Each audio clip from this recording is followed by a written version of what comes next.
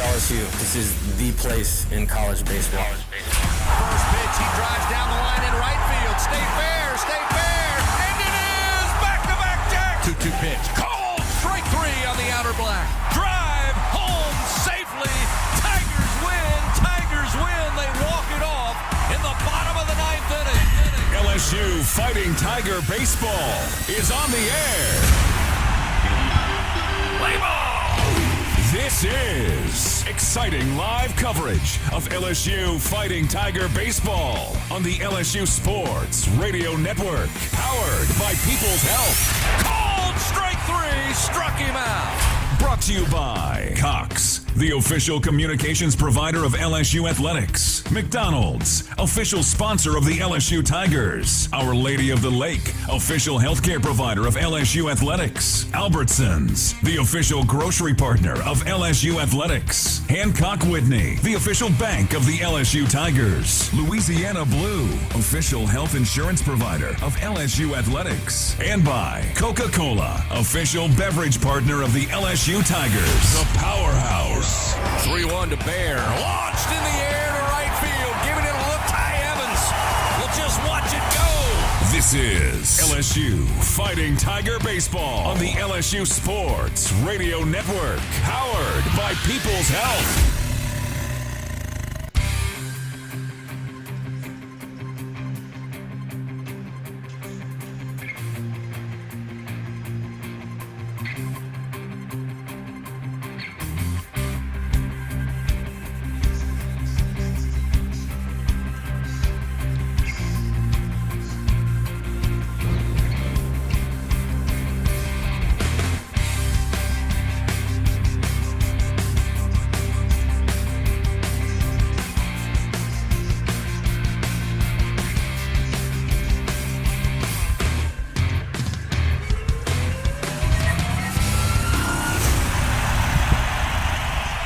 Welcome in to the Hub International On Deck Show. Presented by Hub International, Louisiana's premier employee benefits and commercial insurance brokerage. Visit hubinternational.com. Coming up, Talking with Tigers, a trip around the SEC, the pitching matchup, the starting lineup, and a visit with Tiger skipper Jay Johnson.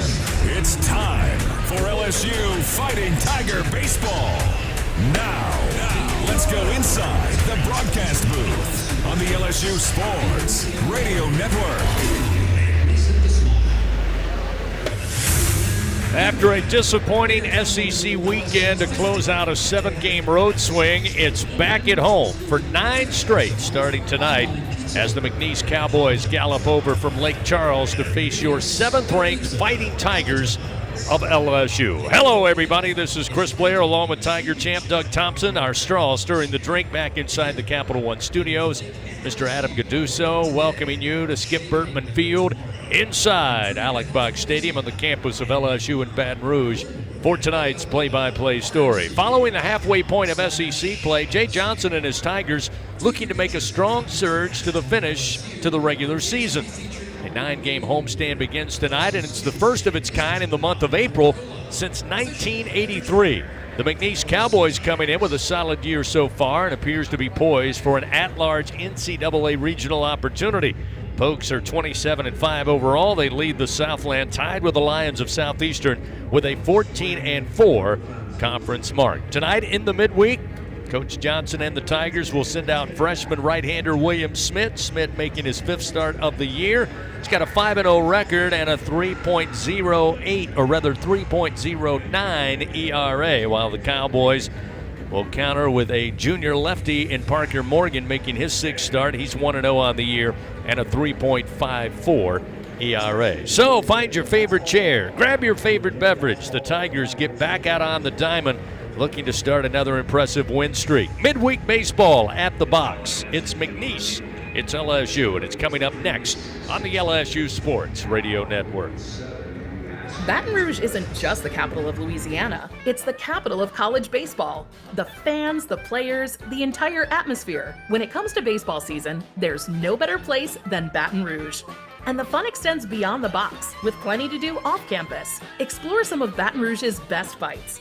Visit our incredible museums. and enjoy the sweet sounds of swamp blues. Born right here in Louisiana's capital city. Check out visitbatonrouge.com for more things to do on your next trip. Hey, Tiger fans 12 and younger, don't miss your chance to be a part of Mike's Kids Club, presented by Shell, the exclusive kids club of LSU Athletics. Join Mike's Kids Club for only $25. Get the official Mike's Kids Club t-shirt, free admission to select LSU athletic events, and much, much more. To learn about upcoming events and to join, please visit LSUMKC.com. The Mike's Kids Club, presented by Shell. Winning isn't everything. Wait, excuse me, read that wrong. Winning is everything. Hancock Whitney Bank is supporting today's action because we love to see people win. And we're supporting you with knowledge and support because we want to see you win too. Your business, your goals, your hopes, and your dreams. The right bank makes all the difference. How can we help you win? Visit HancockWhitney.com to find out. Hancock Whitney Bank, member FDIC. Back with more on the Hub International On Deck Show. Time now to talk with Tigers. Presented by your local Southern Quality Ford dealers on the LSU Sports Radio Network. Back here at Elliott Box Stadium, Skip Bertman Field, LSU versus McNeese tonight, and it's time for Talking with Tigers. We're joined by LSU pitcher Cade Anderson as the Tigers getting set for another midweek game. And Cade, you guys have been great in these midweek contests so far. Just talk about what goes into the success and the philosophy you guys have of making every game so important. Yeah, because at the end of the day, I think every game is just important as the next one. So we go in that mindset, and I think Coach Johnson prepares us very well to kind of not blow these midweek games off, and sometimes you kind of fall into a routine of it's a midweek game. But I think he really gets us into that situation where this game could really determine whether we host a super regional or not. Yeah. So when you look at it like that, it's all pedal to the metal. So absolutely. Yes, sir. So tonight, William Schmidt gets the start, the true freshman, of course. You were in his shoes last year. William was great in relief against Nichols just a week ago. How have you seen him progress throughout this freshman year? Yeah, I'm super proud of him, and I think that at the end of the day, I think experience helps a lot, and that helped me a lot. And I was once in his shoes last year, really similar roles, and kind of been trying to bring him along the way. I've been fortunate enough to have guys like that in my situation last year, so kind of show him the rope and understand that it's just you're just playing baseball at the end of the day and just having fun with it. But he's learned a lot, and he's definitely got better throughout the season, and I'm excited to where he's going because he's really special, man. Absolutely. And, you know, one thing that we can count upon in any baseball season, there's going to be adversity, there are going to be some tough times, and you guys had a tough weekend last weekend, but just talk about the character of the team and its ability to be resilient and bounce back this week. You know, yeah, I think that obviously we had a tough weekend, but it goes to show you that we're kind of meant for these kind of battles, and that just long through that process, just continuing to get to the next step and really getting after this next weekend, because at the end of the day, I think we already forgot about it, and I think that kind of shows the determination and the next step movement, kind of continue to really get after it. Absolutely. All right, Cade, we appreciate it. Good luck tonight, and we'll see you this weekend. Yes, sir. I appreciate it. Thank you. Cade Anderson with us. We're talking with Tigers prior to tonight's game with McNeese. A lot more to come after this on the LSU Sports Radio Network. Going to the track, the wall, see ya! Tiger fans, have you ever wanted to watch LSU baseball on TV but hear the action from the LSU Sports Radio Network? Just sync the game with the LSU Sports mobile app. It's easy to do. Just pause the TV. Use the LSU Sports mobile app to stream the audio on your smartphone or tablet. Connect to a smart speaker, then wait for the audio to catch up to the point your TV is paused. Push play, and you are all set. Sync the game with the LSU Sports mobile app for iOS and Google devices. Download it today. Tigers win! Tigers win! The Southeastern Conference.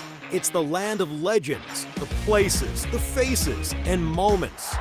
And he's going for it. It's a touchdown! We've seen the confetti fall again and again. But we're not done. It's time for the next generation to make their mark and go from 14 deep to 16 strong. It's a whole new ball game in the SEC, and it just means more.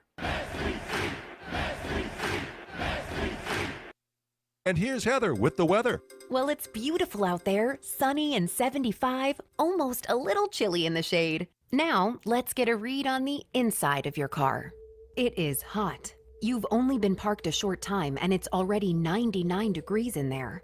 Let's not leave children in the back seat while running errands. It only takes a few minutes for their body temperatures to rise, and that could be fatal. Cars get hot, fast, and can be deadly. Never leave a child in a car. A message from NHTSA and the Ad Council. Leading you up to first pitch, this is the Hub International On Deck Show. Time now to take a trip around the Southeastern Conference. Presented by Visit Baton Rouge, Louisiana's capital city. Well, a gorgeous day on tap headed into the evening hours as LSU back at home.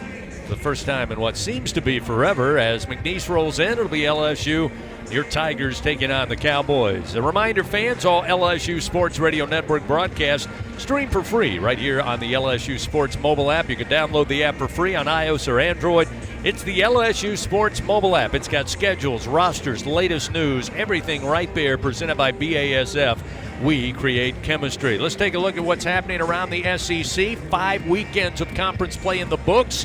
Now it's a race down the final 5 weekends, and that'll begin later in the week. But let's see what's happening midweek-wise. And with that, once again, here is Tiger champ Doug Thompson. Good to see you, Doug. Good to see you. Good to be back in my favorite seat in Baton Rouge. And, yep, we're halfway through the SEC. It's been a battle so far. I can't wait to watch it the rest of the way. I'll give you the matchups over the course of this weekend. We'll run through the records right now, though. Lots of games underway tonight across the league. Ole Miss already final with Little Rock, and the first upset of the night is already in. Little Rock defeated the Rebels in Oxford by a score of 7-3. Tennessee's hosting Bellarmine, and they're in the top of the third. The score is 6-2. Volunteers leading that one. Kentucky and Miami of Ohio just started. There's no score yet there. They're in Lexington tonight. South Carolina will host the Citadel, and right now the score is 1-0 in the bottom of the second inning. Stetson is at Gainesville to play the Gators tonight. They're in the bottom of the second. Right now Stetson leads that game 2-1. Georgia and Georgia Tech are battling it out tonight, and that one's at Atlanta at Truist Park. What a cool night for those guys. So no score yet in the top of the first there. Mississippi State will host Southern tonight. They're in the top of the first. No score yet. Vanderbilt will have Lipscomb. No score in the top of the first. Missouri and Missouri State. No score yet. Jacksonville State will host Auburn tonight. That'll be at Ruby Abbott Field at Jim K Stadium in Jacksonville. Oklahoma State and Oklahoma 3-0 so far. Sooners lead it in the top of the first inning, still in that game. So Sooners out to a good start there. UAB will be at Alabama tonight. Again, all these games are underway, of course, except for the one right in front of us. No score yet there. Texas A&M will host Tarleton tonight. Well, they're in the bottom of the first there. No score. Arkansas is in the top of the first against Arkansas Pine Bluff. No score. Texas will host UT Rio Grande Valley tonight, and again that game will start the same time we start here. So heading into this weekend, the matchups will be Ole Miss at South Carolina. Georgia will head to play the Commodores. Alabama will be here at the box. Texas A&M will be at Tuscaloosa this week, at Fayetteville to face the Arkansas Hogs. Auburn will be at Texas. Oklahoma will be at Missouri, and Kentucky will be at Tennessee, and Florida will be at Mississippi State. And those two series, Chris, will be the only two that will actually go into Easter Sunday. Everyone else this week will start on Thursday and end on Saturday. Looking forward to it. Looking forward to the matchup tonight with a very good McNeese team coming in. Fans, LSU Athletics would like to thank its Team LSU corporate partners, Cox, McDonald's, Our Lady of the Lake, Albertsons, Louisiana Blue, Coca-Cola, and Hancock Whitney. Speaking of tonight's game, we'll take a timeout on the Hub International On Deck show. When we return, Doug will break down the starting pitchers for tonight. We'll have that coming up after this on the LSU Sports Radio Network. As a full-service industrial contractor, Bartlett Group specializes in maintenance, turnarounds, and capital mechanical projects, refractory, soft crafts, fabrication, and more. Just a few of the companies that Bartlett represents include Excel Scaffold, DECS, Deltec Manufacturing, GMTS, and Precision Refractory. Bartlett boasts the best talent retention record with highly trained and seasoned professionals. Our mission? To deliver first-class service with the best scaffold system and experts. At Bartlett, our strength is our people, driving our growth and success. Choose Bartlett Group, where exceptional is standard. So, what'd you do this weekend? Well, just took the Tacoma off-road, deep into the woods, got to this hidden campsite only it could reach. Nice. I hooked up the boat to the Tundra and hit up the lake. Towed it like a pro. Had the whole lake to ourselves. Hey, wait, did I mention I went rock climbing too? Uh-huh, yeah, thanks to the Tacoma's crawl control. Well, sounds like we both had fun weekends. Mine was better. The Toyota Tundra and Tacoma are built for all the fun. Test drive at your local Toyota dealer or visit Toyota.com today. Toyota, let's go places. Feature availability differs based on trim. See Toyota.com for details. Squeeze every ounce of life out of every day. Memorize every sunset, every face you love, and climb every obstacle until you can't go higher. With Louisiana Blue, you're free to soar because you've got the compassion of the cross, the security of the shield, and the comfort of blue behind you. Live Louisiana. We've got you. Louisiana Blue. Louisiana True. Here's a look at the game's pitching matchups as the Hub International On Deck show continues on the LSU Sports Radio Network.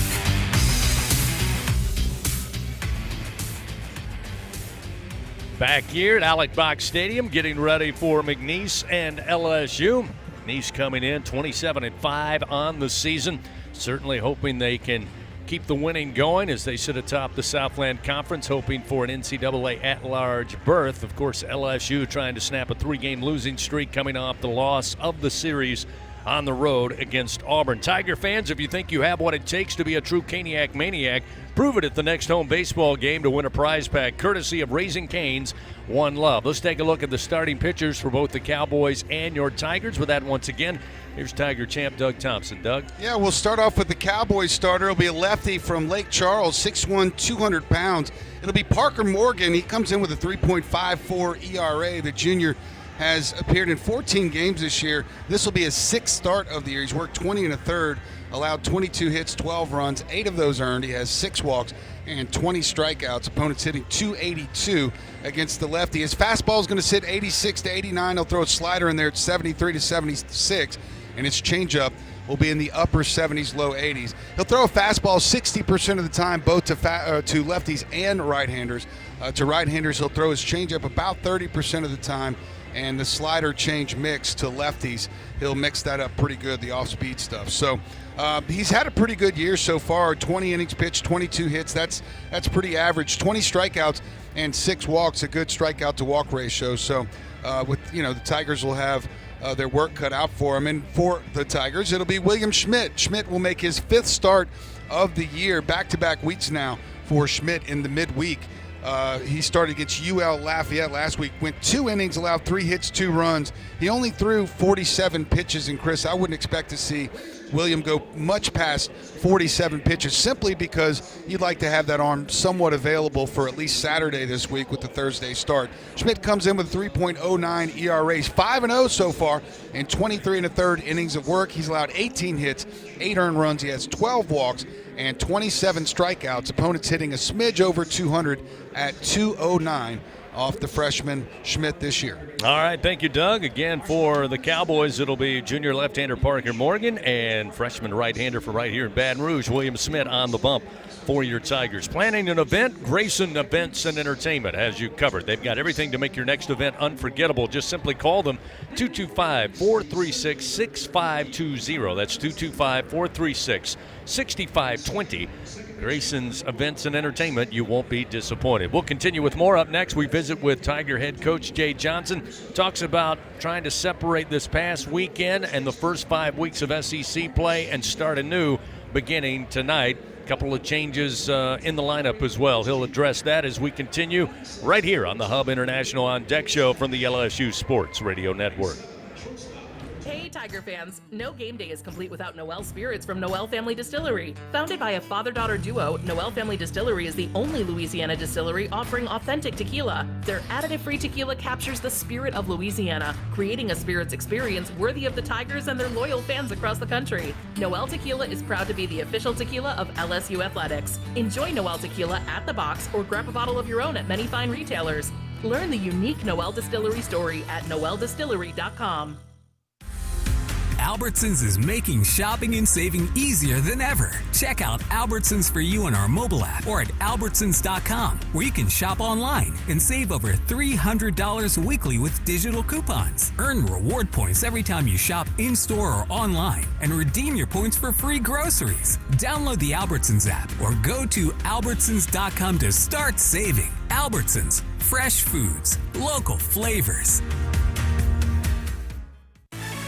Hey Tiger fans, get ready to swing for the fences because the 2025 baseball season is upon us, and SeatGeek is here to help you experience all the action. SeatGeek makes it easy to find tickets so you can be part of all the home run celebrations this season. Whether you're buying or selling tickets to LSU baseball games or to any other live event in Baton Rouge, SeatGeek is the place to do it. SeatGeek is the official ticket marketplace of LSU Athletics. The most disruptive idea in ticketing? A ticket that works. Expect the expected. SeatGeek. Do you have both Medicare and Medicaid? With the People's Health Medicare Advantage Plan, you could get up to $280 per month to spend on utilities, healthy groceries, and over-the-counter items. $280 per month. Don't miss out on these extra benefits. Call 1-844-663-2133. Plans are insured through United Healthcare Insurance Company or one of its affiliated companies, a Medicare Advantage organization with a Medicare contract and a contract with the state Medicaid program. Enrollment in the plan depends on the plan's contract renewal with Medicare. Before the Fighting Tigers take to the field, time to visit with the top Tiger, LSU skipper Jay Johnson. Presented by Hancock Whitney, the official bank and credit card of LSU Athletics. On the Hub International On Deck Show from the LSU Sports Radio Network. Coach, we get ready to start a 9-game homestand, which, looking back, first time LSU's had it in the month of April since 1983. So I know you and the guys are going to enjoy being at home, certainly playing here at the box. Coming off a disappointing weekend, but I know talking to you, you said, hey, we wanted to have a clear delineation between Sunday's game and then starting the rest of the season beginning tonight. No doubt, and we've had enough between then and now. We practiced again today before batting practice, so we've had about 3 events, in terms of moving forward. So guys have a good attitude, excited about the game tonight, playing a great opponent. I know I talked to you last week, talked about this team overcoming adversity, and you rightly pointed out that, they played pretty well. They got to 31 wins and maybe not the adversity that some teams will face. What do you think this past weekend means moving forward? Well, I think it exposes some things that we need to be better at or that we weren't as good at, that we have been good at, and it shows the importance of it. And that the margin for winning and lose, the margin between winning and losing in league play is really, really small. And so I think they believe in themselves, and I expect a solid bounce back. Again, you come in, take on McNeese, a team that you also told me right now firmly positioned to be an at-large regional team. They played some really good baseball. You'll be challenged. Yeah, no doubt. Coach Hill, LSU guy, does a great job. A lot of respect for him. I think they have a clear identity. I think their pitchers know what makes them successful. I think their position player group is committed to a style of play that they know they have to play to be successful, and a lot of respect for how they play the game. William Smith, great performance, and they come from behind win last week in the midweek on the road against Nichols. What are you looking for tonight out of William? Strikes. I think getting the leadoff man out is important. This is a team that likes to be active on the bases. Their leadoff hitter, Connor Westenberg, is a very good player. We've got to keep him under control. He was the Southland Player of the Week this week. And you have to be very alert, because they'll do some things that are outside the box a little bit. But if they don't get on, you can kind of control the game that way. So handle the ball in the infield. No free passes from the mound. Super important. If you do that, you can make it hard on them to play the way they want to play. Real quickly, Coach, I know talking to you last night on the radio show, you said, hey, we've had a kind of a lineup we're comfortable with over the last so many weeks, but we're always open to change. A little bit of change tonight.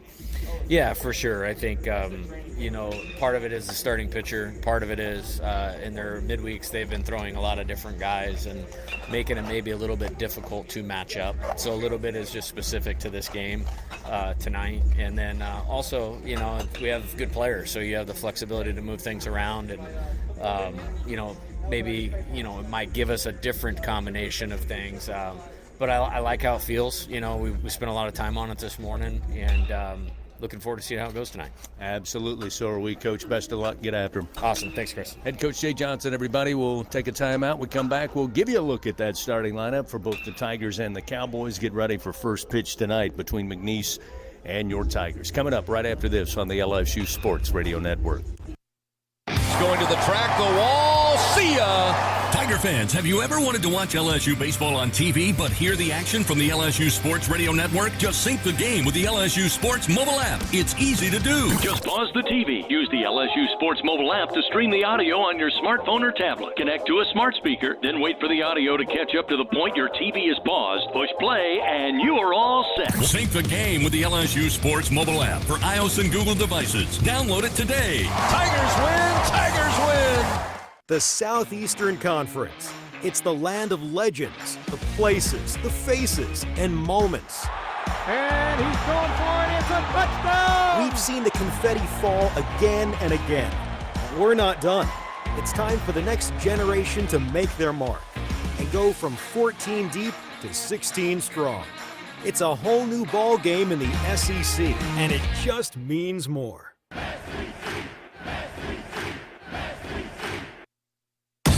Hey Tiger fans, 12 and younger, don't miss your chance to be a part of Mike's Kids Club, presented by Shell, the exclusive kids club of LSU Athletics. Join Mike's Kids Club for only $25. Get the official Mike's Kids Club t-shirt, free admission to select LSU athletic events, and much, much more.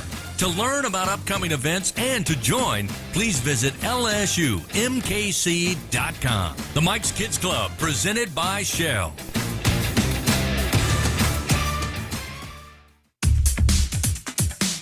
Wrapping up the Hub International On Deck Show. We are just moments away from first pitch. Time now for the game's starting lineups. Presented by Cintas. Build a better workday when you partner with Cintas. Visit Cintas.com. Back here getting ready for tonight's midweek baseball game between McNeese making the trip over from Lake Charles, taking on your Tigers of LSU. A reminder, fans have the right equipment to take on any job linked to the land. Just visit Sunshine, your hometown John Deere dealer in Louisiana, at sunequip.com. Let's take a look at the starting lineup. First for the visiting McNeese Cowboys, 27-5 on the season under the tutelage of head coach and former Tiger Justin Hill. The Cowboys also tied atop the Southland Conference with a 14-4 season mark. Connor Westenberg will lead it off. He's the center fielder for the Cowboys, a senior batting .344. Matt Stancliffe will bat second. A junior with a .255 average will be at second base. Mac Brusso, the DH, will bat third in the order with a .250 average. Marcus Huson, a first baseman, will bat cleanup. The senior batting .330 with 3 home runs and 27 runs batted in. Larry Edwards will be in left field batting 5th. David Mesh will be at third base batting 6th. Easton Dowell, the shortstop, in the 7-hole. Simon Larinaga will be in right field batting 8th. And Grant Mangrum will bat 9th. He will be the catcher for the Cowboys. Now for your Fighting Tigers of LSU. 31-6 on the season, 10-5 in SEC play. Daniel Dickinson will be moved to the top of the order. The junior second baseman hitting .344. Derek Curiel, who had been in the leadoff for seems like forever, will bat second. He'll be in left field. The freshman with a 37-game reach base streak, batting .362 on the year. Jared Jones moves slightly back. He'll hit third in the order. The first baseman leads the Tigers with 11 home runs and so far 50 runs batted in. Ethan Fry will be the DH. He'll bat cleanup tonight for LSU with a .351 average. Stephen Milam will be at shortstop. He'll bat 5th. Jake Brown will be in right field getting another start. He'll bat 6th in the order. The sophomore hitting .319. Late scratch, Luis Hernandez will actually get the start tonight. Catching, he will bat 7th in the order. Michael Braswell will be at third base batting 8th. And Chris Stanfield in center field will round out the order. The junior Stanfield batting .325. Again, our starting pitchers tonight for McNeese: the junior left-hander Parker Morgan and the freshman right-hander William Smith for LSU. Coming up, we'll get a look at the game day weather report as well as the recipe for success. And we are just moments away from first pitch on a Tuesday night. Gorgeous Tuesday here at the box. McNeese and LSU. First pitch coming up after this on the LSU Sports Radio Network. When it's miserable outside, you will be comfortable inside with an energy-efficient Trane air conditioning and heating system found at TraneSouth.com. Trane's a proud partner of LSU Athletics. Trust Trane to lower your utility bills and save you money. It's hard to stop a train, but it's easy to afford one. At TraneSouth.com, find rebates, tax credits, special financing, and a reliable Trane dealer, subject to credit approval. Visit TraneSouth.com for details. Will Scott Mobile Mini is the global leader in modular offices and storage containers. Keep your products safe and secure with our wide array of vault-like storage containers. Need shelves and lighting for your container? We can help. We have the right container for your industrial, commercial, or residential storage needs. All of our offices are delivered ready to work with customizable furniture options to fit any need. Give us a call at 800-841-7016 or visit our website at www.mobilemini.com. Squeeze every ounce of life out of every day. Memorize every sunset, every face you love, and climb every obstacle until you can't go higher. With Louisiana Blue, you're free to soar because you've got the compassion of the cross, the security of the shield, and the comfort of blue behind you. Live Louisiana. We've got you. Louisiana Blue. Louisiana True.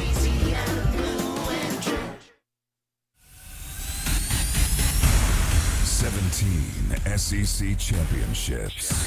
His team, a strike and an out away from a natty. 26 NCAA regional titles. 2 outs, runner at first. The 0-2 pitch. 19 trips to Omaha in the College World Series.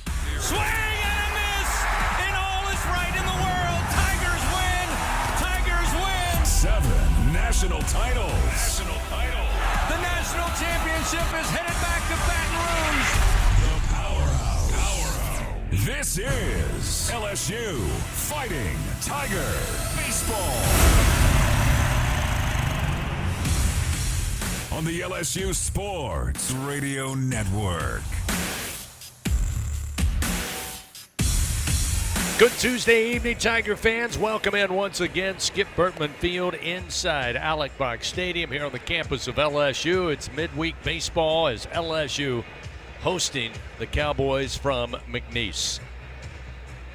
Getting ready on a beautiful Tuesday night. Fans still coming through the gates here. Check your game day weather report brought to you by AccuTemp. Chance of power outages never. Get a whole home generator from AccuTemp. Keep the power in your hands. Currently not a cloud in the sky, 75 degrees. We will kind of stay that way the rest of the evening, be under the moonlight and stars. When we're done tonight, temperatures will drop down into the mid-60s, but otherwise perfect night to be out at the ballpark. William Smith taking his final warm-up tosses as McNeese will have sending to the plate Connor Westenberg, Matt Stancliffe, and Mac Russo to lead things off. Tigers dressed in their white jerseys, white pants, traditional LSU lids, and for McNeese they'll have their McNeese blue jerseys, white or rather gray pants with a blue pinstripe down the leg. They'll be in blue. Tigers wearing their pinstripes tonight as well, the white with purple pinstripes. So good looking uniform for the Tigers, and of course they hold several great looks here in 2025. We're just about set to go. Taking a look at today's recipe for success, brought to you by BRQ Seafood and Barbecue, the official catering service of LSU Athletics. Coach Jay Johnson, again, just kind of saying we got to put last weekend behind us. Again, a 56-game playoff, and the next opportunity comes up tonight against a very good McNeese team. Maybe one of the better challenges LSU will have in a midweek with an in-state school, just based on their record, what they've done so far. Standing in, ready to go is Connor Westenberg. Smith, ready to work. He winds and fires. First delivery, missing high at the letters with a fastball at 95, and we are underway. Time of first pitch, 6:34 Central Time. 1 ball, no strikes to Westenberg. Last year started in all 59 games for the Cowboys. He'll swing at this one into shallow center field. Fly ball coming down, but Stanfield able to use the speed to get to it, and Westenberg retired. There's one gone here in the top of the first. Yeah, McNeese, that's a great record this year. 27-5. They won their last 12 games, 15 of their last 16. And by the way, Connor Westenberg leads the country in triples. He has 8 triples halfway through the season. Smith able to retire with a shallow fly ball out to center field. Now we'll see a left-hander, Matt Stancliffe, out of Burleson, Texas. First delivery from Smith, fastball for a strike, and it's 0-1. Smith coming off a great performance last week in the come-from-behind win on the road at Nichols. Smith coming in for that final section in relief, and once LSU got the lead, he did not relinquish it. Gets the start tonight. This pitch missing outside. 1 ball and 1 strike to Stancliffe. 5'10", 170 pounds, the junior. Started his career Northern Oklahoma College. Here's the 1-1. Fastball in for a strike. No offer from Stancliffe, and it's now 1-2. That heater's up to 95 miles an hour. I think we saw it get as high as 97 last start here at the box. Here's the 1-2 delivery from Smith. Off the end of the bat, fouled into the screen behind the plate. That one at 97 on the radar gun. Still 1 ball, 2 strikes. He was lights out against Nichols. I mean, he wasn't allowing anything that night. His last start was against La Tech here, 2 2/3. He allowed 3 hits and 1 run. 1-2 pitch again. High chop goes over the mound. Charging in Milam on the infield grass. Has to throw quickly, but they'll say Stancliffe beats it out. Don't see anybody challenging at this point. There's some talk going on in the LSU dugout, but it looks like they're content to allow Stancliffe to get the infield single. That was a massive chop right in front of the mound, and again Milam had to unload quickly. Oh, I'd like to look at that one slow. Very close. You know what? I don't know if you can get rid of a baseball much quicker than Milam just got rid of that, charging hard on that high hop. Now we'll see Brusso, a right-handed hitter. Mac Brusso out of Frisco, Texas. Runner at first, 1 down, just underway top of the first, and breaking ball just missed a little low. Good looking pitch from Smith, and it's 1-0.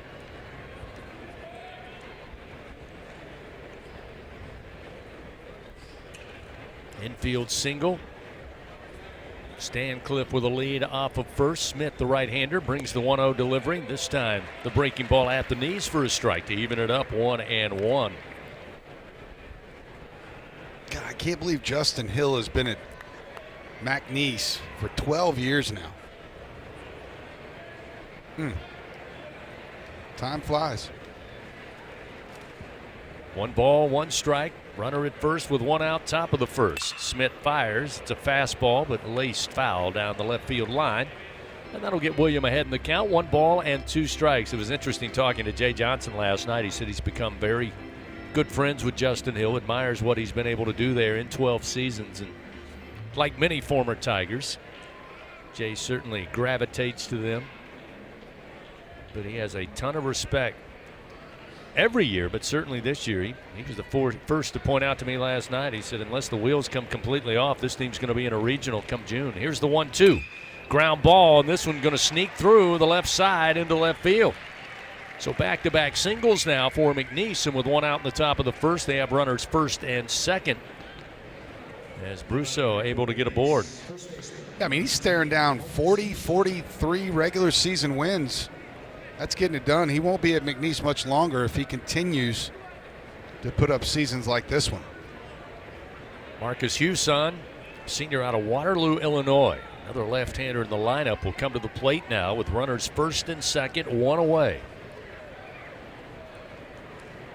Smith checks the runner at second and delivers. Off speed but upstairs, and it's 1-0.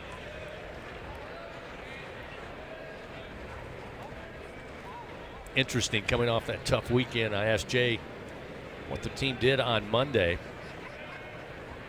First, this 1-0 delivery from Smith. Runners first and second. And the pitch missing outside to move it 2-0. The fastball just off the outside corner. Jay said, I wanted to have a clear delineation from the weekend to the game tonight. But we still wanted to work out a little bit because we'll have Sunday off coming up this weekend. So they did some light workout at the plate, worked on some hitting, took a little infield. Here's the 2-0. This one down the line in right, but will catch the screen at the low seating foul. 2-1 now, the count to Huson. He said, so after we did a little light workout, we set up a ping pong contest for the guys. Now we're talking. Allowed them to still keep the competitive juices flowing, but maybe just put last weekend behind them and start anew. I did not find out who won the ping pong Glad tournament. they didn't call me, because that wouldn't have helped. That wouldn't have helped their confidence. 2-1. Nice pitch by Schmidt. Again, going to the breaking ball, and he evens the count 2-2. I'll have to find out who actually won, and then maybe we can set up later on in the They're not ready summer. for this smoke. I'm just telling you, I got years on those kids. They all think they can beat the older guy, but they never can. Here's the 2-2. Swing and a miss. Looked like Huson couldn't quite make up his mind if he wanted to go after it, but the fastball at 95 got by him quick. And Smith with the strikeout. Now 2 gone. Again, McNeese runners first and second. Oh, that was a good pitch. And now we'll see Larry Edwards Jr., the left fielder. 333 average for the Pokes. A right-handed hitter will stand in. Junior out of Tulsa, Oklahoma. Again, Stan Cliff at second base with an infield single. Brousseau sneaks it through the left side for a base hit. He's at first base. First pitch off speed, called strike. It's 0-1 to Edwards. And that was a 12-6 knee buckler. Smith glances back to second. Now the 0-1. That one catches the outside corner at the belt, and he jumps ahead, 0-2.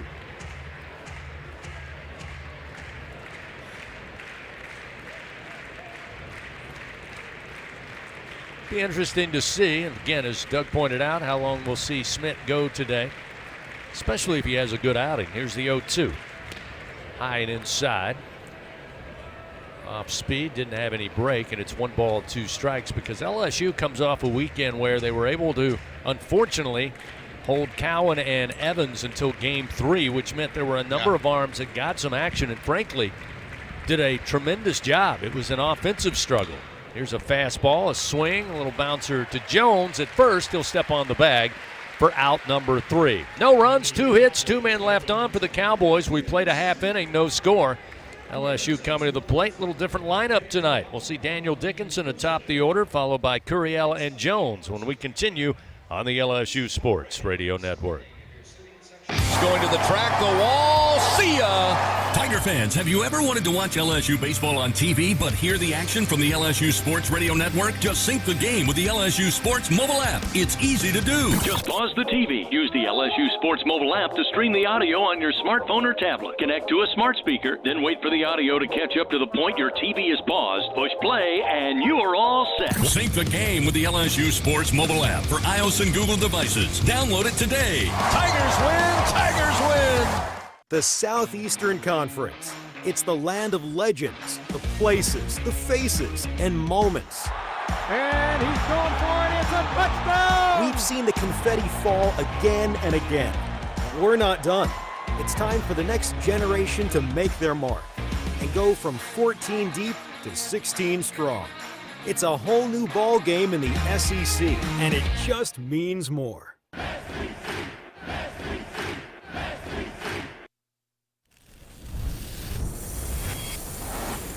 Half of the world's population depends on rice for 80% of their daily food needs. By 2050, population growth could increase rice demand by 30%. But as climate changes, rice output is decreasing. At LSU, we're using genetics, genomics, and AI to create new rice that yields more with less resources. We're not just feeding the hungry, we're growing a better future. Back to the action of LSU Fighting Tiger Baseball from the LSU Sports Radio Network. Bottom of the first inning coming your way here on a Tuesday night. No score. McNeese, a couple of back-to-back singles. They leave 2 runners stranded. Now we'll see the Tigers come to the plate. Daniel Dickinson now in the leadoff spot. You heard Coach Jay Johnson prior to first pitch tonight during the Hub International On Deck show say, well, first of all, there was a little bit of a matchup issue. We thought we'd change it up a little bit. And then secondly, he added the fact that, well, we've got a pretty good roster of talent. And after going for what seemed to be a couple of months with the top of the order kind of in stone, not that it's ever in stone, I thought we'd mix it up a little bit. So Dickinson stands in. The first pitch offered up by Morgan misses outside, and it's 1-0. Daniel on the year batting .344. And the 1-0 high and outside make it quickly 2 balls and no strikes. Yeah, and both Dickinson and Curiel, believe it or not, 500 on base percentages, right on the dot, both of them.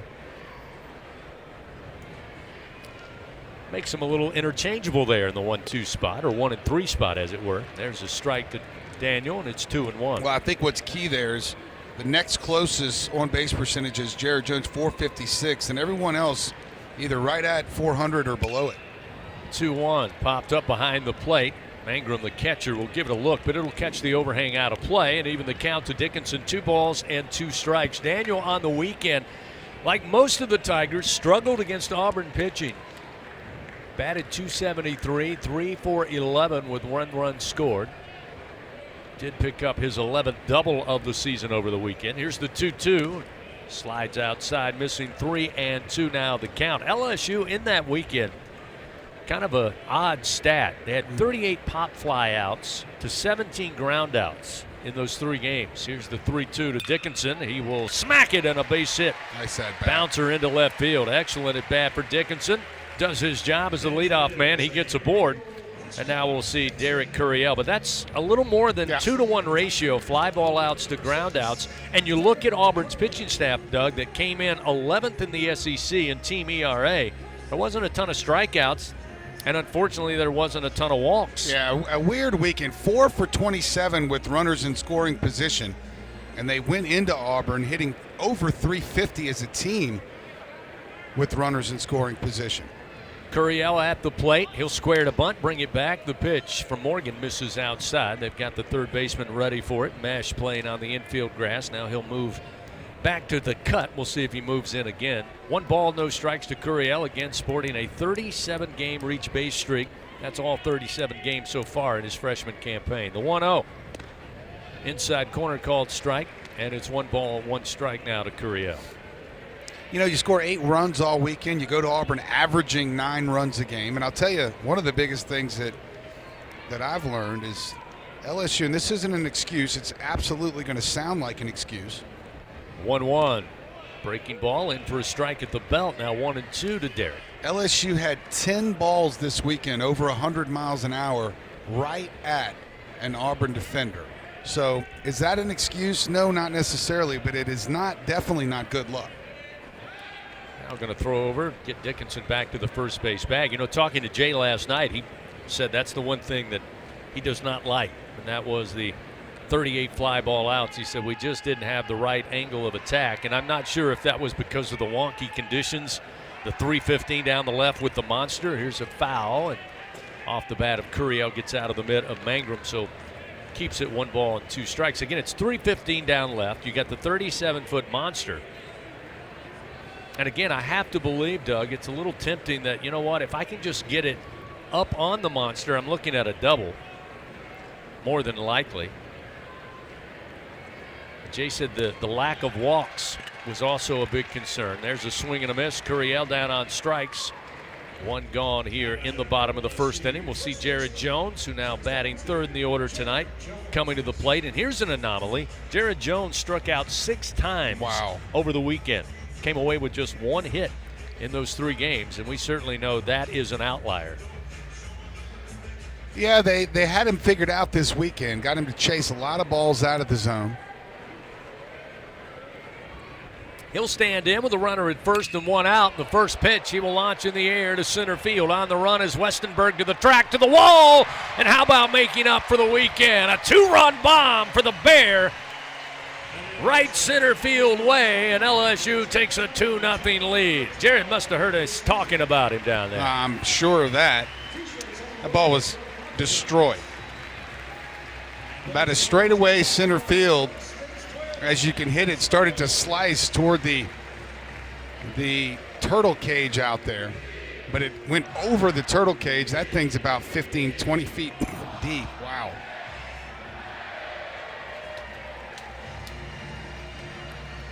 It looks like for Jared Jones, maybe playing a little ping pong yesterday, put the weekend behind him. We got to find out who won that tournament. I'm interested. Jones with his 12th home run of the year gives the Tigers a 2-0 lead as Ethan Fry comes to the plate. You mentioned some of the hard-hit baseballs this past weekend. Ethan Fry had a couple, and again, hit right at the Auburn defenders. Here's the 1-0.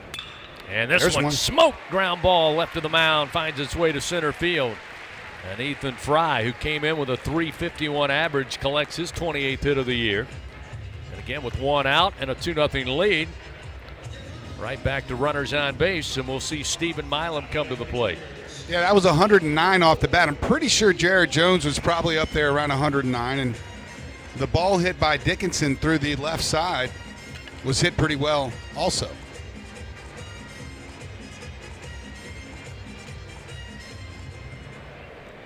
So Milam stands in.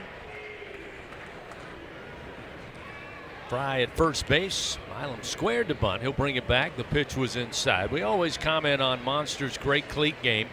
Tonight here at LSU, Prostate Cancer Awareness Night. Steven right on cue, donning the light blue cleats. Yeah, like Smurf color.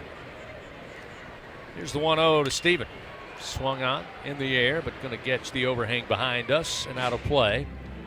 And it's 1 ball and 1 strike. Fans, Our Lady of the Lake, proud to be LSU's championship health partner. Together, LSU and Our Lady of the Lake, champions for Louisiana. Together we roar. You can learn more at olrmc.com/LSU.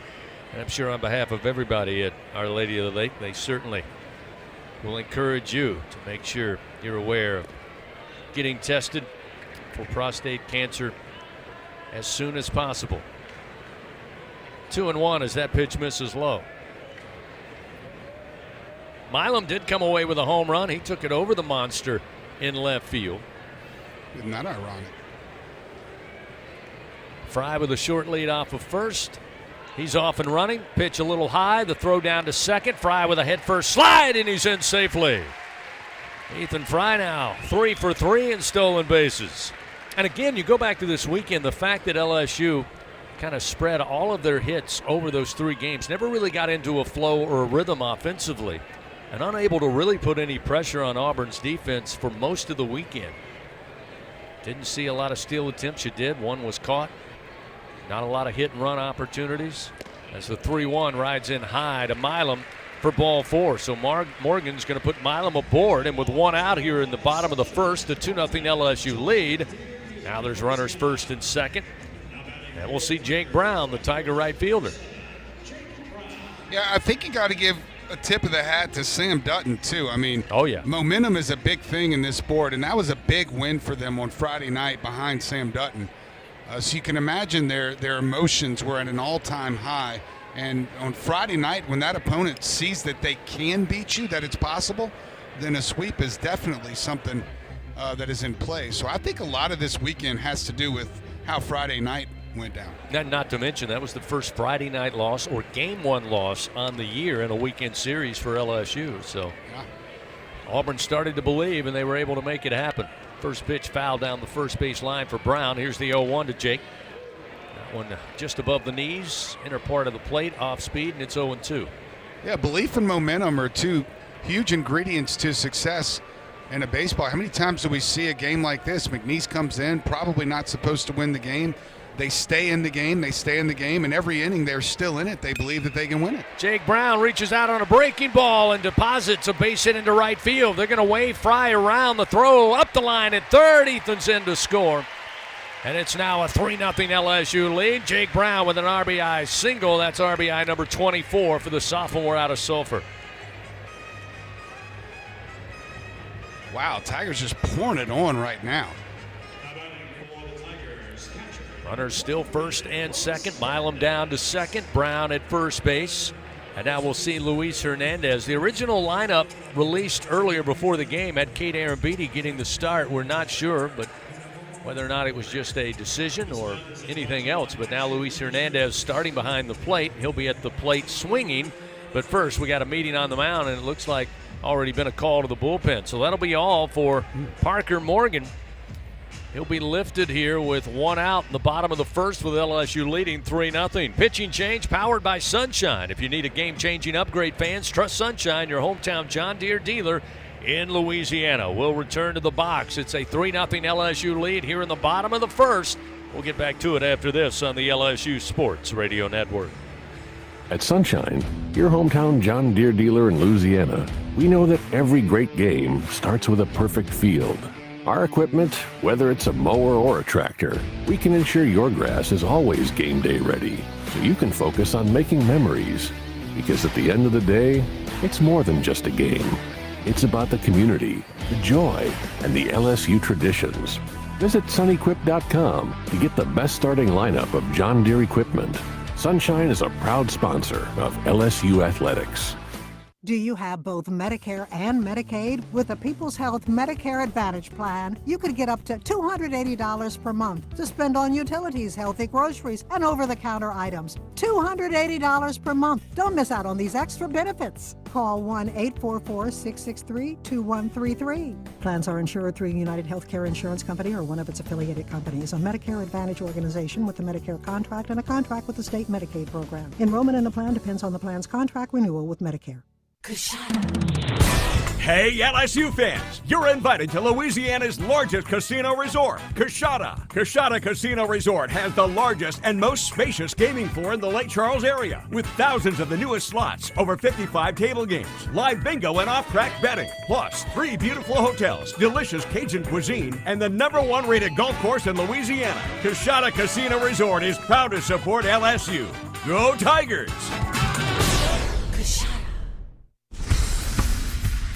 Back to the action of LSU Fighting Tiger Baseball from the LSU Sports Radio Network. Back here at the box, pitching change made. LSU comes out swinging, to say the least, here in the bottom of the first inning. Already 3 runs on 4 hits, highlighted by the 2-run blast to right center field off the bat of Jared Jones, and McNeese makes a pitching change. Paul Coppinger now will take over for the Cowboys. Yeah, the Cowboys going to call in the big right-hander, 6'7", 265 pounds. The redshirt junior out of El Paso, Texas. Coppinger comes into this outing making his 7th appearance on the year. That's in conference play. Coppinger in regular season play will make his 12th appearance. He enters with a 3.33 ERA. So Luis Hernandez will stand in. He's got runners first and second, just 1 out. Coppinger's first pitch, miss low and away, and it's 1 ball, no strikes. Hernandez, also another Tiger that struggled offensively over the weekend. He went 0 for 9 with 1 run scored. Again, he has been a staple in the lineup. His average now down to 276 on the year. Runners go. The throw going to go to second, sliding in Brown, but he'll be tagged out. Milam on the double steal makes his way to third, but they'll get Brown on his way in to second base. Yeah, that was bang, bang down there. Hopefully we get a replay. We will hear on the monitor a little bit slowed down. Yep, looks like he got him right before he got in. Coppinger's actually got a pretty good strikeout to walk ratio. 22 strikeouts to 7 walks. Second out of the inning on the caught stealing by Brown. Milam, though, just 90 feet away down at third. Him with his stolen base. Now Hernandez looking at a 2-1 count at the plate. A 3-0 LSU lead. Coppinger fires and a little bouncer back to the mound. Coppinger will retrieve it. Throw to first over to Husan in time for out number 3. But the Tigers get on it early. 3 runs on 4 hits. They leave 1 man on. Jared Jones with a 2-run blast, his 12th of the year, highlighted the bottom of the first inning. After 1 complete, 3-0 LSU leads. McNeese comes to the plate when we continue on the LSU Sports Radio Network. There's nothing like the feeling of a grand slam, and every great play deserves a great sip. With 15% alcohol by volume and a colorful collection of fun flavors, Buzz Balls are the perfect ready-to-drink cocktail for every moment of the game. Try the rich Choco Chiller, zesty Lime Rita, spicy chili mango, or discover your new favorite flavor. From play ball to the final pitch, there's something for everyone to enjoy in a matter of seconds. So cover all your bases and buy Buzz Balls today. Buzz Balls is a proud sponsor of LSU Athletics. Must be 21 plus. Please enjoy Buzz Balls responsibly. Buzz Balls, Carrollton, Texas. Score big with MMR. Join the team at the largest privately owned open shop electrical and instrumentation contractor in the nation, headquartered right here in Baton Rouge. MMR is committed to positioning each team member for success. Whether you're a student seeking an internship, just starting your career, or already a seasoned professional, MMR offers a variety of positions just for you. Get in the game at MMR, where your future is bright. Kick off your career at mmrgrp.com/careers. MMR, a proud partner of LSU Athletics. Southern Air Heating, Cooling, and Plumbing, your trusted experts for all your home service needs. With over 35 years of dedicated service, we prioritize your comfort and satisfaction. As an official partner of LSU Athletics, we bring our expertise to every game, from installations to repairs. Our team delivers honest pricing with no surprises. Call us today at 225-777-8888 and experience the difference with Southern Air Heating, Cooling, and Plumbing. Go Tigers! Live action of LSU Fighting Tiger baseball continues from the LSU Sports Radio Network. Tigers put up a crooked number there in the bottom of the first inning. 3-0 they lead McNeese. 3 runs on 4 hits. And Jared Jones wasting a little time, getting his 12th home run of the year. Now William Smith back out on the bump. It'll be Mesh at the plate. The left-hander swings at the first pitch, launches it down the line, but foul. Catches the screen at Loge, seating, and runs down onto the field. It's 0-1 now to the third baseman, Mesh. Yeah, Mesh a Lake Charles guy. But they got him from Louisiana Monroe from the portal. He'll come back, pick up the lumber, stand back in. 0-1 the count. Braswell playing up, even with the third base bag. Here's the 0-1. Bouncer towards the shortstop, Milam. Takes it glove side. Great throw to first and plenty of time for the first out of the inning. So Mesh retired. That'll bring Dowell to the plate. Yeah, Dowell's their guy. .413 average on the year. Only 4 other players are over 300. But this team's hitting .303 as a team with an ERA. A team ERA of 3.92. Easton Dowell, redshirt sophomore. First pitch to the right-hander. Across the plate for a strike off speed, and it's 0-1.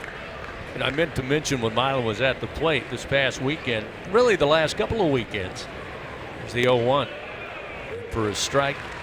Again, a couple of breaking balls, and Smith works ahead 0-2. Milam kind of sporting the purple hairdo. Kind of has a purple tint to it. I wasn't sure if he was matching the cleats tonight with the baby blue, but maybe we can catch him with a hat off in a little bit. Here's one foul towards the first base dugout off the bat of Dowell.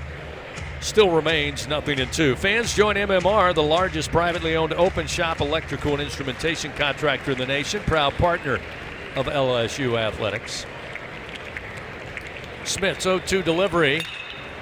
Belted in the air to center field. Stanfield goes back a couple of steps, but he waits on it, and he'll have it for the second out of the inning. Wanted to go back to this past weekend, talk about some of the, again, one of the few silver linings was the bullpen. Getting the opportunity for some guys who need much more innings in SEC play. We were able to see it from both the Connors, Connor Bench and Connor Ware. They both came in and pitched well. The two that really stood out to me, Doug, were on Friday night in Game 1. Maverick Rizzi, first this delivery to Larinaga. First pitch called strike from Smith to make it 0-1. And Jacob Myers. Those guys looked really good. They pounded the strike zone. And even though the game was a little out of reach, just 4 runs, they did their jobs and giving the Tigers a puncher's chance. And that continued throughout the weekend in Game 1 and Game 2. That one missing to Larinaga, and it's 1 ball, 1 strike. The bullpen had like 6 1/3 innings pitched, maybe 1 run allowed. Yeah. 1-1 fastball for a strike, 1-2. How about another K-Burger here, Mr. Schmidt?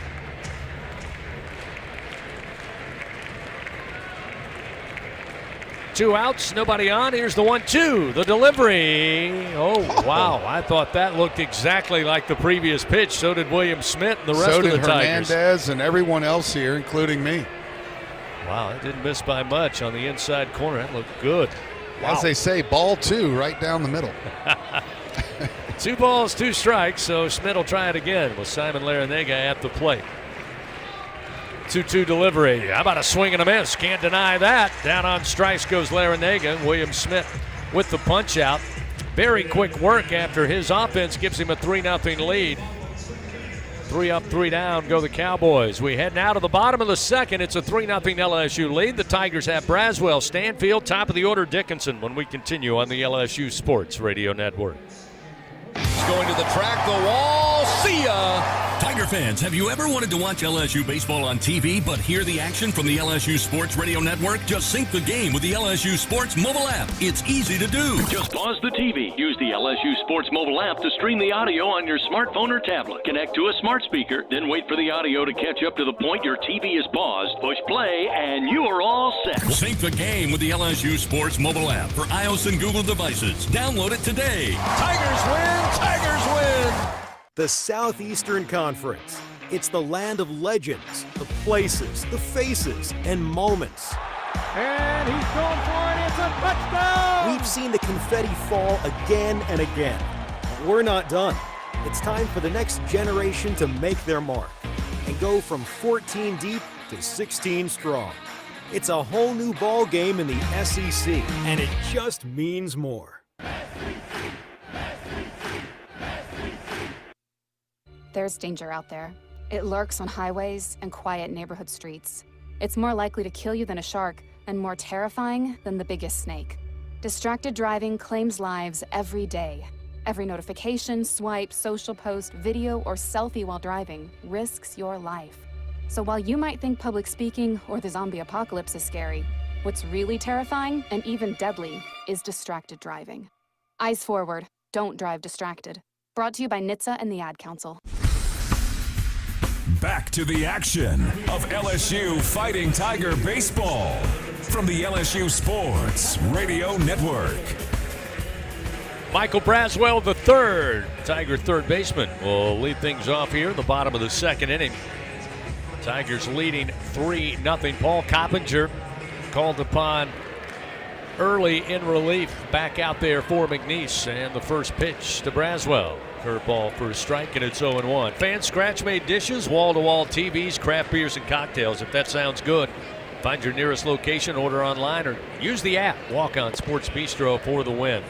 This time the breaking ball missed away to Braswell to even it up. 1 ball and 1 strike. 1-1. Braswell swings. Fly ball to right center field. Coming over is Westenberg, and just shy of the track, he will have it. That one continued to carry out with a breeze blowing left to right, but Stanfield out on the fly ball to center field. 1 away here in the bottom of the second. Or I should say Braswell. We'll see Chris Stanfield now at the bottom of the order. Yeah, Coppinger, fastball, curveball, slider, change guy. He'll throw his fastball about 60-65% of the time to right-handers. First pitch to Stanny. Breaking ball. Gets the strike. Start him off 0-1.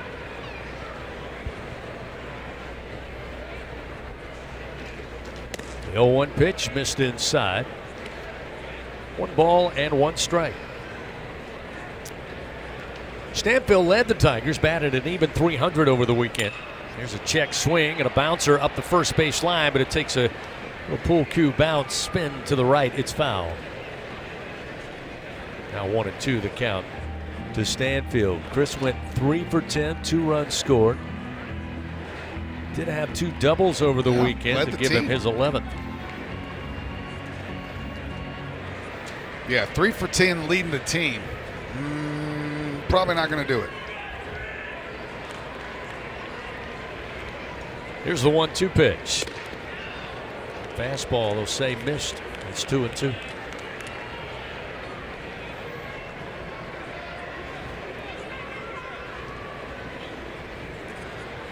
Coppinger looks in.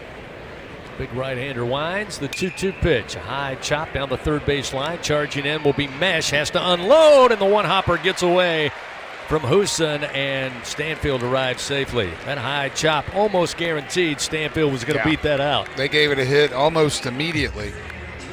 Even with a perfect throw, I don't think that one able to get the speedster. So with a 1-out single, infield single, Stanfield aboard. It'll be the 5th Bingo Pest Product base hit for the Tigers here tonight.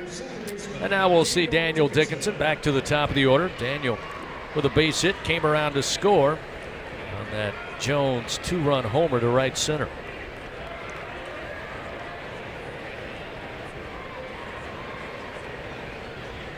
And as Doug told you, he and Curiel both with an on-base percentage at .500 coming in. He's at .503 now, at .349 average. First pitch, breaking ball low for ball 1.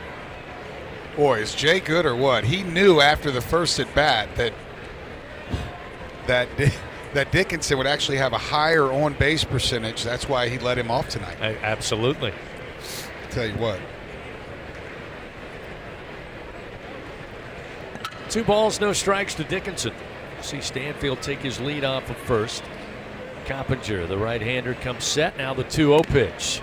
Fastball for a strike, paints the inner half, and it's 2-1.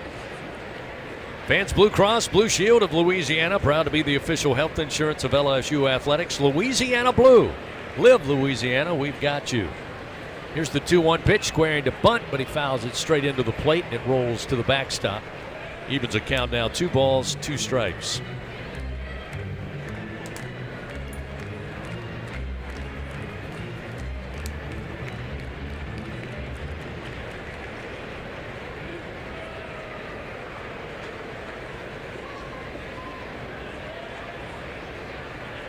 Coppinger's 2-2 pitch to Dickinson. High and outside. That'll fill the count now to the Tigers' second baseman. 3 balls, 2 strikes. You know, going back to the Auburn series again, it's LSU again looking for a reset for the back half of SEC play. Coach Johnson said, hey, you know, to be honest with you, we've had some comeback wins. Stanfield off and running, but it's ball 4. Looked like on the rise, Mangrum might have caught Dickinson up near the chin or head area, but Daniel going to be all right. An inadvertent knock.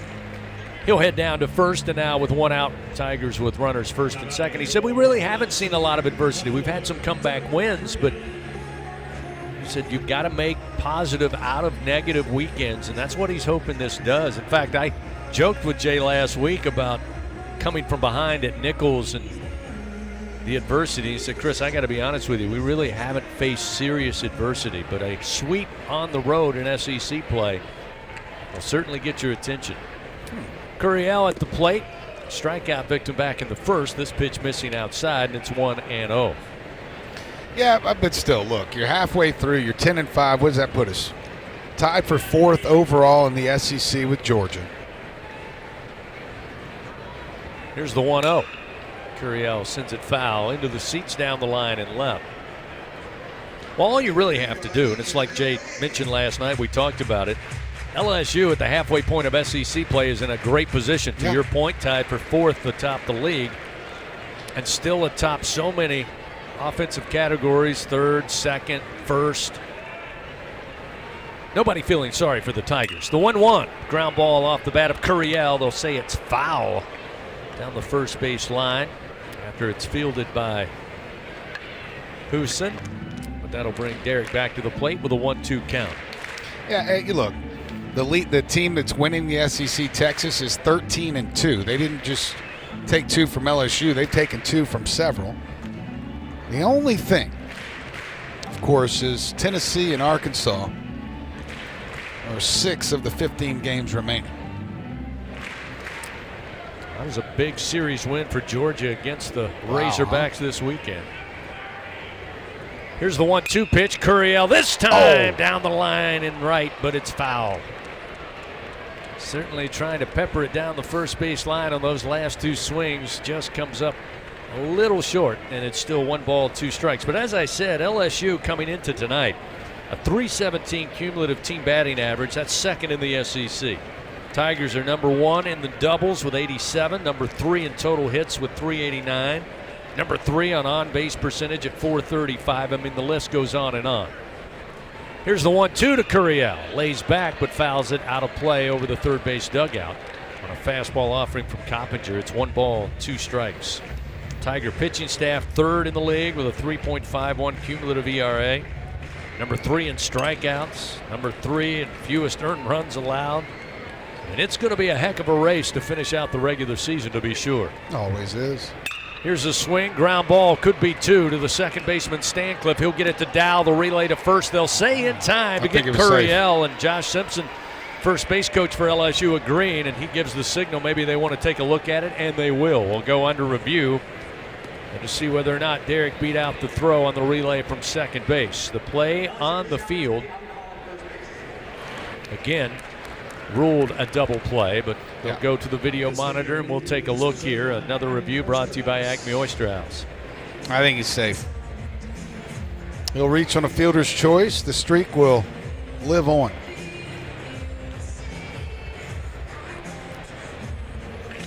Like, I actually thought he was safe by a pretty good bit. Yeah, it looked extremely close in real time, and then getting that first review here, we'll get a second look at it again from the third base, or rather left field cam. Curiel going for the secondary bag. Looks like his foot's firmly on there before the ball's in the glove of Husan at first. Now that I look at it again, I'm not sure. I think he just beat him. I'm not as sure as I was the first time. I mean, that view we just saw, his foot is obstructed by Husan at first base, but it looked like just by his body that his foot had planted on the bag. But we'll see. It's awfully close, a little closer than we thought after the first view. Well, they just put it on the old Jumbotron out there. And what do you know? The Tiger fans think he's safe. They think he's safe. Here they come. That was a quick review. Let's see what we got.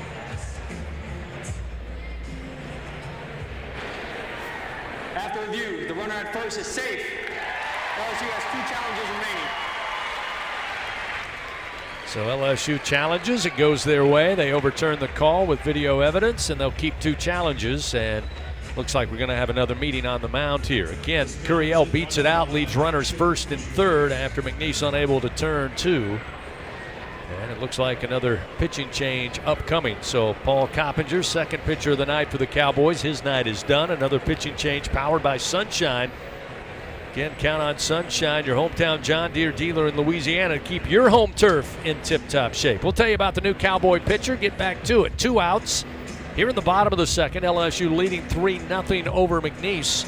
Tigers with runners on the corners, and Jared Jones coming to the plate when we continue on the LSU Sports Radio Network. Winning isn't everything. Wait, excuse me, read that wrong. Winning is everything. Hancock Whitney Bank is supporting today's action because we love to see people win. And we're supporting you with knowledge and support because we want to see you win too. Your business, your goals, your hopes, and your dreams. The right bank makes all the difference. How can we help you win? Visit HancockWhitney.com to find out. Hancock Whitney Bank, member FDIC. It's 4 in the morning when the roaches are on. You need the Bingo Roach Spray. Get ready for a bug-free Louisiana summer with Bingo Pest Control products. Our best-in-class indoor and outdoor solutions are powerful enough to eliminate those never-ending bugs, guaranteed. Visit bingo.com or call 833-GO-BINGO. Bingo keeps pests gone. If you're tired of trying, you should be buying the famous Bingo Roach Spray. At Sunshine, your hometown John Deere dealer in Louisiana, we know that every great game starts with a perfect field. Our equipment, whether it's a mower or a tractor, we can ensure your grass is always game day ready, so you can focus on making memories. Because at the end of the day, it's more than just a game. It's about the community, the joy, and the LSU traditions. Visit sunequip.com to get the best starting lineup of John Deere equipment. Sunshine is a proud sponsor of LSU Athletics. Back to the action of LSU Fighting Tiger Baseball from the LSU Sports Radio Network.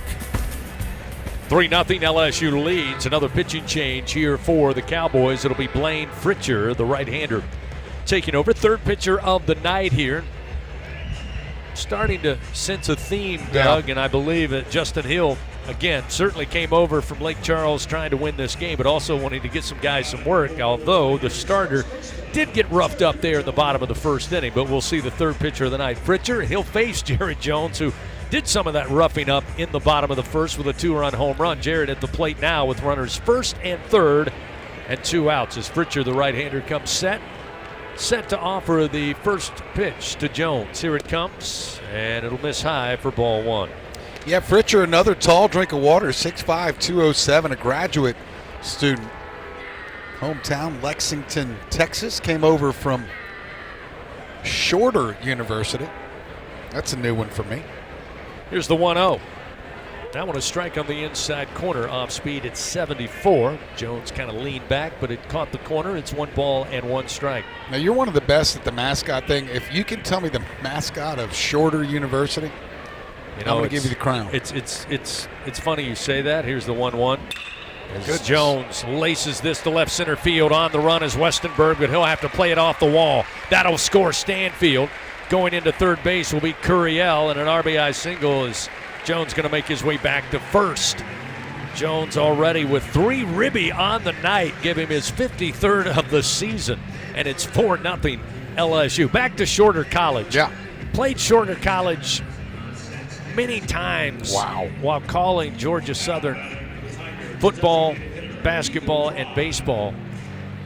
And at the very moment you said Shorter, my brain went absolutely blank. Oh, really? Yeah. We'll give you a minute or two. No Google. I'm not going to Google. Okay.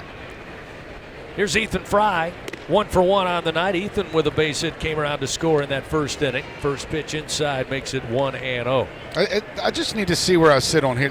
Let us know on Twitter if you've heard of Shorter University before this conversation tonight. I want to know where I stand in the percentage of humans that have heard of Shorter University. There's a strike to Fry, and it's 1 ball and 1 strike. DT9 Tigers at LSU Tigers voice. If you've heard of Shorter University, I want to know. Here's the 1-1. Inside to Fry, make it 2 balls and 1 strike. And of course, we'll add this to that. Yeah. Try not to Google, but there's no way we can stop you. Here's the 2-1. And it misses low at the knees. So now 3 balls, 1 strike to Ethan Fry, who can certainly put a charge into a baseball if Pritchard happens to make a mistake. Again, runners first and third. Curiel at third, Jones at first. And a 4-0 LSU lead here in the bottom of the second. 2 outs, the 3-1 to Fry. Misses outside, ball 4. So that will load the bases for LSU. And with 2 outs, we'll see Stephen Milam come to the plate. Now, I got to believe Jay Johnson is going to be interested to see. Not going to put all the pressure on Stephen Milam, but there were numerous times, as Doug pointed out, 4 for 27 with runners in scoring position, but 2 big opportunities over the weekend with the bases loaded, less than 2 outs, and the Tigers came up empty-handed. Well, let me tell you about Fritcher's statistics coming into this game. Might help with the decision here. 5.27, that's the second highest on this Cowboys staff. Milam against the right-hander will bat from the left side. The first pitch, a strike, 0-1. This is his 16th outing of the year. He's 2-0 in 13 2/3. He's allowed 13 hits, 9 runs, 8 earned. He has 15 strikeouts and 4 walks. Not bad numbers. The 0-1 pitch, a bouncer towards first, backing up, handling it is Huson. He'll flip it over to Pritchard, who is covering for out number 3. So the Tigers load up the bases. They come up empty, but they do get 1 run in the inning. They do it on 2 hits. Jared Jones already now with 3 runs batted in. He's responsible for 3 of those 4. And the Tigers lead 4-0. We head to the top of the third. McNeese will have bottom of the order Mangrum, Westenberg, and Stancliffe when we continue on the LSU Sports Radio Network. Louisiana, coming soon to a lottery retailer near you. The hottest tickets in town. The heat is on. Play Spice It Up from the lottery. Win up to $5,000. Fiery wins are ahead. Play Fire It Up. Win up to $20,000. This ticket is smoking hot. Pick up White Hot Bingo. Top prize of $30,000. Blaze your way to riches. Play Blaze It Up. Top prize $100,000. Play all 4 Red Hot Scratch-Offs from the lottery. Must be at least 21 to purchase. In a region famous for its cuisine, Blue Plate Mayo has been a staple since 1927. From New Orleans to Lafayette, Houma to Baton Rouge, it's the mayo Louisiana reaches for when it's time to make something delicious. Whether it's dressing a po' boy or making that perfect dipping sauce for crawfish, it has to be Blue Plate. Blue Plate Mayo, the official mayo of LSU Athletics. That's the good stuff.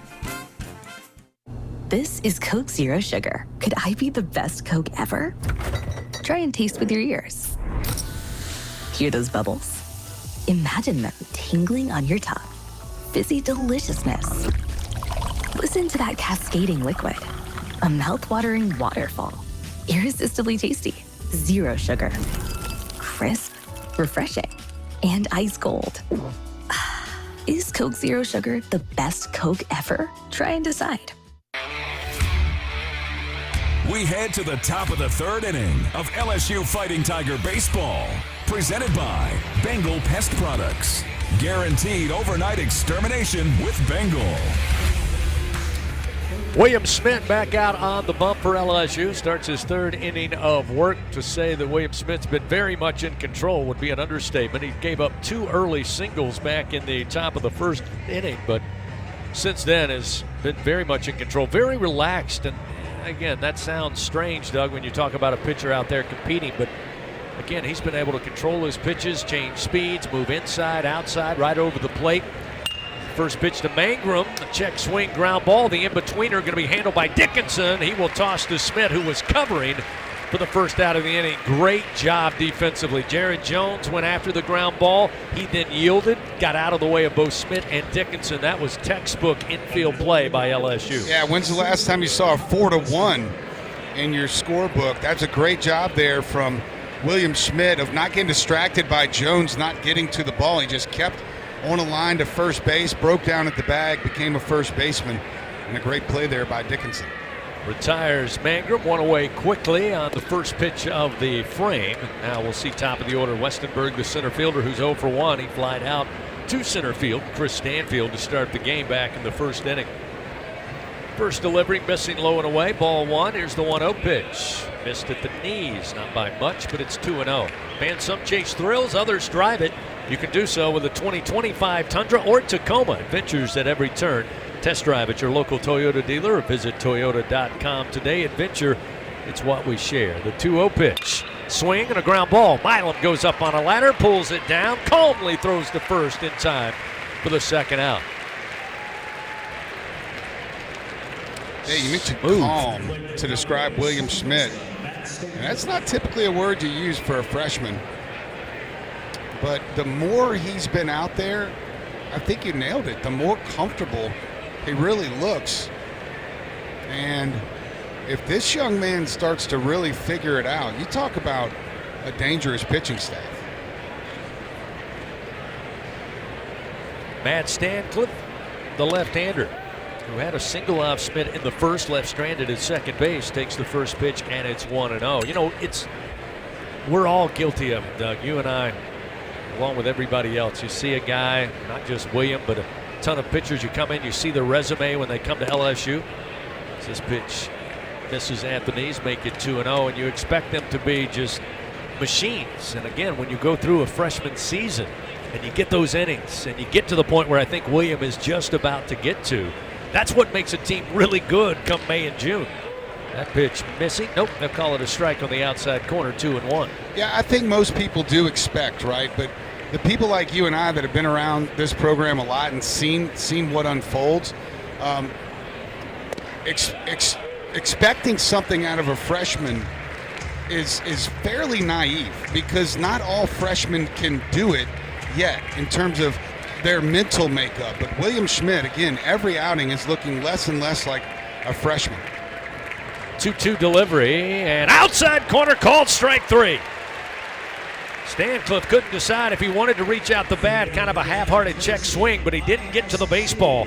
It brushes the outside corner, and Smith with a big punch out, and that'll do it for the Cowboys here in the top of the third. We go to the bottom of the third. LSU up 4-0.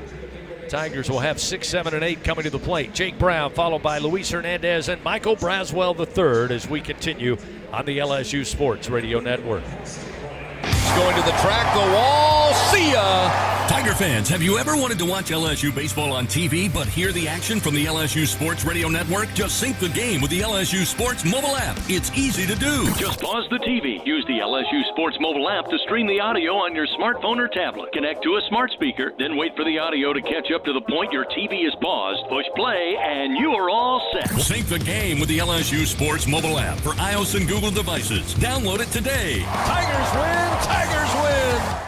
The Southeastern Conference. It's the land of legends, the places, the faces, and moments.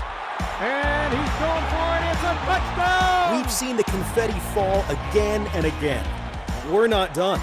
It's time for the next generation to make their mark and go from 14 deep to 16 strong. It's a whole new ball game in the SEC, and it just means more.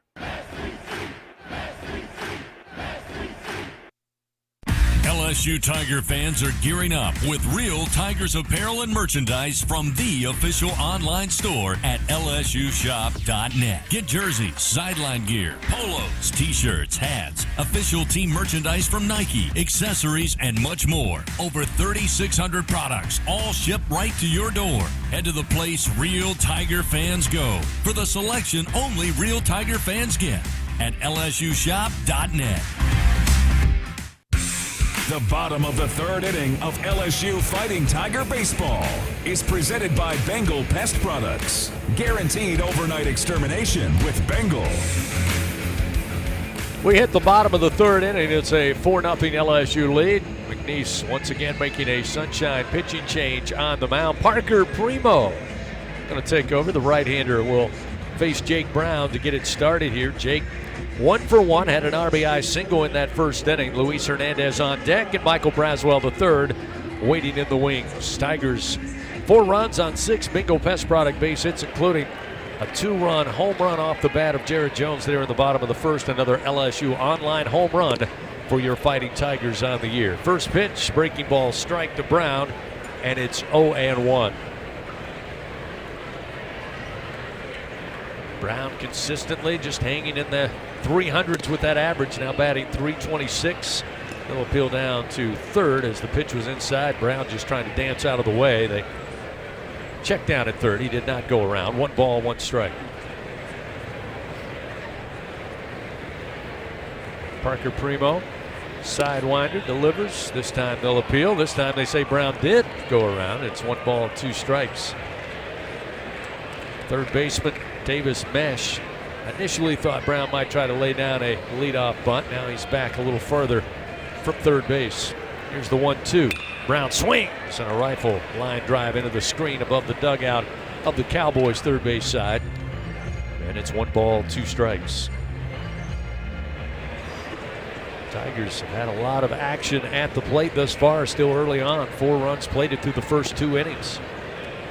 Pitch outside, evens the count to Brown. Now 2 balls, 2 strikes. Tiger fans, again, SeatGeek makes it easy to find tickets so you can be part of all the celebrations here at the box this season. So whether you're buying or selling baseball tickets, count on SeatGeek, official ticket marketplace of LSU Athletics. Swing and a miss. Again, the sidewinder delivers one in on the hands. Brown can't find it. 1 down here in the bottom of the third as Primo gets his first strikeout in relief. We'll see Luis Hernandez, who's 0 for 1. He grounded out to the pitcher mound back in the first inning. Yeah, Parker Primo, wearing number 88, by the way, comes in with a 4.30 ERA. It's 2-0 in the year. This is his 16th time out this year. First delivery to Hernandez. Misses upstairs for ball 1. In 14 2/3, he's allowed 17 hits, 7 runs, all earned. He has 3 walks and 13 strikeouts. Parker Primo, the right-hander, comes set. The 1-0 pitch. Strike on the inside corner, just underneath the bottom of the bat of Hernandez. It's 1-1. Another graduate student. They got him out of Creighton last year, or this offseason in the portal. The 1-1 ground ball moving to his left. Dow, the shortstop, pumps and fires in time for the second out of the inning. Nice range by Easton Dow. Made that play look easy. It certainly wasn't. And with 2 gone, we'll see Michael Braswell III come to the plate. Braswell sent a fly ball out just shy of the track in right center field his first time up in the second inning. Looking forward to a Thursday, Friday, Saturday series here at the box. Again, that 9-game homestand, first time the Tigers have had it in the month of April since 1983. Just kind of an odd stat. This pitch missing high and outside to Braswell, and it's 1-0. And of course, you know who came up with it. Who's that? Guess. Who would go back and look to see if they had played 9 straight home games in April? The man, the myth, the legend, Todd Polides. That's the only guy I know. You got it. Not a hard question. This one is strike now to Braswell, 1-1. I was thinking weeks like this, we should get bunk beds in here and just call it a camp out. The 1-1 just missed off the outside corner. That'll move the count 2-1 now to the Tiger third baseman. You know, Braswell had a pretty good weekend. Did not start all 3 games, but Jay named him last night, said it was good to see Braswell swing the bat. When you look at what he's done in SEC play, he's done better than his overall average. They appeal down to first. They say he held back, and that'll even the count 2-2. He had 6 plate appearances this week and reached base 4 times, a single and 3 walks. Batting .308 against SEC competition is Braswell. The 2-2, there's a swing and a miss. And Parker Primo with a couple of punch-outs. And the Tigers relatively quiet here for the first time tonight in the bottom of the third. No runs, no hits, nobody touches base. We head to the top of the 4th. Cowboys coming to the plate. 3, 4, and 5 of their order. Mac Brusso, Marcus Huson, and Larry Edwards Jr. will be at the plate for McNeese when we return. It's a 4-0 LSU lead after 3 complete on the LSU Sports Radio Network. Hub International is Louisiana's premier employee benefits and commercial insurance brokerage. Hub can insure just about any risk that your business faces. Did you know Hub even insured the bonuses for our football coaches in 2022? Hub specializes in the construction, healthcare, real estate, and hospitality industries. Chances are you're probably already doing business with someone who does business with Hub. Turn to the agency that the Tigers, Saints, and Pelicans choose. Hub International. Visit them today at hubinternational.com. Squeeze every ounce of life out of every day. Memorize every sunset, every face you love, and climb every obstacle until you can't go higher. With Louisiana Blue, you're free to soar because you've got the compassion of the cross, the security of the shield, and the comfort of blue behind you. Live Louisiana. We've got you. Louisiana Blue. Louisiana True.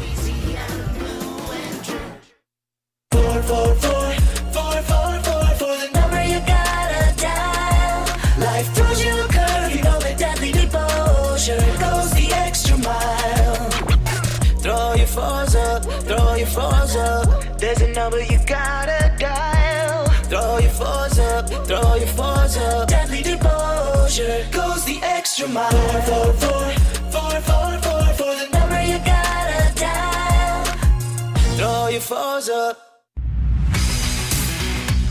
The top of the 4th inning, presented by Dudley DeBosier Injury Lawyers. Throw your fours up.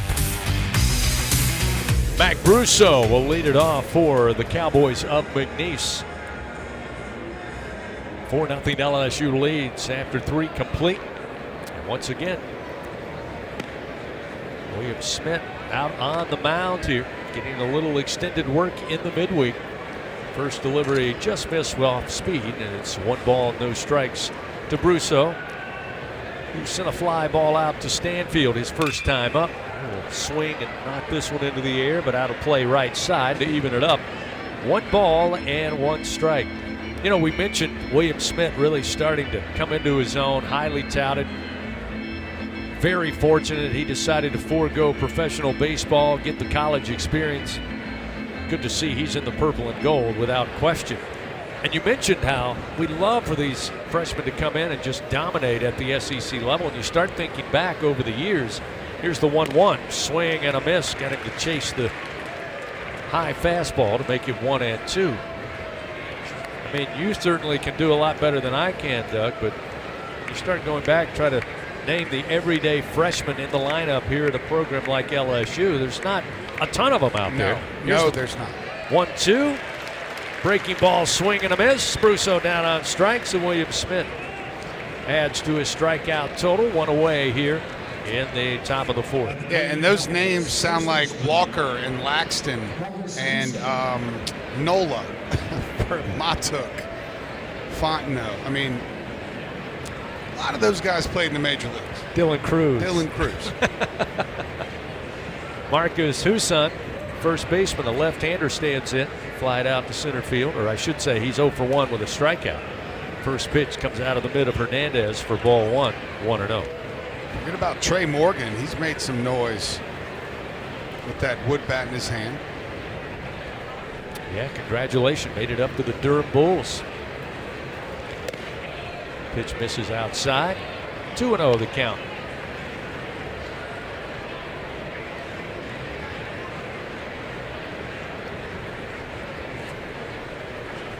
Smith's 2-0 delivery to the plate. Launched into the air. Right center field. Brown back to the track, to the wall. Comes off the top of the wall. It'll have to be picked up by Stanfield as the ball caromed near center field, coming off the right center field wall. That one just missing from getting out of here off the bat of the Cowboy first baseman. He'll have a double stand in at second base with 1 out here in the top of the 4th inning. Yeah, Brown mistimed his jump a little bit too soon here and was off by about 4 or 5 inches. He was pretty close to it upon second look, but you were right, Coach. That was just under the yellow line. Just about 2-3 feet from being out of here. So McNeese now with a runner in scoring position with 1 out. Second time they've had a runner that far. This pitch outside to Larry Edwards, who's 0 for 1.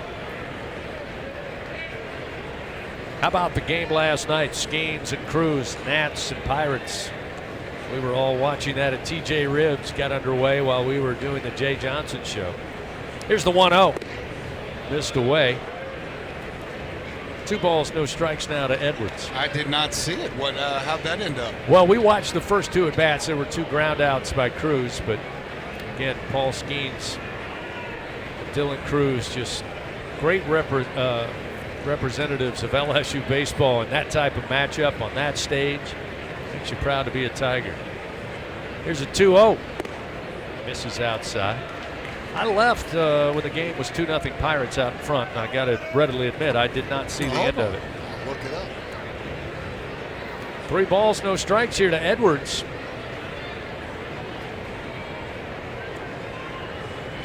Runner down at second with 1 out. The pitch. Swung on high into the air, deep to right field. Brown again going back to the track, to the wall, and this one is gone.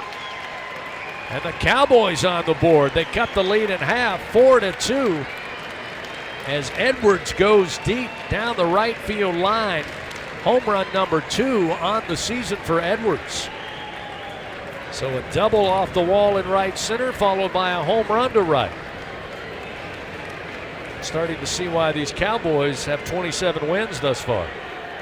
Yeah, just really a little late on a fastball in the outer third of the plate. He got just enough of the barrel on it to run it down the line opposite field. 340 feet.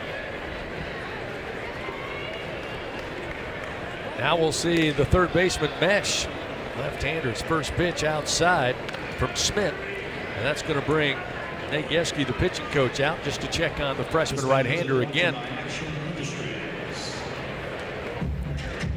And there will be some movement now down in the Tigers bullpen. Looks like Connor Ben's just starting to move a little bit. Pitch count's up to 52 now for Schmidt, so that makes me think with no one up in the bullpen that they'll probably try to extend him to maybe 65 tonight, 70. Coach Yeske in his second season. Tough break with the loss of his father prior to game 1 that Thursday night when the Tigers went out against Oklahoma.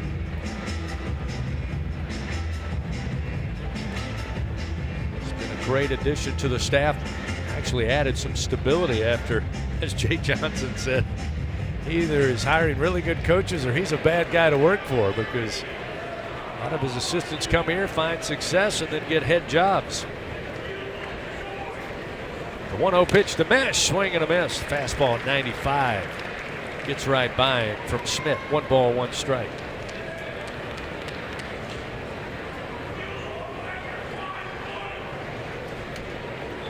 Bases clearing home run to right. And Mesh will go opposite field, but foul down the line into the seats and left. 1 ball, 2 strikes.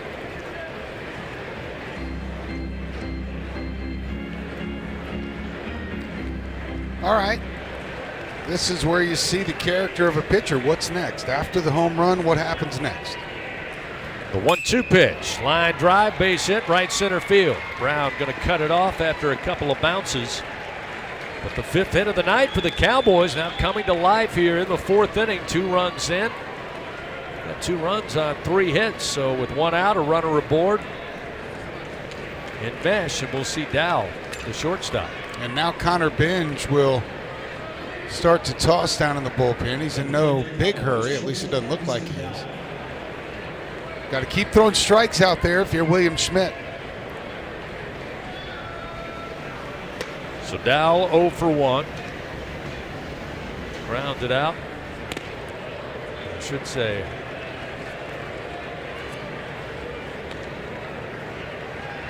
Got him down for a fly ball out to center field. First delivery, missing ball 1, 1-0. Fans, when the Tigers win, remember you win. Just enter promo code LSU50 day after a Tiger victory, and you'll get 50% off your online pizza order at papajohns.com. Better ingredients, better pizza, Papa John's. Dow will chase a pitch down low. Evens a count 1-1.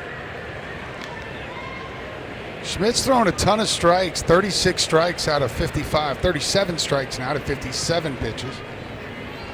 Mash off of first with a lead. Pitch to the plate, catches the outside corner with a fastball, and it's now 1 ball, 2 strikes to Dow. Mesh, by the way, 3 for 3 in stolen bases this year.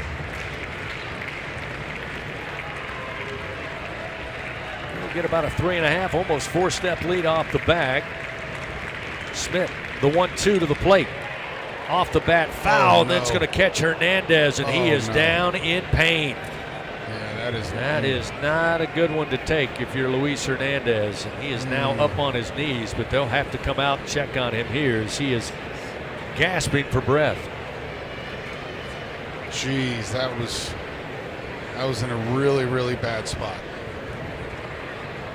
Isaac Trujillo along with head coach Jay Johnson is again. Luis down on 2 knees, hunched over the plate. That one right off the bottom of the bat of Dow.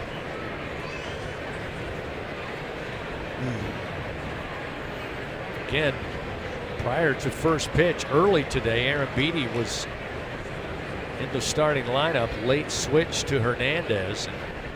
Now Luis trying to gather himself. That's going to take a few moments. Yes, it is.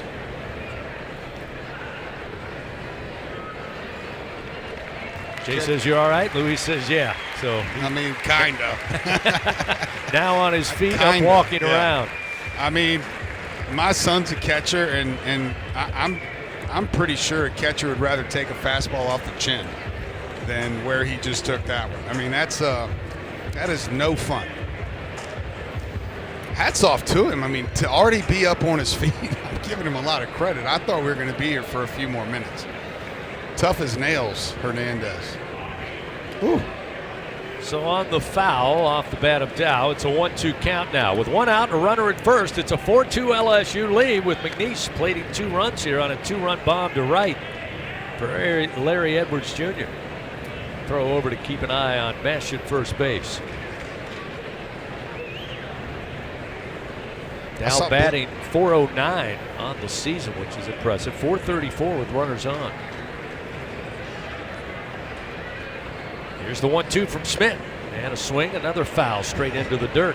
And it's still 1-2. That was almost got Hernandez again. I saw Blaze Priester actually get the catcher's gear on, so I assume that's who would be next. But that one got Hernandez right on the top of the right thigh.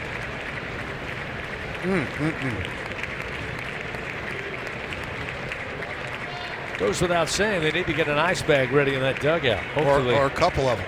Here's Smith again. Comes set, now will turn and throw. Mesh slides back safely to first base.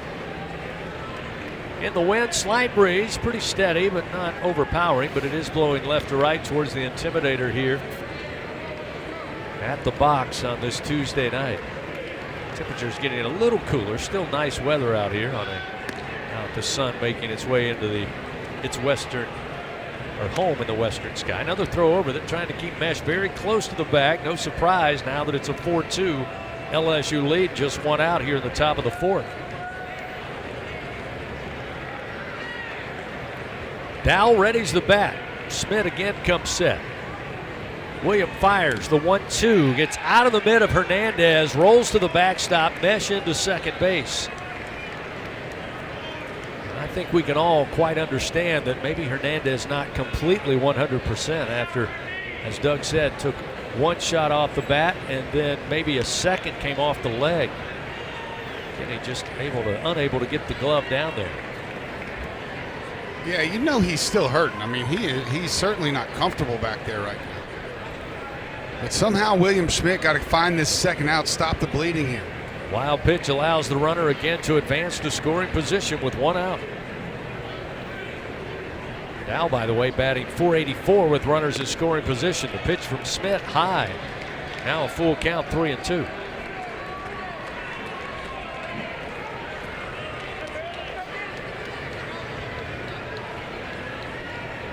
Connor Bench certainly warming quickly down in the Tiger bullpen. One out, runner at second. Here's the payoff pitch. High and inside, ball 4. So Dow will work the walk. His 11th base on balls of the season. Schmidt gives up his first walk of the night. Yeah, I think you got to get him now. Pitch count's up there to 63 pitches. Probably what they were looking to get around the mid-60s. And you called it. Jay Johnson checked with the walkie-talkie. They say Benj is ready to go, and he'll make the walk out there. That'll be all for the freshman, William Schmidt. So a pitching change for the Tigers, as always, brought to you by Sunshine, your hometown John Deere dealer in Louisiana. It's a 4-2 LSU lead here in the top of the fourth. The Cowboys plating 2 runs on 3 hits. And Connor Benj will take over with a runner at second base, runners first and second with 1 out. And he'll face Larinaga, the Cowboy hitter, when we return. 4-2 LSU leads. Back after this on the LSU Sports Radio Network. At Sunshine, your hometown John Deere dealer in Louisiana, we know that every great game starts with a perfect field. Our equipment, whether it's a mower or a tractor, we can ensure your grass is always game day ready, so you can focus on making memories. Because at the end of the day, it's more than just a game. It's about the community, the joy, and the LSU traditions. Visit sunequip.com to get the best starting lineup of John Deere equipment. Sunshine is a proud sponsor of LSU Athletics. In a region famous for its cuisine, Blue Plate Mayo has been a staple since 1927. From New Orleans to Lafayette, Houma to Baton Rouge, it's the mayo Louisiana reaches for when it's time to make something delicious. Whether it's dressing a po' boy or making that perfect dipping sauce for crawfish, it has to be Blue Plate. Blue Plate Mayo, the official mayo of LSU Athletics. That's the good stuff. Tiger fans, this is Eddie Kennison, former LSU football wide receiver. If you know me, you know I'm all about making big plays. Tigers win! Tigers win! That's why I joined the team at LSU Sports Properties. Our goal here is to help businesses make big plays both on and off the field. If you want to give your brand that competitive edge and be a part of the biggest stage in college sports, give the corporate sponsorship team at LSU Athletics a call. Your brand, our fans. Utilize the power of LSU Athletics to promote your business and sponsor LSU Athletics today. Call 225-578-2788. Go Tigers. Live action of LSU Fighting Tiger baseball continues from the LSU Sports Radio Network. LSU took an early 3-0 lead, plating 3 runs in the bottom of the first inning, led by Jared Jones' 2-run bomb to right center field, his 12th of the season. LSU would add a run on an RBI from Jones in the bottom of the second to make it a 4-0 game, but lest we think McNeese and Coach Justin Hill came over to Baton Rouge just to get a check. They've come to play, and they put 2 runs up. Larry Edwards with a 2-run homer to right field. It's 4-2, and now William Schmidt, Tiger starters night is done, and Connor Benj out of the bullpen going to take over for LSU. Runners first and second, 1 out. And it will be Simon Larrañaga at the plate for the Cowboys. Binge making his 15th appearance of the year, enters with a 5.65 ERA. In 14 in the 30s, allowed 10 hits, 9 runs. He has 10 walks and 13 strikeouts. Binge, the right-hander, first pitch, swing and a miss. 0-1. Larrañaga, strikeout victim to Smith, back in the second inning. He's 0 for 1 tonight. He's got Mesh down at second, Dow on the walk at first base. Binge, the 0-1. Outside, Hernandez having to slide and reach over, able to glove it. Keeps the runners at bay. It's 1-1.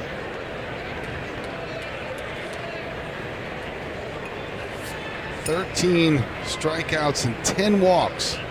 You take those 10 walks away, Connor Binge is one of the better pitchers on the staff. The 1-1, swing and a miss. Fastball at 97. I mentioned the two Connors pitched well in relief in an otherwise dismal weekend. Binge went a full inning.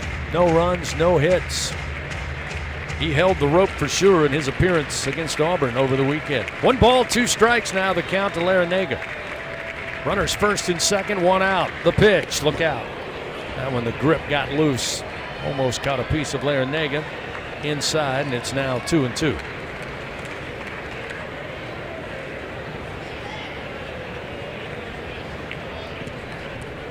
Larrañaga, a senior out of Mount Bellevue, Texas, right-hander.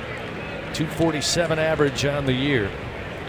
276 with runners in scoring position. The 2-2 pitch. Just missed at the knees with a fastball from Binge. That'll fill the count 3-2.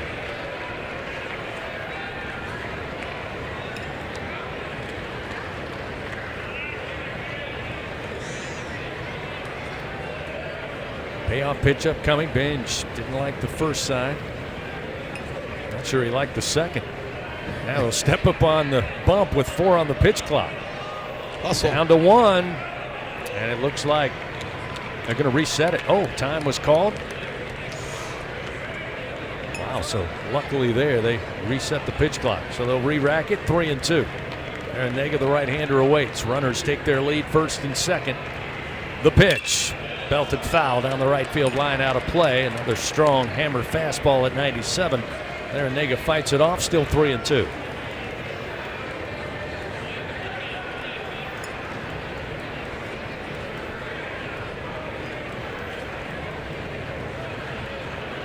Strikeout would be good, double play would be better. Here's the payoff pitch and a foul straight down into the plate off the bat of Larrañaga. Keeps him alive for another payoff delivery, still 3-2.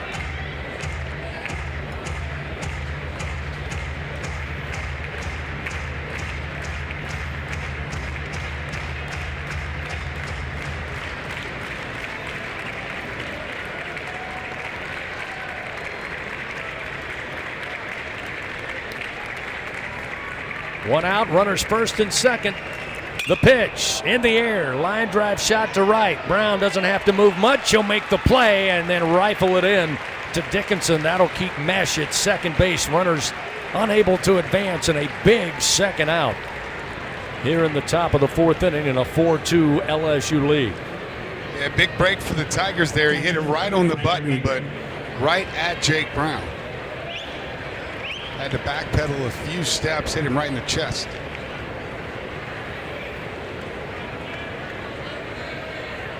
Grant Mangrum at the bottom of the order is 0 for 1. He was out on the 4-1 put out on the in-between ground ball handled by Dickinson and William Smith covering at first. First delivery, fastball, strike from Binge. Brushes that outside corner at 97, and it's 0-1.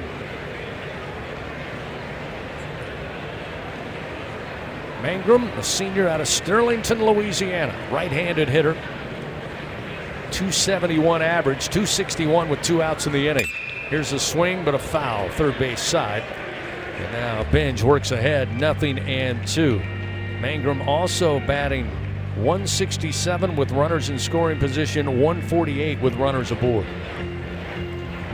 So it goes without saying, Doug, if you're Connor Binge, You got to get this out, get the Tigers back into the dugout, and get to offense again. Leading 4-2. Avoid getting to the top of the order. The pitch. Yep. Just missed the outside corner this time. They appeal down to first. Kevin Kennedy says no, Mangrum did not go around, and it's 1-2.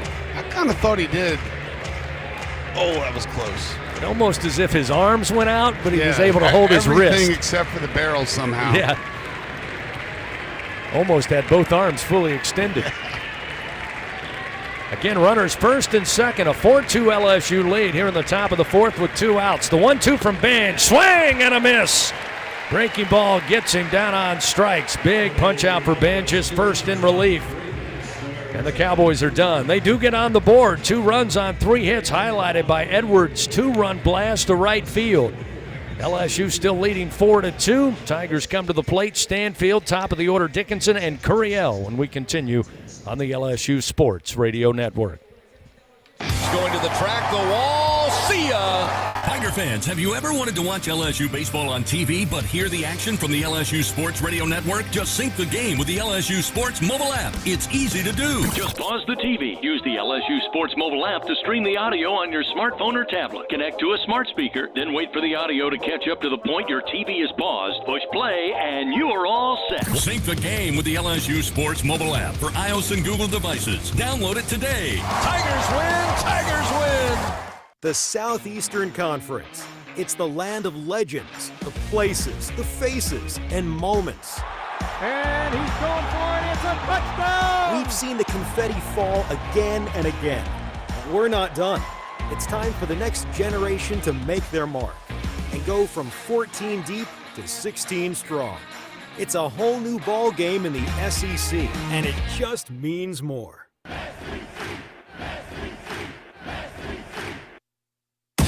Hey Tiger fans, 12 and younger, don't miss your chance to be a part of Mike's Kids Club, presented by Shell, the exclusive kids club of LSU Athletics. Join Mike's Kids Club for only $25. Get the official Mike's Kids Club t-shirt, free admission to select LSU athletic events, and much, much more. To learn about upcoming events and to join, please visit lsumkc.com.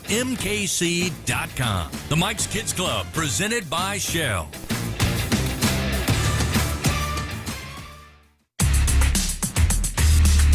The bottom of the fourth inning, presented by Dudley DeBosier Injury Lawyers. Throw your 4s up. Back to action here, bottom of the fourth inning. Got ourselves a contest. LSU jumped out early, a 4-0 lead after 2, but the Cowboys able to strike for 2 runs of their own in the top of the fourth. We got a 4-2 game. Tigers 4 runs, 6 Bingo Pest Product base hits, 1 LSU home run, a 2-run blast for Jared Jones. For the Cowboys, 2 runs, 5 hits. They have a 2-run homer off the bat of Edwards. Eric Noxheim, new pitcher on the mound for the Cowboys. He'll face Chris Stanfield at the bottom of the order. Stanfield with a single, came around to score in the second inning.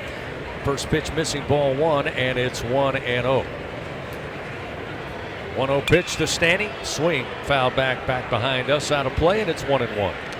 Yeah, Noxheim, 6'4", 235-pound right-handed junior. He's out of Reno, Nevada. Went to Mesa Community College, making his 12th appearance of the year. 1-1 to Stanfield. Again, swung on, high in the air, near first base.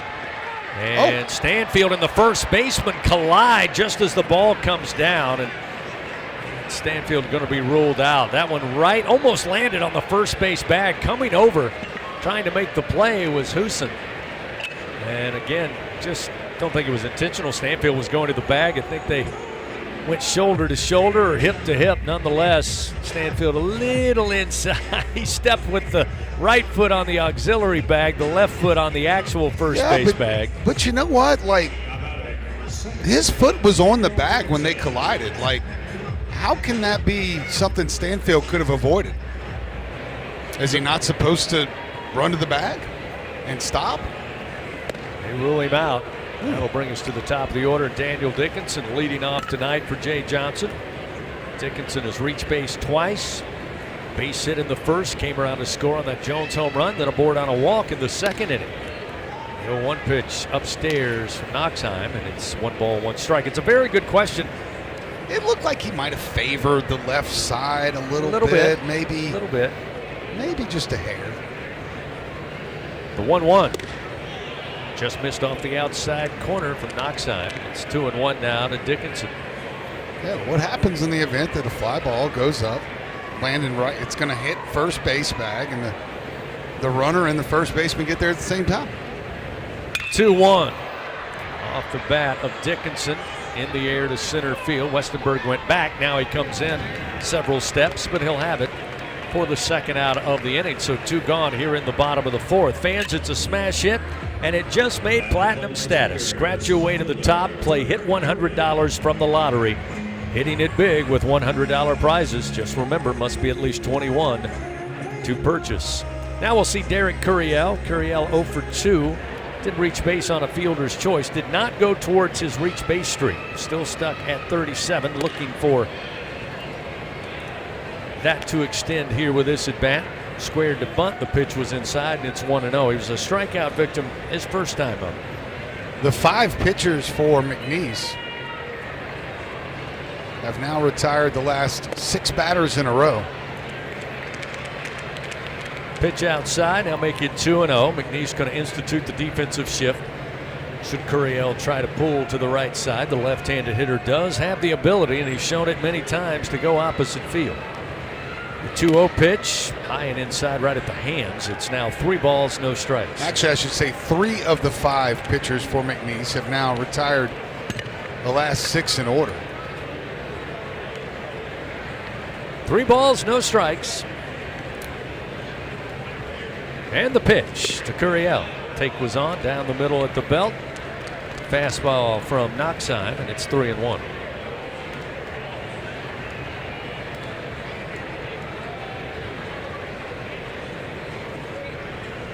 Two outs, nobody on. The 3-1 pitch, tried to lay back, lifted foul and out of play down the line in left. Full count, 3 balls, 2 strikes now to the freshman Curiel. Again, we mentioned Stephen Milam wearing the blue cleats tonight, light blue cleats. The rest of the Tigers wristbands and armbands honoring prostate cancer awareness night. Another foul ball down the left field line and out of play. Still 3-2 for Curiel.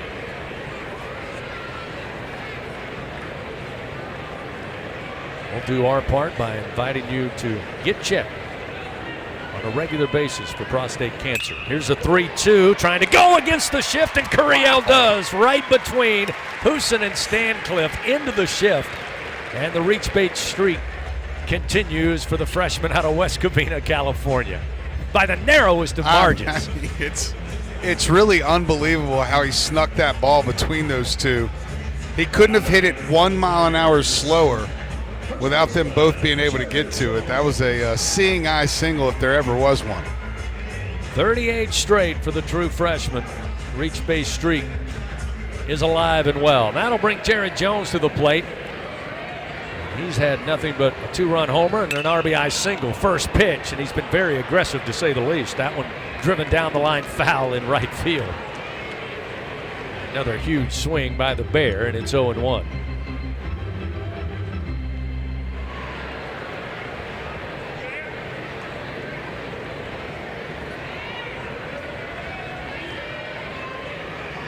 Down they'll move 3 infielders left of second base for Jones, the right-handed hitter, as he swings and misses at a fastball from Knoxheim, and it's 0-2. Got the second baseman Stancliffe just left of second base. Dow in the 6 hole and Mesh behind the third base bag. Here's the 0-2 to Jones. Again, off the end of the bat, rifled foul into the screen right side. Still holds 0-2. Fans, Dudley DeBosier stands up for the purple and gold. Of course, they fight for Tiger fans all across Louisiana. Dudley DeBosier, proud to be an official partner of LSU Athletics.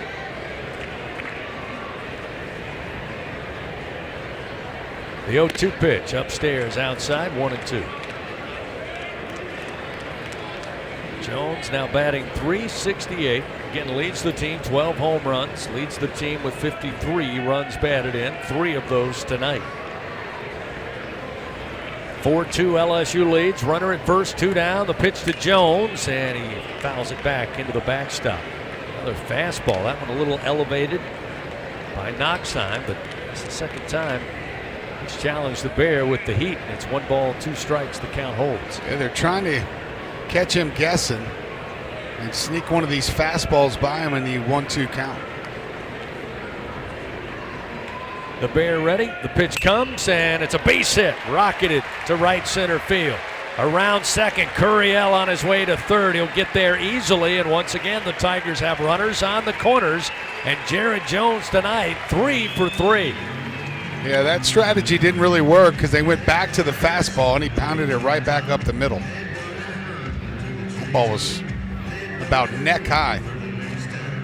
Again, Jones showing the maturity and growth as a hitter. He'd love in that first couple of pitches, those first couple of fastballs, he had an idea to send one to Tiger Stadium, but with 2 strikes and 2 outs in a 4-2 game, just made contact, strong contact, but the base hit. Now at the plate, see Ethan Fry. Fry has been effective tonight.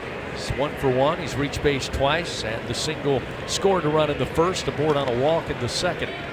First pitch missing from Knoxheim. It's 1-0 to Fry. 1-0 to the DH, down in the dirt. Got away momentarily from Mangrum, but not far enough as Curiel toyed with the idea. He got about, 15, maybe 10, 12 feet off of third base. Again, Mangrum able to find the ball. 2-0 the count now to Fry. Fry batting .359. This is his 79th plate appearance. Coming as close to the everyday DH as we've seen this season. This off-speed pitch misses low, and it'll move the count 3-0. But again, he's been effective driving in runs. 23 runs batted in those 78 plate appearances. He's got an opportunity here to try to build on a 4-2 LSU lead. 2 outs, a 3-0 count. Runners on the corners, and the pitch. Base hit. Fry does just that. Into left field. That will score Curiel, make it 5-2 LSU. RBI number 24 for Ethan Fry, who is now 2 for 2 on the night. Back-to-back-to-back singles to right, center, and then left field. Tigers cooking here in the bottom of the 4th inning. All 3 singles struck pretty well, too. Oh, hit very well. Stephen Milam now 0 for 1. He did reach base on a walk back in the first inning.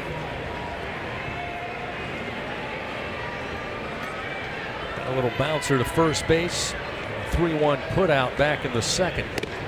First delivery called strike at the letters to Milam. It's 0-1. Fastball from Knoxheim. I've seen anywhere from 87 to 91 from the right-handed reliever. Runners first and second. The 0-1 pitch and another base hit. Milam drives it to right field. They're going to wave the runner around, and Jones from third. The throw again up the line. And an RBI knock for Stephen Milam. That's RBI 36 on the season. His first Bingo Pest Product base hit of the night, but he makes it a 6-2 LSU lead. And the Tigers striking, Doug, with 2 outs in the inning. Yeah, and they put 2 runs back on the board after McNeese scored 2 in the top of the 4th inning. And that's what you want to see if you're Tiger head coach Jay Johnson. Again, the Tigers looking more like the Tigers we were accustomed to.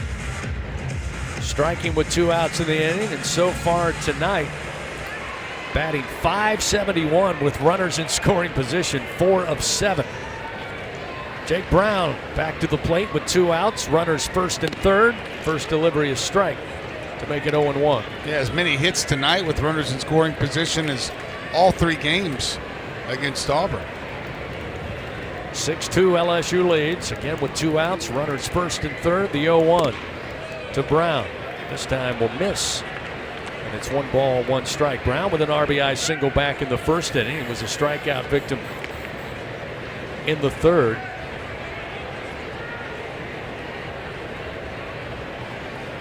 Here's the 1-1. Missed inside. 2-1. Tigers now 6 runs, double-digit hits. They put up 10 Bingo Pest Product base hits. 2-1 to Jake Brown. Bouncer towards the shortstop. Tried to glove it on the short hop with the backhand, and it runs up his arm and gets away. That will bring Fry in to score from third, make it a 7-2 LSU lead. That time, Dow, the shortstop, shaded towards second base, and on the bounce, he was kind of moving to his left and came in. But it took a high bounce. He had to play it a little awkwardly with the backhand on the short hop and just could not get it. They're gonna still waiting on the decision on whether or not that will be ruled an error or a hit. If it's a hit, it's an RBI single, second of the night for Brown. Again, with 2 outs, the Tigers continue to find themselves safely on base. It's the first pitch to Hernandez, misses inside. They do rule it an error on Dow, the shortstop. This one fouled back into the screen by Hernandez to make it 1-1. Took some ruminating, but eventually they rule it an error on the McNeese shortstop. It was a tough play how he chose to charge it by trying to pick it backhand. I think it would have been better to just try to pick it. Hernandez going to get an RBI, possibly with a base hit to center field. The throw cut off, and coming in from second base will be Milam. But then coming back to second. The run counted. Brown's going to be tagged out for out number 3, but the run is in to make it 8-2. Brown kind of beyond second base. Cutoff throw was handled by Stancliffe.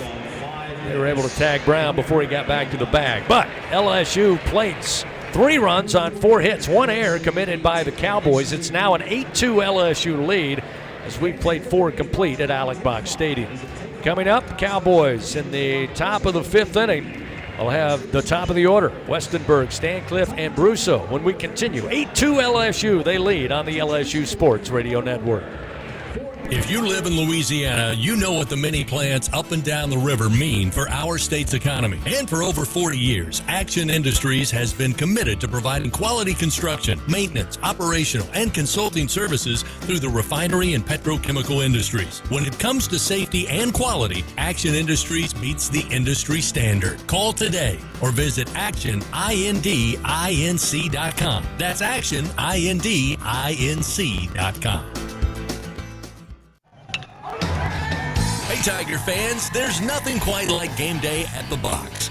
To add to the excitement at the ballpark, enjoy our all-beef 44 Farms Tiger Dogs. The finest dogs in the land because they are made of all-natural Angus beef. To learn more, please visit them at 44steaks.com. That's 44steaks.com.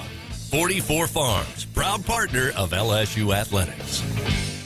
So, what'd you do this weekend? Well, just took the Tacoma off-road, deep into the woods, got to this hidden campsite only it could reach. Nice. I hooked up the boat to the Tundra and hit up the lake. Towed it like a pro. Had the whole lake to ourselves. Hey, wait, did I mention I went rock climbing too? Uh-huh, yeah, thanks to the Tacoma's crawl control. Well, sounds like we both had fun weekends. Mine was better. The Toyota Tundra and Tacoma are built for all the fun. Test drive at your local Toyota dealer or visit Toyota.com today. Toyota, let's go places. Feature availability differs based on trim. See Toyota.com for details. Back to the action of LSU Fighting Tiger Baseball from the LSU Sports Radio Network. Fans, find out how you can build a better workday every day with Cintas. Just visit Cintas.com. Get ready for the workday.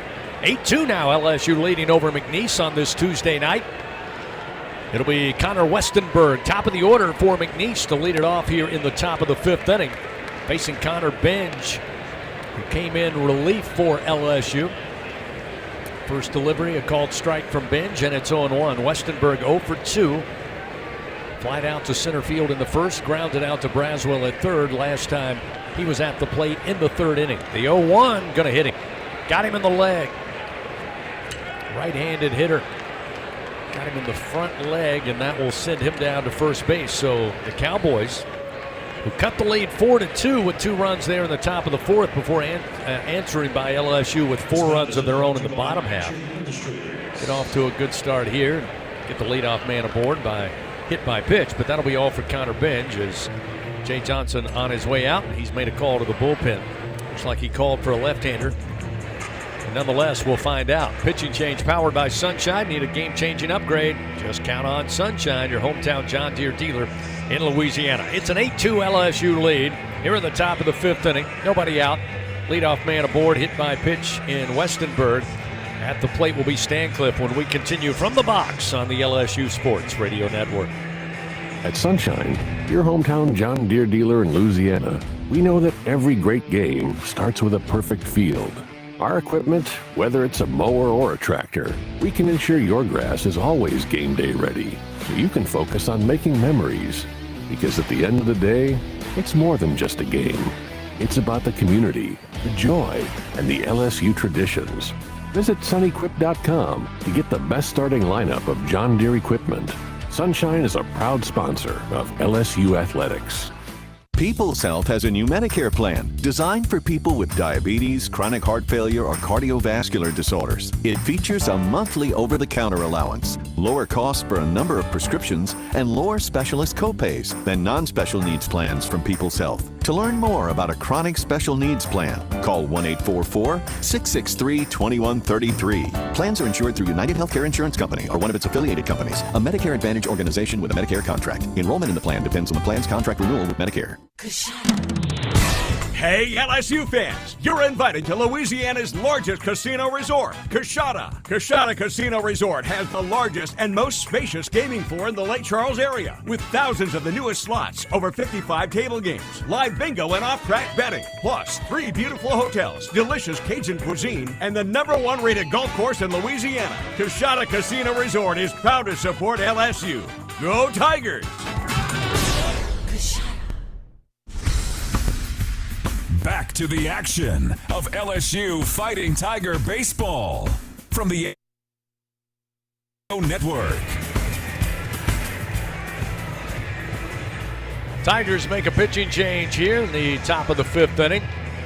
Connor Binge called upon in relief of William Smith. Now Connor Ware in relief of Connor Binge. The left-hander takes over here. Runner at first, hit by a pitch to lead things off. That was top of the order Westenberg. He'll see Matt Stancliffe now, the first batter for the Cowboys, with LSU leading 8-2. Third time out this month for Connor Ware. He is making his 11th appearance overall in the season. He enters this contest with a 4.76 ERA. He's 4-0 in 17 innings. He's allowed 8 hits, 10 runs, 9 were earned. He has 10 walks and 21 strikeouts. Opponents only hitting 133 off the Tigers lefty. Again, also a bright spot out of the bullpen for the Tigers in short relief work over the weekend was Connor Ware. First delivery to Stancliffe, misses away to the left-hander, and it's 1 ball, no strikes. In fact, no runs, no hits. Did have 1 walk, but 2 strikeouts in that relief appearance on the Plains for Connor Ware. Connection's getting a little choppy. I don't know if there's anything I can have done about that. Here's the 1-0 pitch. Misses outside, make it 2-0.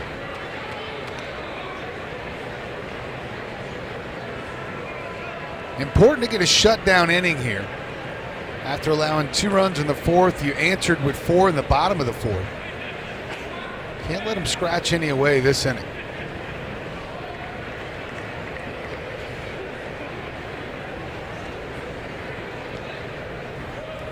Runner at first, nobody out. The 2-0 delivery to the plate.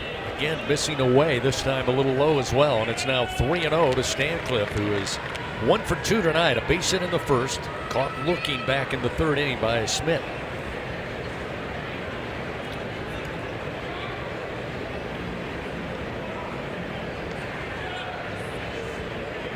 .3-0 delivery. Inside, ball 4. So after missing away, that one high and inside will put Stancliffe aboard. And now McNeese with nobody out, Doug, top of the 5th. We mentioned it, LSU got those 2 runs back and then some in the bottom of the 4th inning. Hoping that momentum might carry over once the Cowboys came to the plate. But McNeese, again, not going quietly now. Runners first and second, nobody out. We'll see Mac Brusso.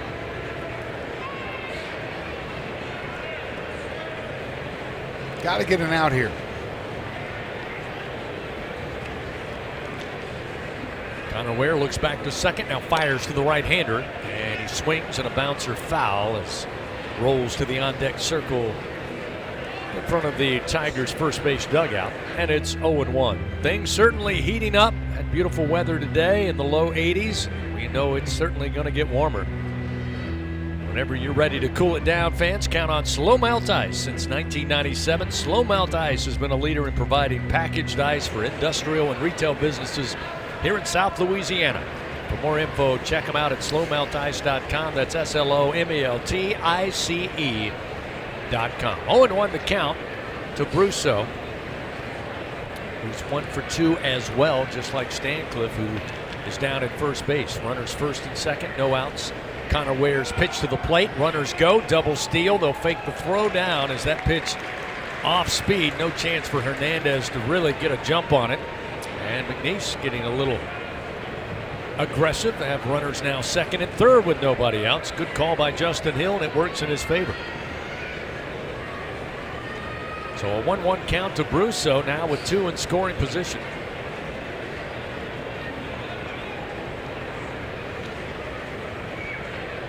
Ware comes set, the 1-1 pitch, swing and a miss. The chase off speed low, and it's now 1-2 as Ware jumps ahead. Fans, don't miss the Jay Johnson Show every Monday night, 6 o'clock. TJ Ribs, the Jay Johnson Show each week, presented by Our Lady of the Lake, championship health partner of LSU Athletics.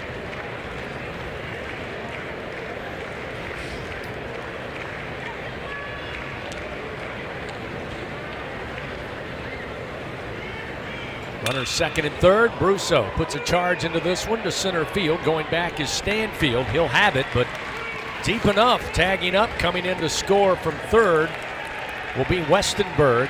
And advancing over to third will be Stancliffe. So with 1 out now and 1 run in, that makes it 8-3 LSU. Runner at third. We'll see the first baseman coming to the plate for the Cowboys, and Huson. Left-handed hitter, 1 for 2 tonight. Yeah, big first out. If you can somehow figure out a way to get the second out, here comes Nate Yeski to talk it over. And keep that runner at third base. Could end up being a decent inning.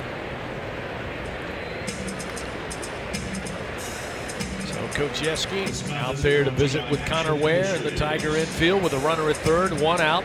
1 run already in for the Cowboys here in the top of the 5th. LSU still leading 8-3. Maybe give us a chance to check that SEC scoreboard during the midweek. Presented by Republic Finance. Fans, visit Republic Finance for all your personal loan needs. Get started at republicfinance.com/Tigers. Yeah, I'll give a couple scores here. Little Rock defeated Ole Miss earlier, 7-3 in Oxford. Bellarmine trails Tennessee, 12-3. And Knoxville, that's in the bottom of the 8th. In the top of the 8th, Kentucky and Miami of Ohio are square at 3 apiece. That one's in Lexington. Georgia Bulldogs up in front of Georgia Tech right now in the bottom of the 7th. They lead at 5-2. Florida defeated Stetson earlier, 14-4.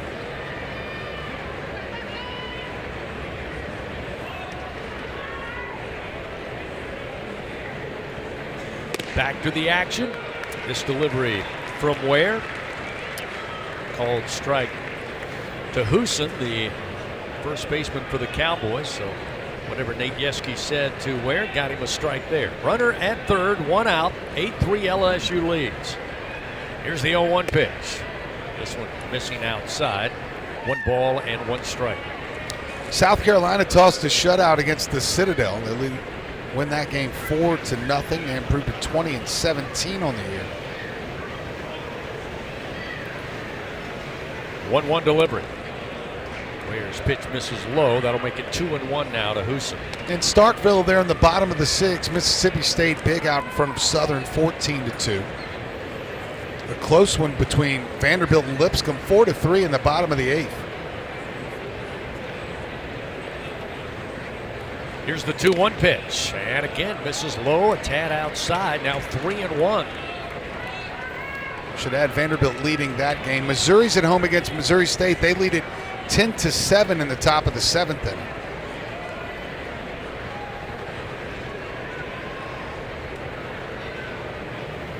.3-1 pitch, and that one a strike. Across the plate from Connor Ware. That'll fill it up now.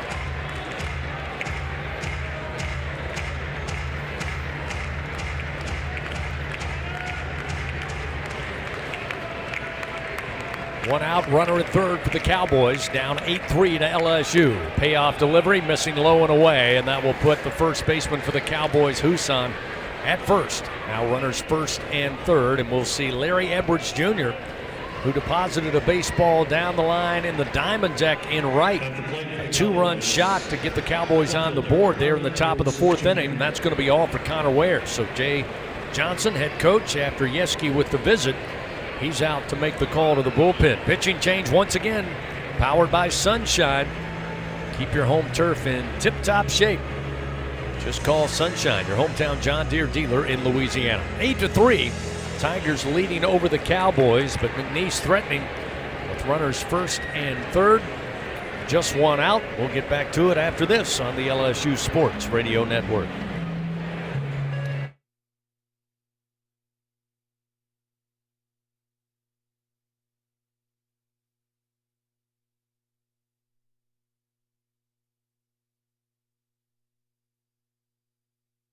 On the LSU Sports Radio Network.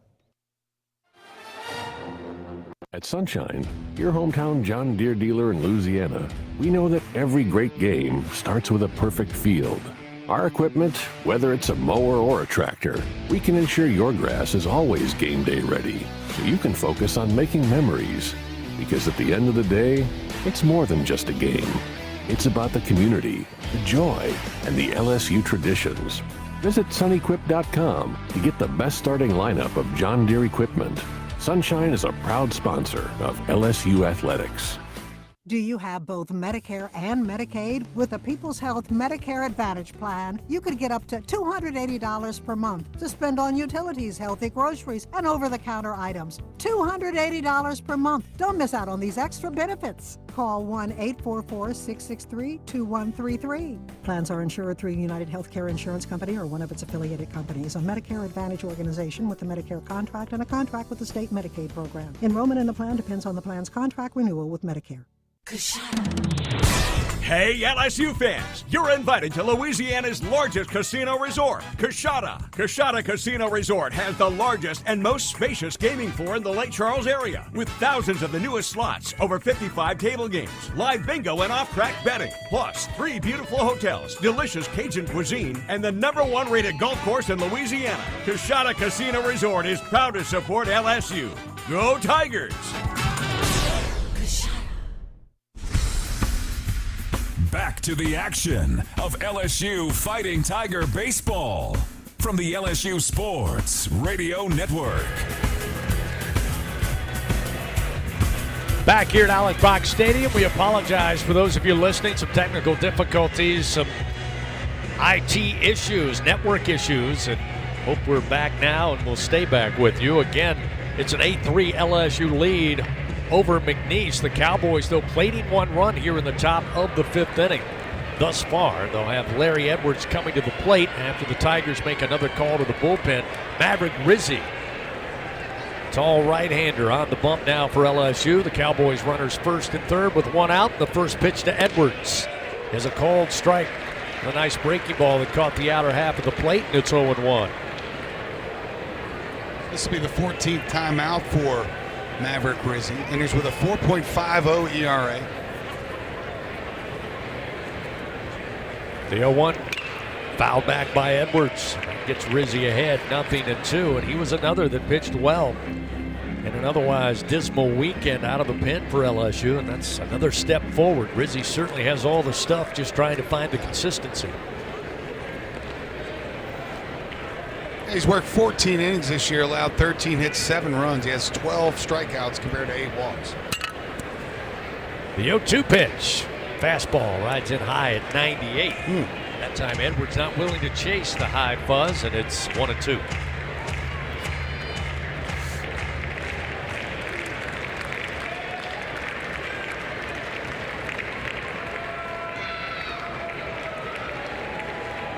One ball, 2 strikes to Edwards, who homered earlier back in the 4th inning.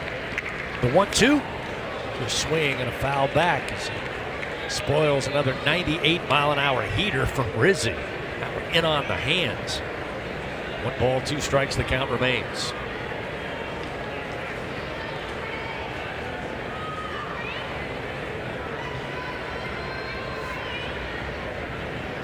1-2 pitch and another foul. Again, 97 on the gun. Edwards fighting them off. Still a 1-2 count with runners first and third for the Cowboys. Trailing by 5 runs to LSU here in the top of the 5th inning.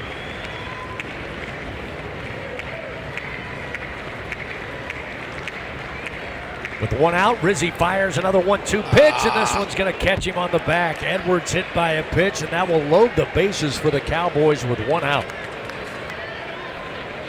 Man, talk about trying to make it hard. No one down in the bullpen warming up for the Tigers. As of right now, this one lies on the shoulders of Maverick Rizzi. So now the base is loaded. Stancliffe at third.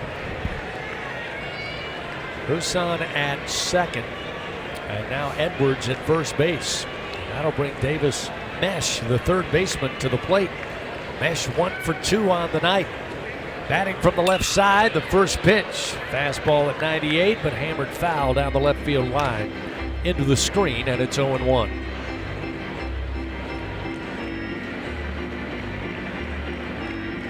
Looks like we'll see another pitcher for the Cowboys in the bottom half of this inning.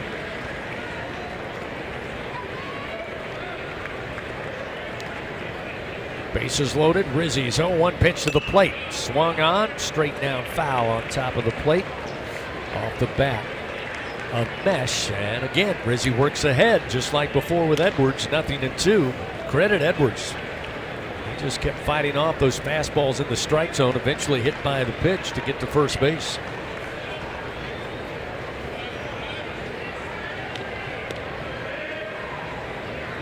Rizzi looks in with the bases loaded, 1 out. Here's the 0-2 pitch. And again, sent back foul off the bat, off the end of the bat. Another 98-mile-an-hour heater from Rizzi. Mesh stays alive, still 0-2. A couple other scores to catch up on. Oklahoma leads Oklahoma State in Stillwater by a score of 6-1. Alabama just jumped out in front of UAB 4-3. They're in the bottom of the 7th in Tuscaloosa. Bases loaded, 1 out. The 0-2 from Rizzi. That one just missed off the outside corner. Again, Mesh not willing to chase it, so it moves the count. 1 ball, 2 strikes.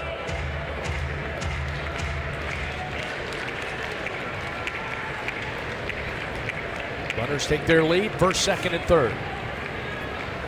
Rizzi comes set. The pitch to the left-hander. The 1-2. Called strike 3. Rizzi runs it up at 98 miles an hour, outer portion of the plate. No offering from Mesh. And Rizzi with his first strikeout and a big second out here with the bases loaded in the top of the 5th. Yeah, not much Mesh could have done with that one. That was right at the knees, if not just below him, on the black at 98 miles an hour. Easton Dowell, the shortstop. 0 for 1 on the night. Did reach base by way of walk in that 4th inning. There's a swing and a miss on a pitch that was in the left-handed batter's box, so he got fooled on that one. Again, as he dialed it back, did Rizzi. Gets ahead 0-1. Yeah, remember Dowell came into this game at .413 on the year and 109 at-bats. He had 45 hits. Average dipped slightly, but still .409 on the year as he stands in. Again, this time, same pitch. This time, Dowell stays away, and it evens a count 1-1. Tied for the team lead with 5 home runs. Up, check that. Larinaga has 9 homers. Tied for second on the team with 5 homers. 0-1 the count to Dowell. Pitch from Rizzi. Whoa. Swing and a miss on a pitch at 96.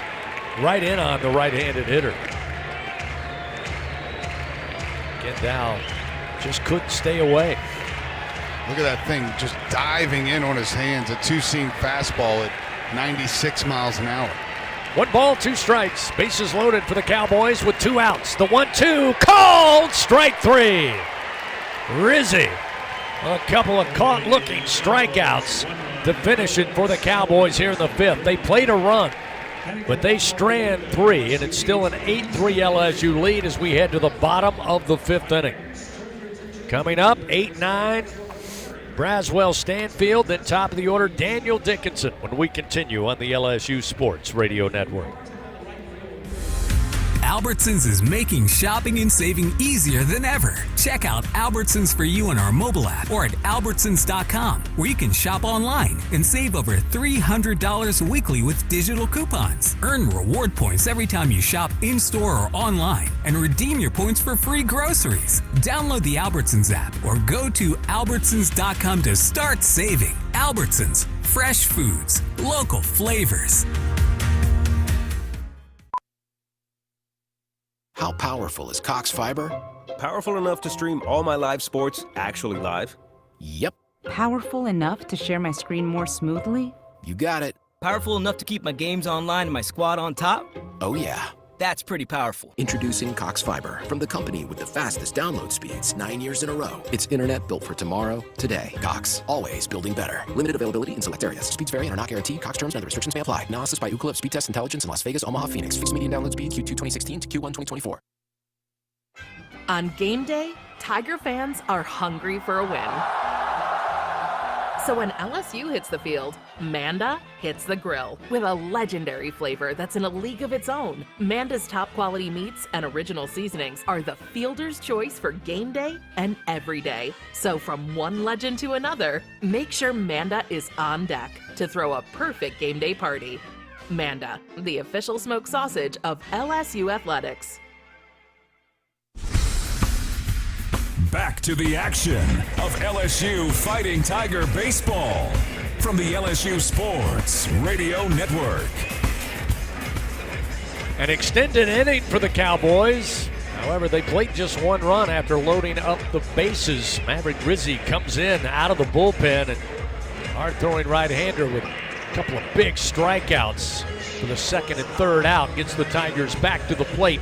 Here at the bottom of the 5th, they lead 8-3 over McNeese. New pitcher for the Cowboys will be Marcus Mott. He will face Michael Braswell III for LSU to get it started here in the bottom of the 5th frame. Yeah, Mott, a right-hander out of Moss Bluff, Louisiana, making his 9th appearance of the year.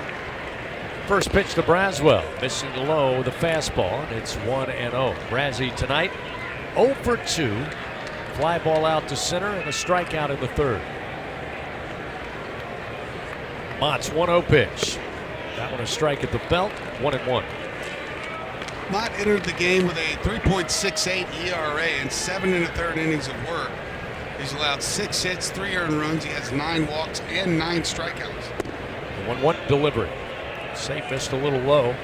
The fastball from Mott, but it's now 2-1 to Braswell. Stanfield on deck. Dickinson waiting in the wings for LSU as Braswell launches this down the line in right field. And again, it will go foul. Looked good off the bat, but we've seen a bunch of those tonight. Again, with the wind constantly blowing left to right. Seen a number of balls get high enough where you start to see it just a tail to the right side. And that one again happens to Braswell. He'll come back. Stanfield hands him his bat, and he's looking at a 2-2 count to Marcus Mott, the relief pitcher for the Cowboys.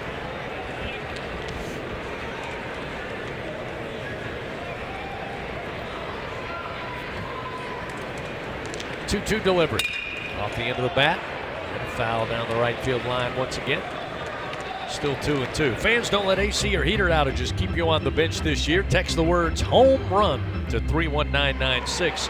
Get your $59 AC system check. AccuTemp Services, proud partner of LSU Athletics. That system check will give you peace of mind, to be sure. Here's the 2-2. This time he goes, pulls it down the left field line for a base hit. A wide turn at first. He's on his way to second. The throw not in time, and a stand-up double for Michael Braswell. His first hit of the night. Third double of the year. Another Bingo Pest Product base hit for the Tigers. Their 12th of the evening. The leadoff man aboard in scoring position, and that will bring Chris Stanfield to the plate. Yeah, that ball was in off the plate on Braswell's hands. Did a great job of keeping the hands inside the baseball and getting the barrel out front.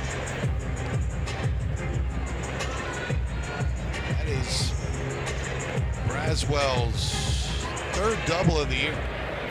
So now Stanfield, who had a single and scored in the second, popped out to the first baseman right at the bag last time at the fourth inning. In fact, rolled out because of a little bit of contact. Even though the catch was not made. Stanfield takes the first pitch missing. Here's the 1-0, squaring to bunt, can't make contact. And it's even 1-1. Now Jay Johnson going to call for time. He'll bring Stanfield over, talk it over with he and Dickinson, who waits on deck.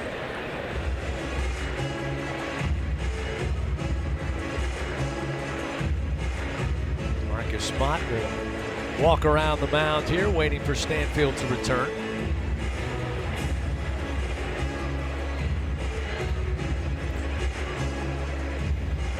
I'd like to have heard what that conversation was all about.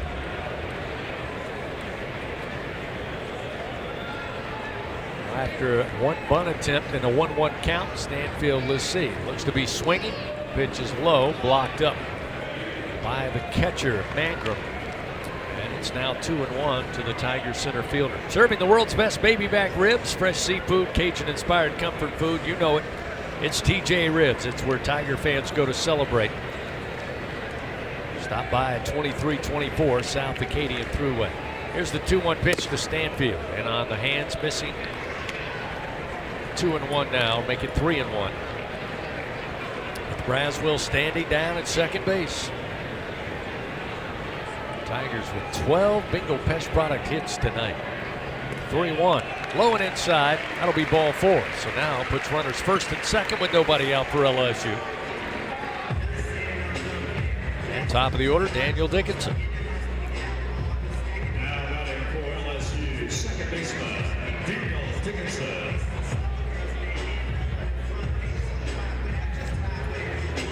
Well, getting in a little trouble here are the Cowboys with no outs. Jay Johnson quickly calling timeout, saying, I think he's saying the pitch clock.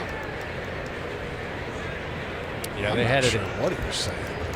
They were trying to get it reset, and they moved it to 30.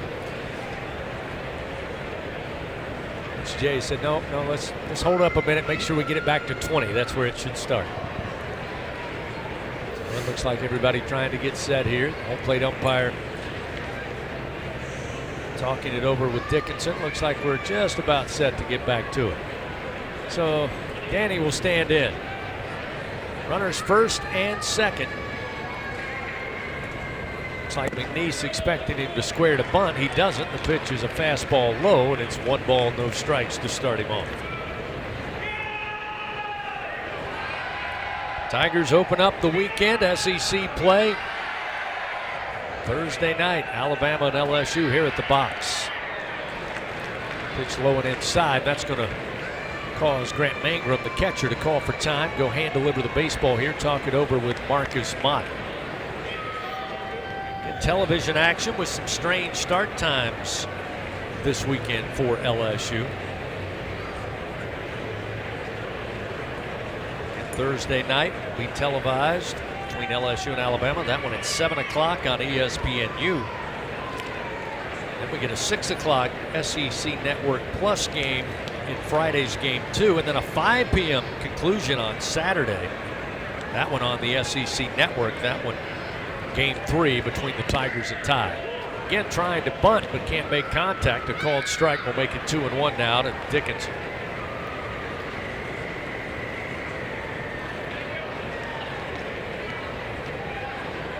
Braswell at second, Stanfield at first, nobody out. The 2-1 to Dickinson, swinging but foul down the third base line, leaving the count at 2-2.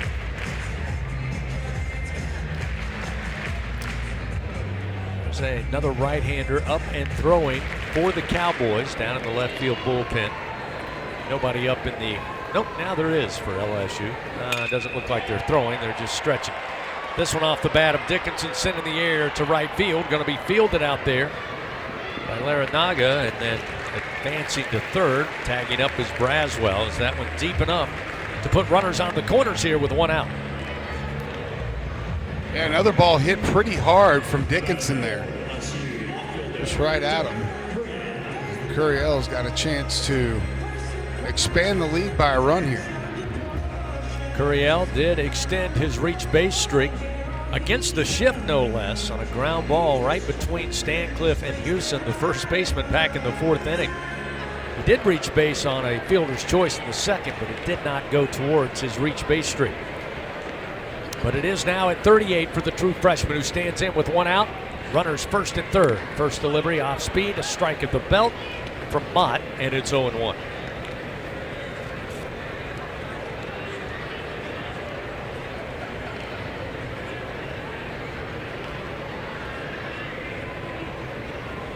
Here's the 0-1 delivery. Missing outside. 1 ball, 1 strike.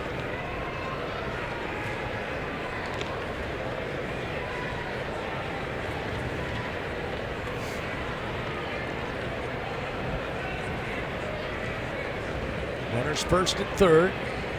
Now a turn and throw by Mott. Trying to keep Stanfield closer to first base. Braswell staying put at 3rd. Curiel, the freshman, we mentioned the reach base streak. Batting .362, .378 with runners on, and .319 with runners in scoring position, along with 30 RBI. This one lifted in the air, opposite field to left. Edwards going to field it.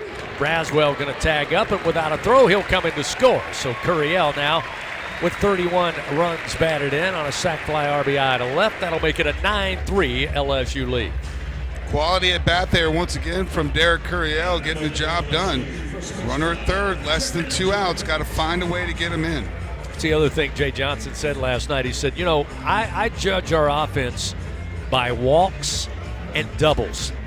The series at Nebraska, the Tigers had 9 doubles. They got aboard time and time again against the Nebraska pitching staff with 3 passes. And he said that's why I felt we played really good in bad weather to sweep a team on the road. He said in the second part of that, after the first pitch to Jones, who has certainly been on point tonight, a called strike, make it 0-1. Jones 3 for 3. A 3 ribby, a 2-run homer, an RBI single, and a base hit. Scored a run last time in the 4th. He said it's runners in scoring position with less than 2 outs. He said we've done a really good job all season long in that department. Did not this past weekend. Again, Jay was pretty clear with the fact that there are reasons why we didn't win a game at Auburn, and here they are. And that was one of them. Jared Jones with a chance here to get his 2nd 4-hit game of the year. Pitch low and inside. Moves the count now. 2 balls, 1 strike. That fastball from Mott just above the shoe tops of Jones, the right-handed hitter. Again, they'll apply the semi-shift with the second baseman Stancliffe almost directly behind second base. 2-1. Drops in low. Now 3-1. Any chance Marcus Mott gives him something to hit here with a 3-1 count? I mean, the odds say you try. Here's a 3-1 pitch. High and inside, ball 4. So Jones will reach base 4 times tonight. This one by a walk, his 24th walk drawn of the year. And with 2 outs, LSU up 9-3. His runners 1st and 2nd. And we'll see Ethan Fry, who's a good bat. He's 2 for 2 tonight. He's reached base all 3 times. A single and scored in the 1st, aboard on a walk in the 2nd. Then an RBI single and scored last time in the 4th.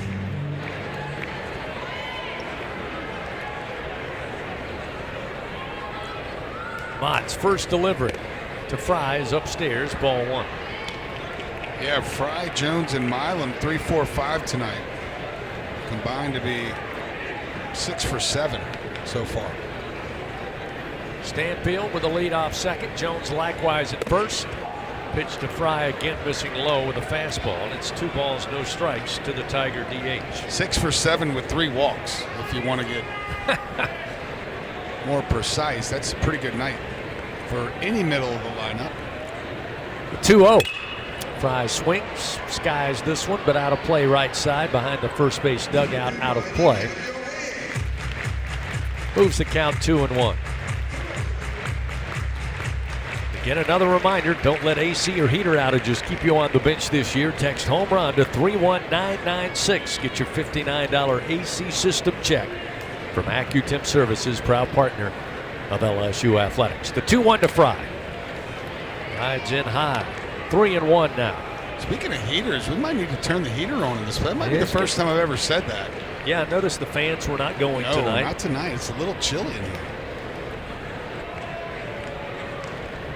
3-1. Fry sends one high in the air, left center field. Edwards going back, but now the center fielder Westenberg makes the call and the catch for out number 3. Tigers play 1 run on 1 hit.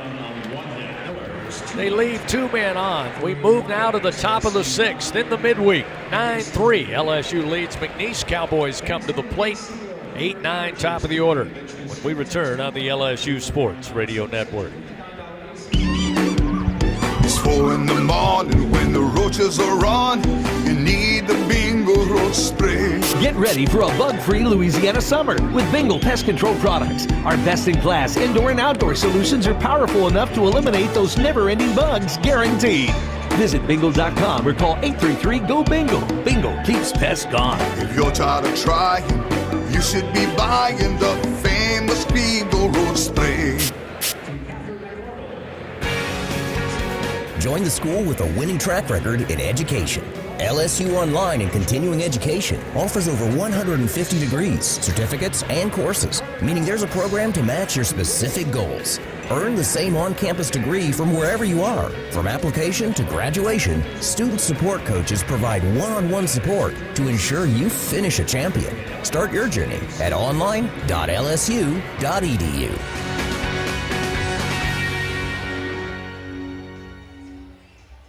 Tiger fans, no game day is complete without Noel Spirits from Noel Family Distillery. Founded by a father-daughter duo, Noel Family Distillery is the only Louisiana distillery offering authentic tequila. Their additive-free tequila captures the spirit of Louisiana, creating a spirits experience worthy of the Tigers and their loyal fans across the country. Noel Tequila is proud to be the official tequila of LSU Athletics. Enjoy Noel Tequila at the box or grab a bottle of your own at many fine retailers. Learn the unique Noel Distillery story at noeldistillery.com. Live action of LSU Fighting Tiger Baseball continues from the LSU Sports Radio Network.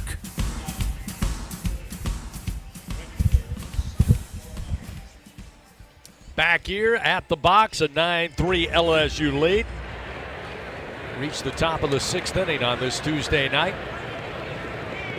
Simon Larranaga will lead it off for the Cowboys, and the first pitch from Maverick Rizzi, who looked electric with the fastball to be sure, there to finish the top of the 5th inning, back out on the mound for LSU.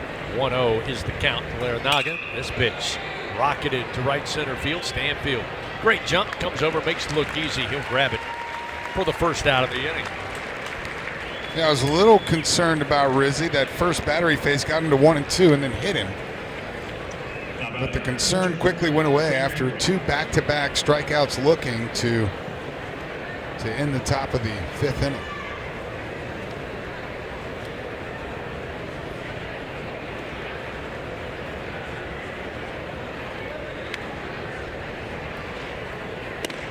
That will bring Mangrum at the bottom of the order, the catcher to the plate. Rizzi delivers a first pitch fastball strike to make it 0-1. Mangrum at the bottom of the order is 0 for 2.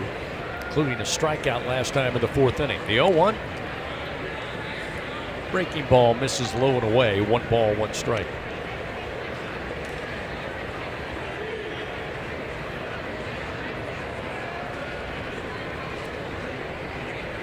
One pitch. Ooh. Missed by much, but they say ball 2, 2-1.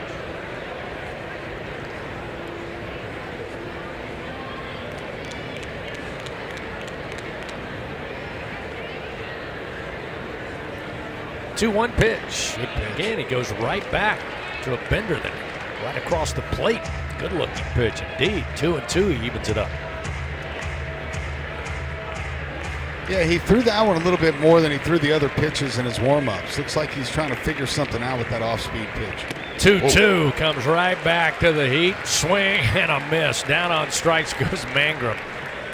That one coming in at you, Doug, at nearly 98, right at 98 miles an hour, right at the knuckles. Yeah, almost makes you feel bad for him up there. I mean, he had no chance to catch up with that baseball.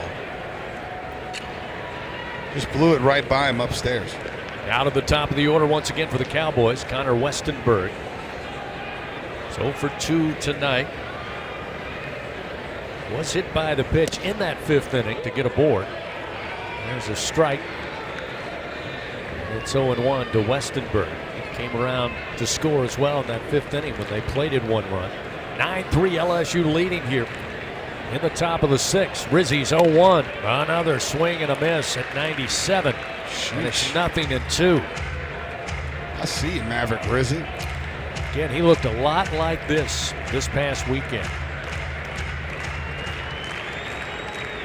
And as you mentioned, that breaking ball locating, look out. The 0-2, tried to get him to chase a fastball high. He wouldn't do it. It's 1-2. Just living at 98. Just tonight. like you, right, Doug? Yeah. Maybe off the bat, back at me. 2 outs, nobody on for the Cowboys. Rizzi fires the 1-2 pitch. Oh, just got a piece. Westenberg stays alive. Looked off balance going after that off-speed pitch, but he just got it. While we have a moment, let's pause quickly. 10-second station identification on this, the LSU Sports Radio Network. This is LSU Fighting Tiger Baseball on the LSU Sports Radio Network and the LSU Sports mobile app. Oh. Another 1-2 delivery from Maverick Rizzi, and he fouls it back into the screen. Looked like he fouled that off his thumbs. Indeed, at 98. Well, if it did hit him, or at least catch his hand, Westenberg not showing it, but he's tougher than me, I'll tell you that much. I don't think it couldn't have hit his hands. No way. Here's the one, another 1-2 pitch. This one, ring him up. Outside corner, called strike, fastball at 97, and Rizzi putting on a clinic here tonight. In relief.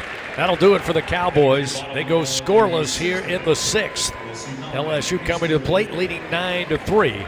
5, 6, and 7 due up. Milam, Brown, and Hernandez for LSU when we continue on the LSU Sports Radio Network.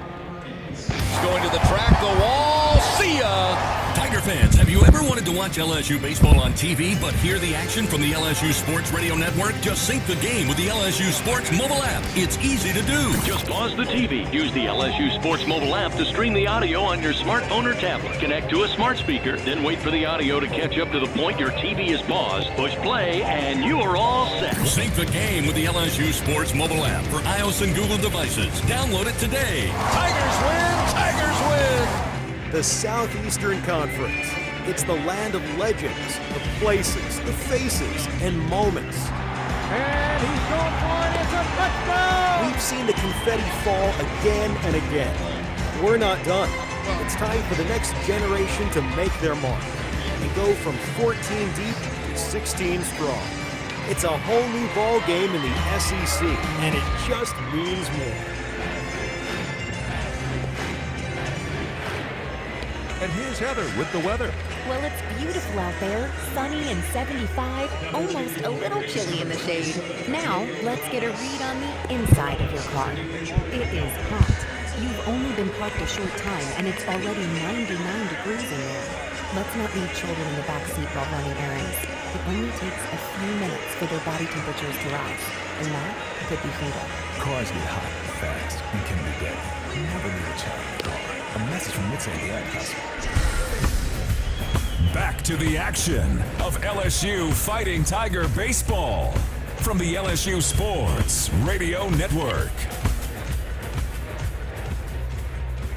Back here at the box, 9-3 LSU leading. Tigers coming to the plate here in the bottom of the 6th inning. Stephen Milam set to lead it off. Milam 1 for 2, as Doug mentioned. That meat of the order presented by 44 Farms. Very effective tonight. Jones getting the start in the 3 spot. Ethan Fry batting cleanup, and Milam, who again is 1 for 2.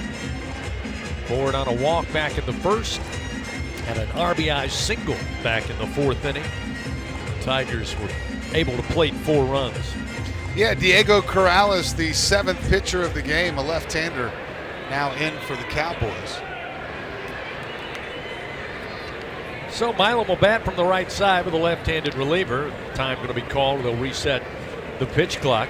As we said, McNeese, great season. Doug said it best. I mean, Justin Hill, there are people going to be calling upon his services possibly if he continues this. Again, tied atop the Southland Conference is the first pitch to Milam. Misses above the letters high for ball one, 1-0. The Tigers hosting McNeese here tonight. And then the Cowboys back at home. They'll host Texas A&M Corpus Christi. 1-0 to Milam. This is outside. Now make it 2-0. And again, Southland Baseball.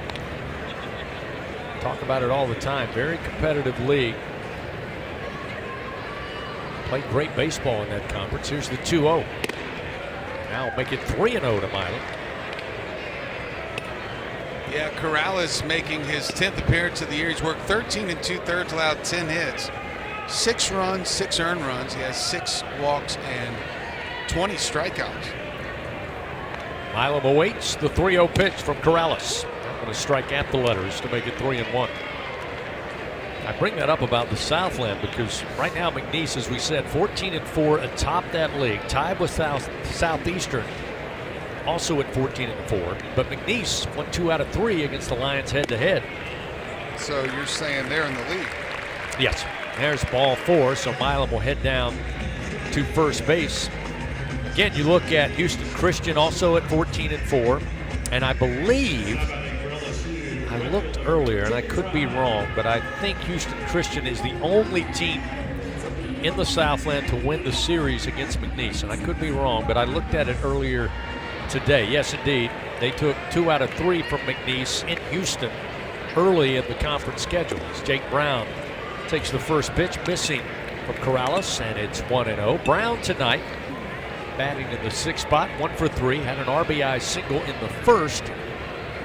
Then aboard on an error in the 6th inning on a sharply hit ball that was ruled an error on the shortstop Dow, but he fouls this one off, does Brown. It bounces down the first base line. So you're kind of looking, again, a lot of things can change. Not saying Southeastern's out of it, but you got a 3-way tie above the Southland with McNeese, Southeastern, and Houston Christian. But they'll be on the, at home, Will McNeese taking on Corpus Christi, that's 5-13 in league play. So again, the chances to continue to win with the, at least at the moment, Doug, the best 2 teams in your conference already behind you. Yeah. Certainly. Things looking good for Justin Hill. Indeed. Certainly should keep him motivated. Runner at first, nobody out. Here's the 2-1 to Brown. Bouncer to first. Going to be handled by Houston. He's going to throw to Dow, the shortstop, but nobody at home at first base. They had ideas to try to turn 2, but again, Corrales unable to get there in time, and the second baseman Stancliffe unable to arrive, and Dow wisely decided not to try for 2 there. So Milam, the force at second base, the first out of the inning. Brown will arrive safely. He'll be at first base.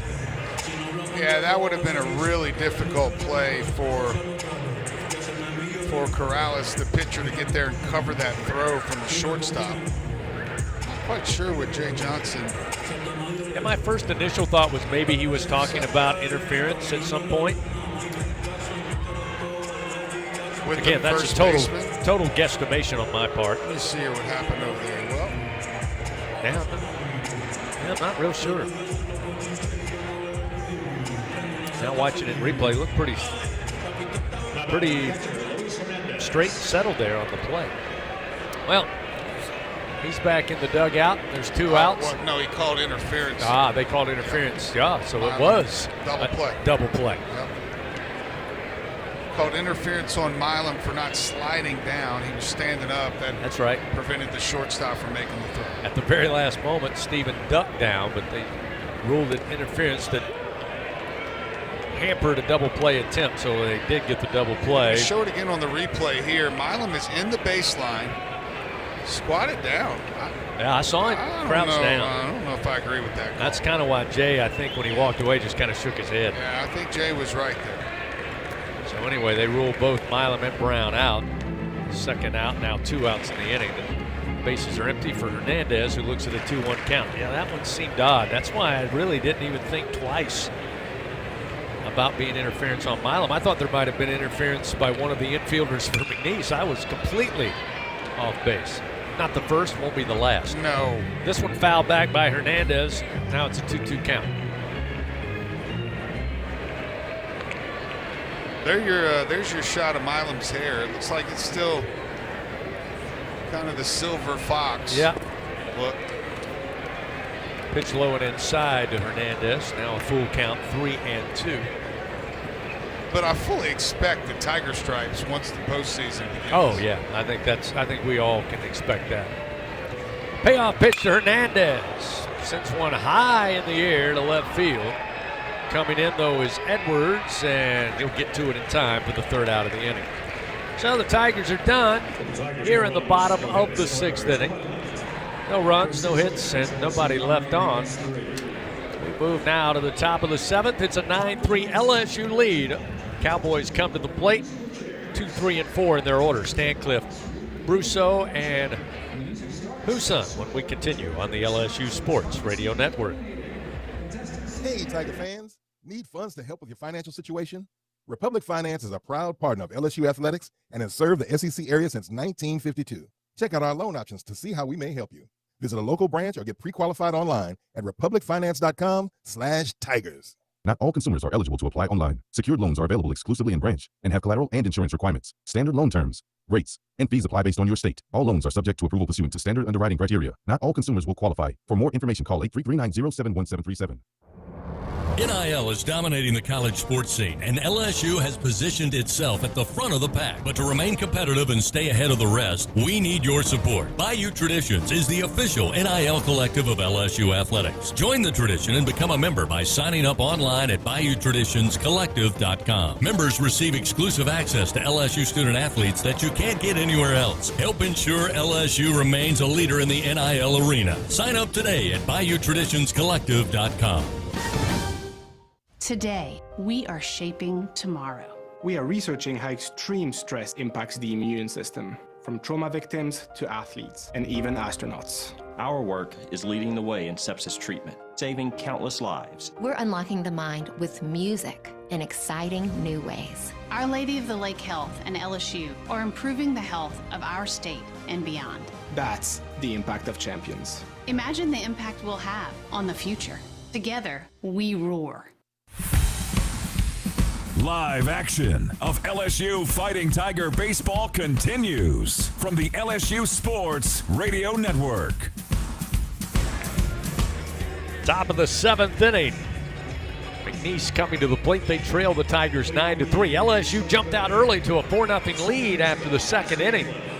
Cowboys would make it interesting with 2 runs in the top of the 4th to make it a 4-2 game. But LSU, since then, have put 5 runs up on the board. 4 in the bottom of the 4th, 1 more in the bottom of the 5th. McNeese plating a run in the top of the 5th to make it a 9-3 LSU lead. Maverick Rizzi continues on the mound. Matt Stancliffe at the plate. And he's looking at an 0-2 count after a foul tip into the mitt of Hernandez. Rizzi has been impressive tonight. Dare I say dominant thus far. The 0-2. Tried to get him to chase. The 0-2 pitch outside with a fastball. Not willing to do so. And that's 1-2. Yeah, if he stays 0-2, 1-2, I mean, that's a lot to deal with. You're looking at 97-mile-an-hour sinker. He throws at 97 with a 4-seamer, and then the breaking ball, he's getting better at it. Ooh, another 1-2 fouled off the bat of Stancliffe to stay alive. Looks like you got Priester behind the dish now.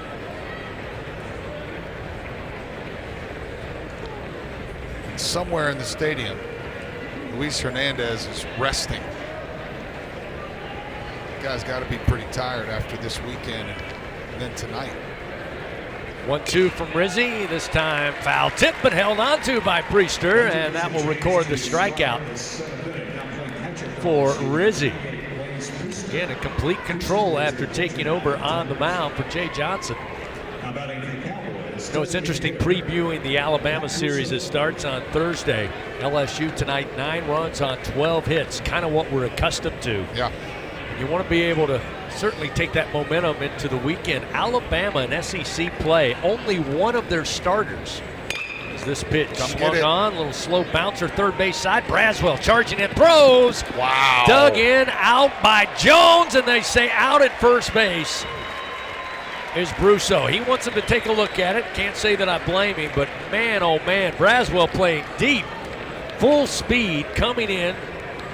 Knew he had to get rid of it quickly. Glove side, fields it, throws, and then what a dig on the one hop by Jones. Smokes. I don't know if he's. I think he did pick it. Jones got completely handcuffed there. And, I mean, that was almost a look what I found pick from Jones. We're going to take it either way, though. Another great play by the first baseman. But you got to give some credit to Braswell there, too. It really wasn't a bad throw. It was about the only throw he could make to make that a play at first base. Yeah, running full sprint, full momentum towards home plate, and then throwing to first base. Again, the ruling on the field was out at first, so we go into review once again, brought to you by Acme Oyster House. Again, they'll have to have indisputable evidence to overturn the call. And I'm with you, Doug. At least the first replay I saw from the first base camera well looked like he may have been able to dig it out, have the ball. Oh, that's a done deal. Before he stepped on the bag, but we'll see. And again, fans are looking at it now on the Jumbotron. But my point about Alabama was they've only had one starting pitcher in SEC play get through and pitch in the 5th inning. And that was this past weekend in the only game they won against Mississippi State. So wow. Jay loves to get to the bullpen early, and you certainly think if you're able to hit the ball, see the ball like you've been accustomed to outside of this weekend, that would be a big factor. Almost sounds like a trap, though. Oh, yeah. Be careful what you ask for, because there might be better arms down there in the bullpen. Wow, that's impressive, though, that not one starter has been through 5 innings yet. Just one. The starter on Saturday. All right. Great play by Braswell. A great play by Jones at first to dig it out. And the challenge goes awry. Call on the field stands for the second out of the inning. So Marcus Husan now will come to the plate with 2 outs and nobody on. Yeah, their ERA is 12th in the league. They've given up the 10th most runs, 13th most hits. Husan swings and gets a piece with a foul cut, and it's 0-1.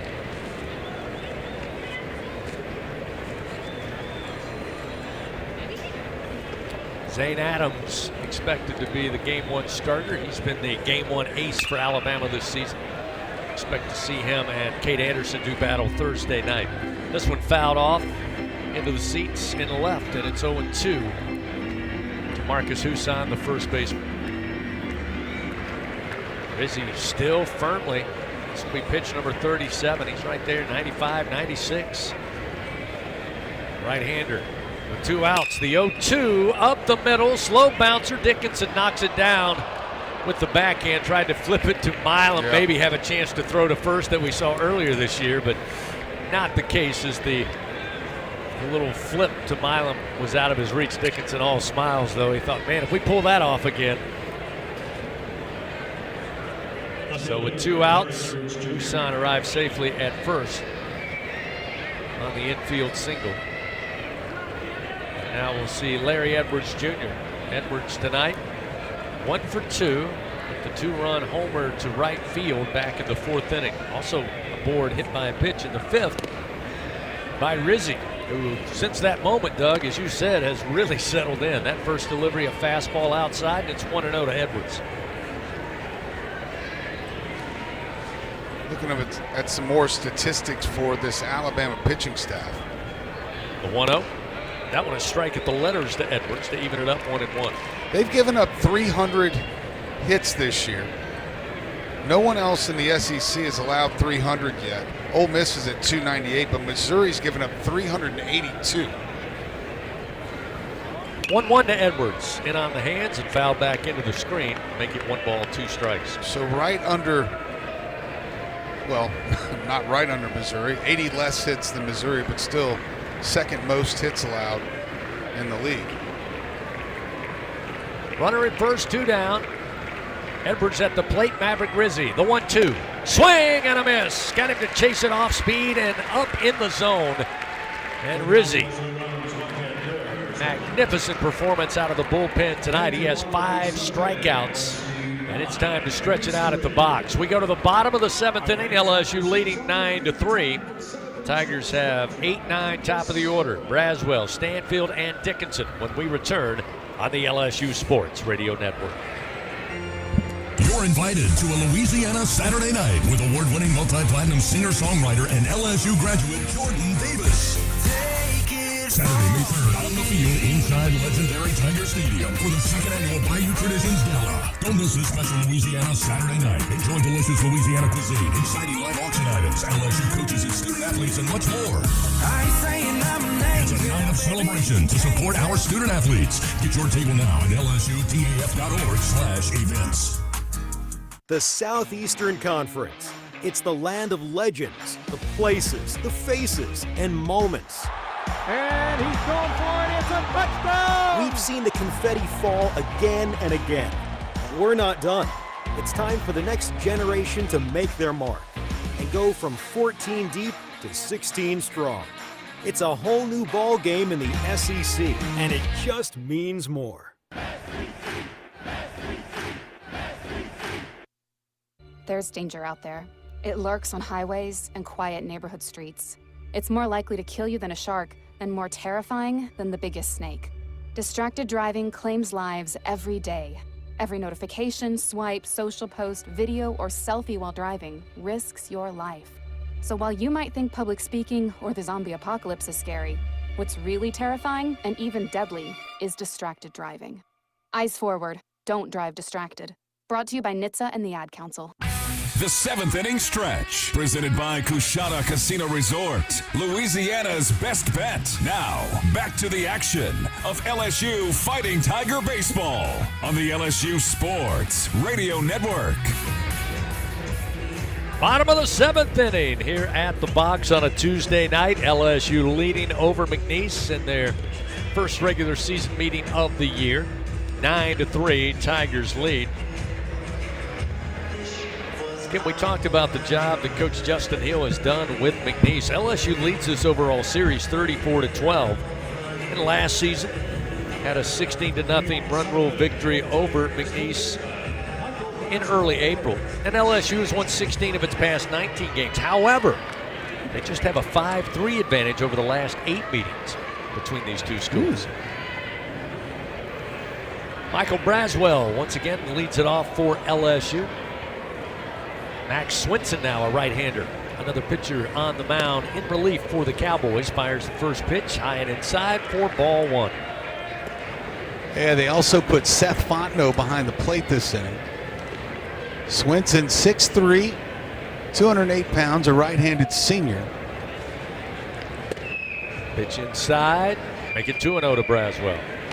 Hails from San Antonio, Texas. Went to New Mexico Junior College. Making his 3rd appearance of the year. This time a strike to Braswell. Set it up 2-1. Brazzy with a double came around to score in the 5th inning.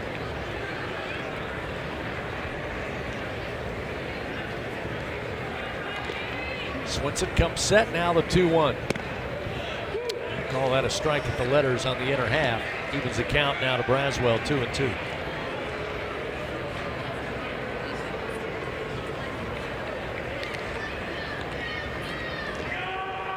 Swinson's 2-2 offering to the plate. Missed outside, although Fontenot tried to help frame it. That'll field the count, 3 balls and 2 strikes.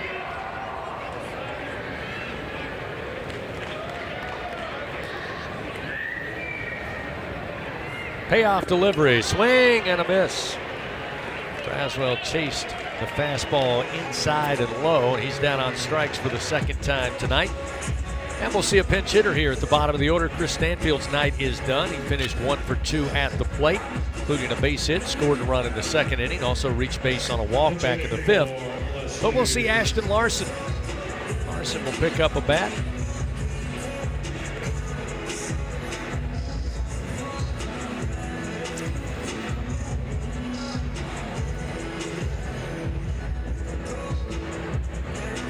Larson actually mentioned by Jay Johnson last night, talking about when we talked about maybe changing the lineup or how do you go about developing the lineup. And he still mentioned, there's still guys we're trying to get more at bats, more innings of work. Larson was one of the first names he keyed in on.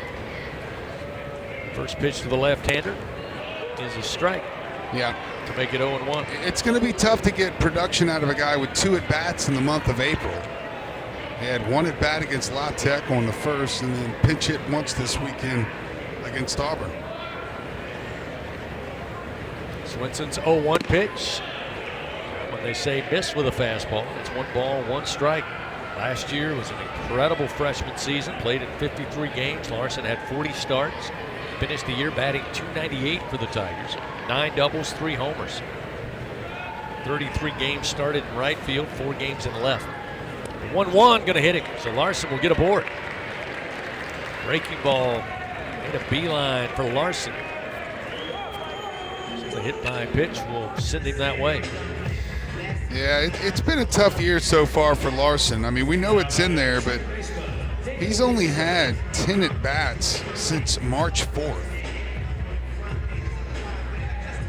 And he's only had 2 hits since February 22nd. So now Larson aboard. Daniel Dickinson, who was the leadoff man tonight, 1 for 3 at the plate, stands in. Pitch from Swinson. High chop, bouncing ground ball, short hop handled this time by Dow. Flips it to Stancliffe, the relay to first in time for the double play. Excellent play by Dow at shortstop. Took it on the short hop, running to his left. Almost at the second base bag, but still able to get it to Stancliffe to get it to first in time. So the Tigers go quickly here in the bottom of the 7th inning. We played 7 complete. It's still 9-3. LSU leading. Cowboys come to the plate, top of the 8th after this on the LSU Sports Radio Network. Hey, LSU fans, you're invited to Louisiana's largest casino resort, Coshada. Coshada Casino Resort has the largest and most spacious gaming floor in the Lake Charles area, with thousands of the newest slots, over 55 table games, live bingo and off-track betting, plus 3 beautiful hotels, delicious Cajun cuisine, and the #1 rated golf course in Louisiana. Coshada Casino Resort is proud to support LSU. Go Tigers!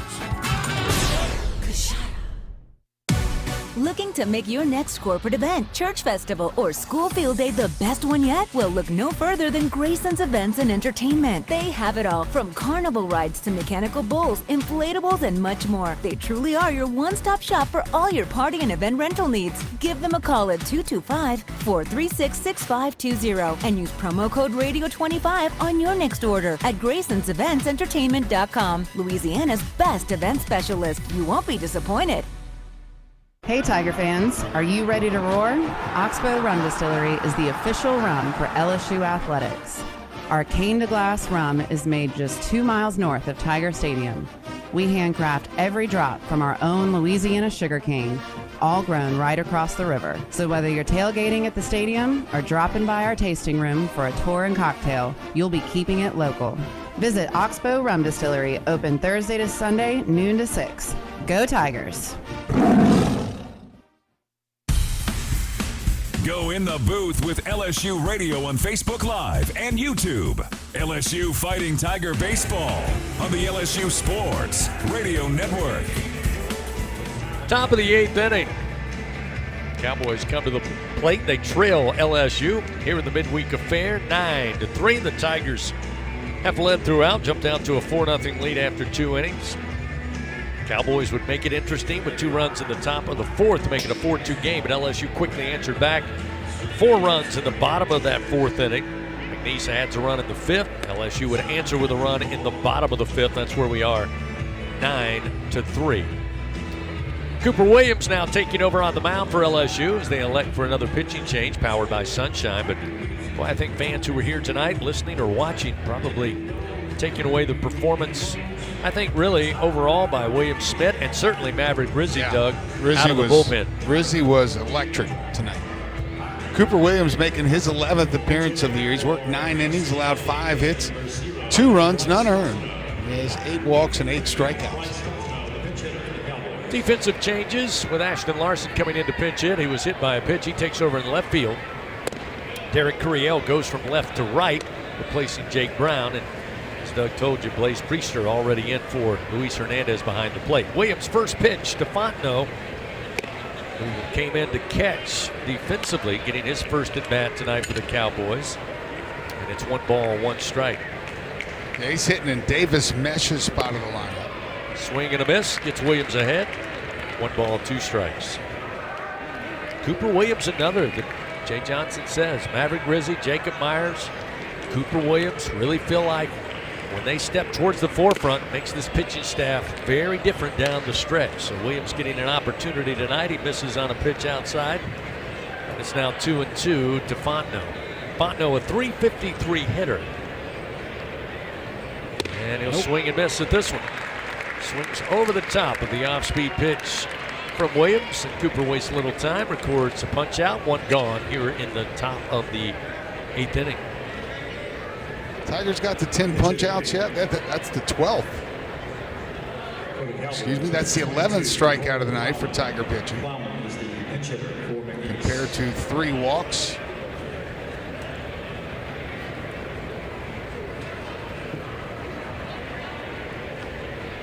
Cole Plowman will pinch hit now, a senior out of Fort Worth, a left-handed hitter. He swings for the fences, but Williams gets the fastball by him in on the hands, and it's 0-1.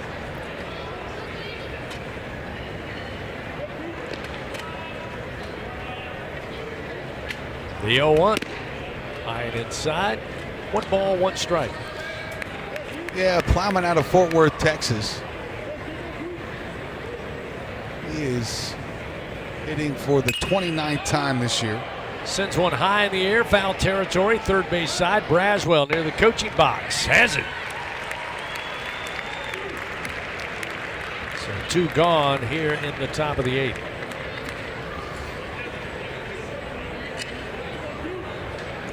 Part of that 9-game homestand. LSU will have Alabama coming in this weekend, Thursday, Friday, and Saturday.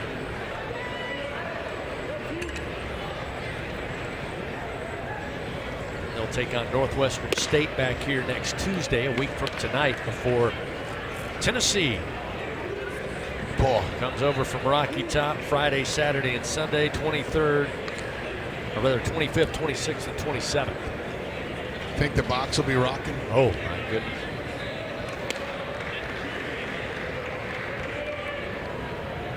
Two 2-0 the count to Larinaga, who will hit for himself in the 8th spot. He's 0 for 3 tonight.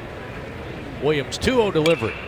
Foul back into the screen, make it 2-1. Fans, help shape the future of medicine with Velocity Clinical Research. Participants can receive compensation, access new potential medicines, and get free study-related exams. Find a study near you at velocitytrials.com. Williams loses the grip on this pitch, high and outside. Now 3-1 to Larinaga.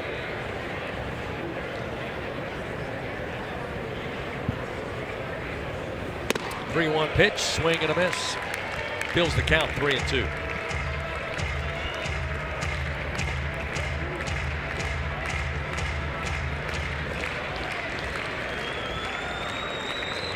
Payoff delivery.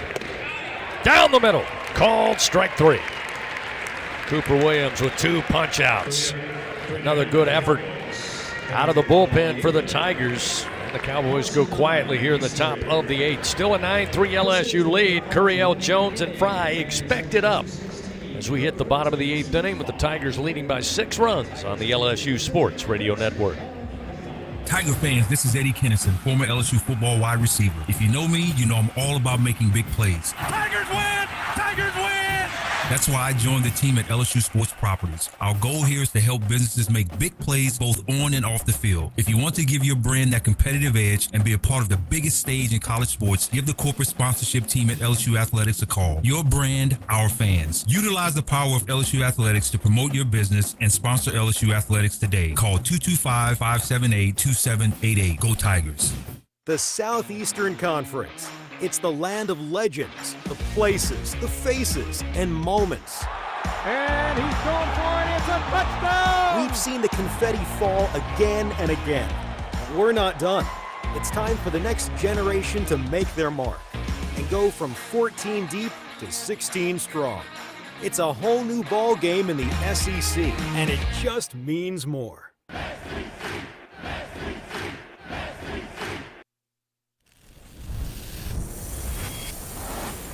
half of the world's population depends on rice for 80% of their daily food needs. By 2050, population growth could increase rice demand by 30%. But as climate changes, rice output is decreasing. At LSU, we're using genetics, genomics, and AI to create new rice that yields more with less resources. We're not just feeding the hungry, we're growing a better future. Live action of LSU Fighting Tiger Baseball continues from the LSU Sports Radio Network. Bottom of the 8th inning, LSU leading 9-3 over McNeese here at Alec Box Stadium on a Tuesday night. New pitcher on the mound once again for the Cowboys. Another pitching change powered by Sunshine. Coach Justin Hill now will hand the ball over to Caleb Stramiska, a right-hander. Goodness gracious. Caleb Stramiska, 6'10", 210 pounds. I want to see these two pitching staffs over at the PMAC after this and a little game, a little pickup game. Derek Curiel will lead it off for the Tigers. Derek went for 3 tonight. Ground ball hit towards first. Short hop going to be handled over there, and winning the race to the bag will be the first baseman, Husan, for out number 1. A lot of changes defensively, along with Stramiska taking over on the mound. Bryce Fontenot checking in. He'll play at third base. Shortstop, Connor Snyder defensively now. At second base, that one's right. Yep, that's Stancliffe still in there. Plowman takes over in right field defensively. Here's a swing by Jones, a little slow roller but foul down the first base line. Jarrett 3 for 3 tonight. He's reached base all 4 times. 2-run homer in the first, an RBI single in the second, a base hit and scored in the 4th, and a board on a walk last time in the 5th.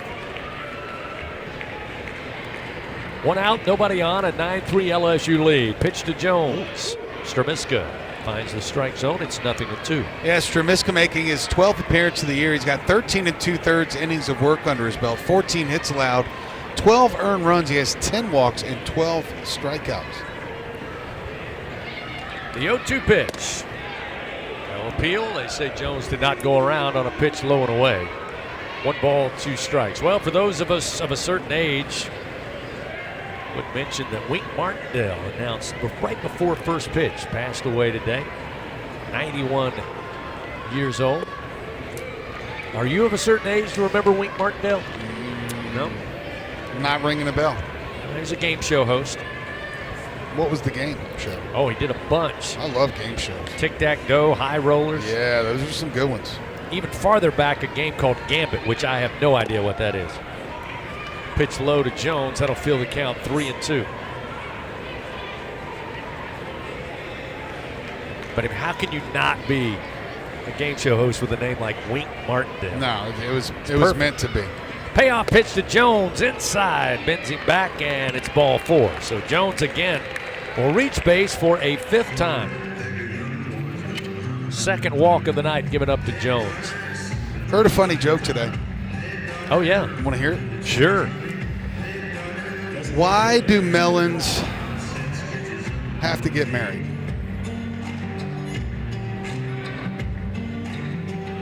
I don't know, and I pray that this is family entertainment. Oh, for sure. Okay. I have no idea. It's the first pitch to Ethan Fry. Just inside corner called strike. It's 0-1. Melons have to get married because they can't elope. Ah, very good. Thank you. It's a solid dad joke. It is. There's a strike to Fry. Now it's 0-2. Stramiska off speed. Yeah, it's a good one. It's the 0-2. This one misses low to Fry to make it 1-2.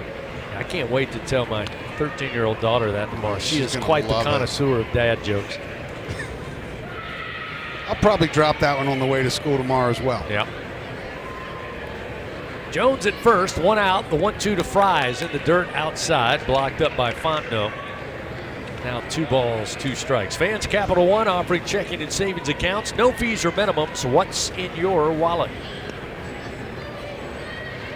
Ethan Fry also effective tonight, 2 for 3 at the plate. The 2-2 pitch just missed the outside corner. That'll fill it up to the Tiger DH. A single and scored in the first for Ethan, a board on a walk in the second. An RBI single in the fourth, also scored. And a fly ball out to center field last time in the 5th inning. Payoff pitch, Jones off and running, ground ball, fair inside the third base bag into the left field corner. Jones around second, he's around third, headed home, and Ethan Fry with his second ribby of the night give him RBI 25 on the year, and it's now 10-3 LSU. Ethan Fry with 3 hits tonight. Jared Jones with 3 hits tonight. Once again, the middle of this lineup has been red hot tonight. 13 total hits by the Tigers. 7 of those come from the 3-4-5 spot. 107 miles per hour off the bat. Fontenot at third base gave every effort he did. He was just trying to knock it down with his body and couldn't get to it in time. Give him credit there. That is the 6th double of the year for Fry. So now we'll see Stephen Milam. First pitch to the monster, missing inside, ball 1, 1-0. Tigers 10 runs on 13 Bingo Pest Product base hits tonight.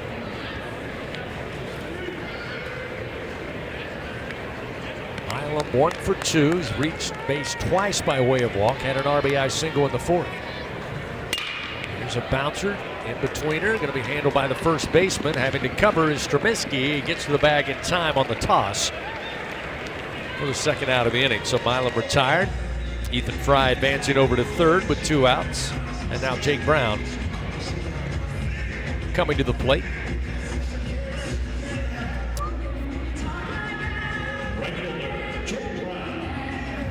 Who was the other guy that came up to this song? The Giacomo, maybe? Could have been. Hips don't lie. Hips don't lie.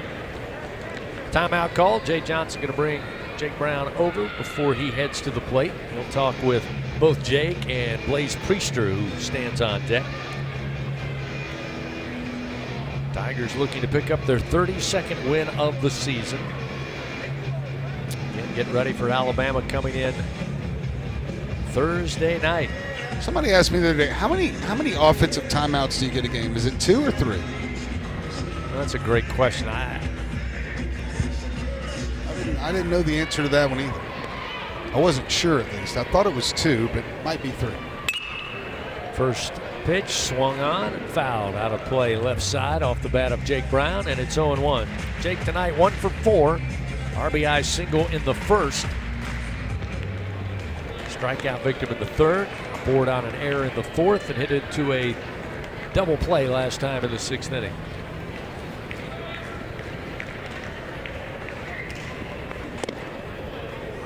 Pitch is inside.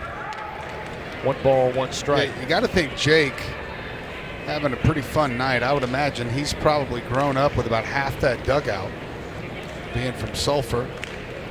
A 1-1. There's a strike on the inside corner, make it 1-2. Probably been to many McNeese Cowboy games coming up as a kid.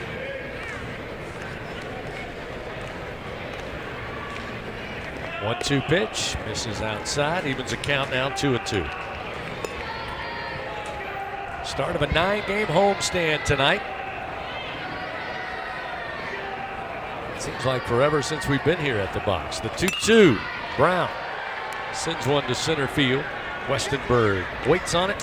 He'll have it for the final out of the inning. We head to the top of the 9th here on a Tuesday night. LSU leading 9-3. Last chance for the Cowboys of McNeese. Due up Fontenot, Westenberg, and Stancliffe when we continue on the LSU Sports Radio Network. Bridgeway Hospice, the official hospice of LSU Athletics, is the champion's choice for hospice care in South Louisiana. With over 10 years of excellence and experience, Bridgeway has 3 locations to serve you and your loved ones: Baton Rouge, Lafayette, and Plaquemine. Ask for Bridgeway Hospice by name. Your champion's choice in comfort and compassionate care. Bridgeway Hospice says, "Go Tigers!" Louisiana, Coming soon to a lottery retailer near you. The hottest tickets in town. The heat is on. Play Spice It Up from the lottery. Win up to $5,000. Fiery wins are ahead. Play Fire It Up. Win up to $20,000. This ticket is smoking hot. Pick up White Hot Bingo. Top prize of $30,000. Blaze your way to riches. Play Blaze It Up. Top prize $100,000. Play all 4 Red Hot Scratch-Offs from the lottery. Must be at least 21 to purchase. I'm Louisiana Attorney General Liz Murrell. Knowing the facts is the key to winning a case in court and also winning in life. To be a champion, you have to make good decisions, and one of those is to not vape. Vaping can destroy your lungs with toxic metals and chemicals. Some devices contain lead and nickel and even formaldehyde.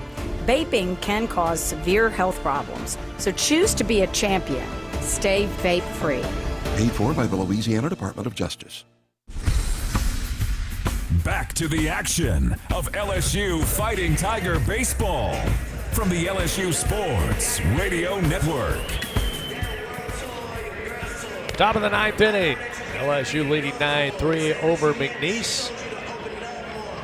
Tigers again elect to bring in an arm. Another pitching change powered by Sunshine. This time, talked about him earlier tonight. Yeah. Jacob Myers, really good, albeit in that tough loss on Friday night, game 1 at Auburn. 8-4 was the final, but Myers came in and was very effective. Again, he's got all kinds of electricity with that fastball. Yeah, you did talk about him earlier, and you were very impressed with this fastball. Myers enters for the 9th time this year. He's got a 3.86 ERA in 7 innings. How about this?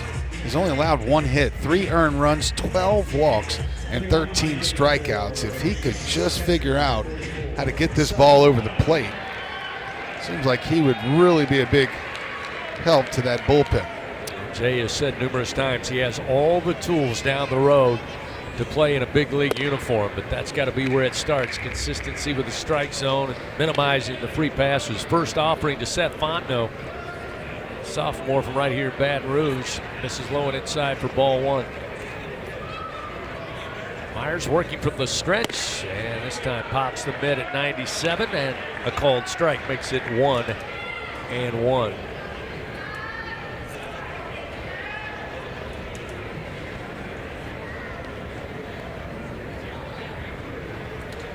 Myers 1-1 pitch. Just a little high, another 97-mile-an-hour fastball, and it's 2-1. Myers went 1 inning over the weekend. Clean. No runs, no hits, no walks, and 2 strikeouts. The 2-1. That's a strike. Again, just steady right there at 97, and it's 2-2.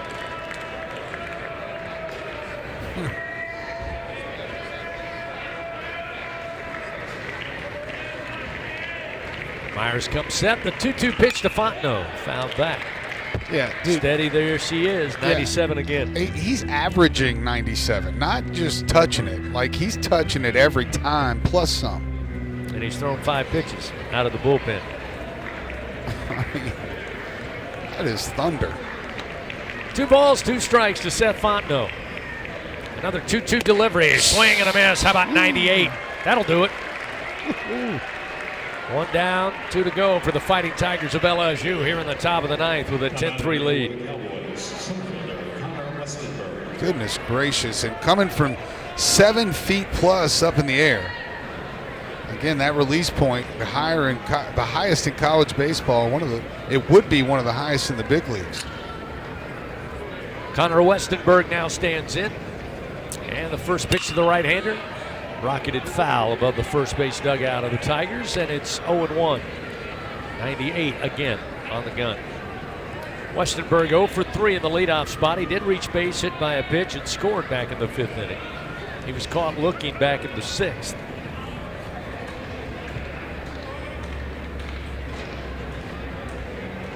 Myers 0-1 pitch in the air to right field. On the run, Jake Brown near the line, reaches out, and he will have it for the 2nd out of the inning.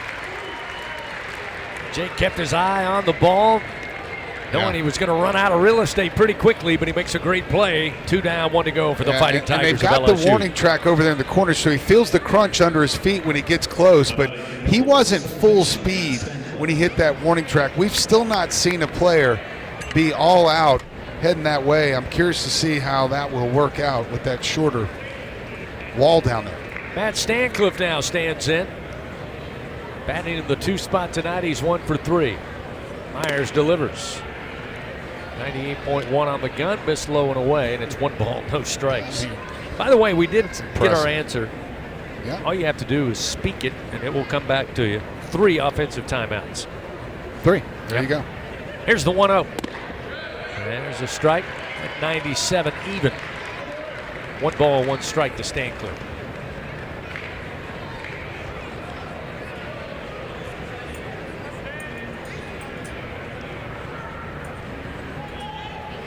Two outs, nobody on. Foul cut off the bat of Stancliffe, gets Myers ahead. 1 ball, 2 strikes.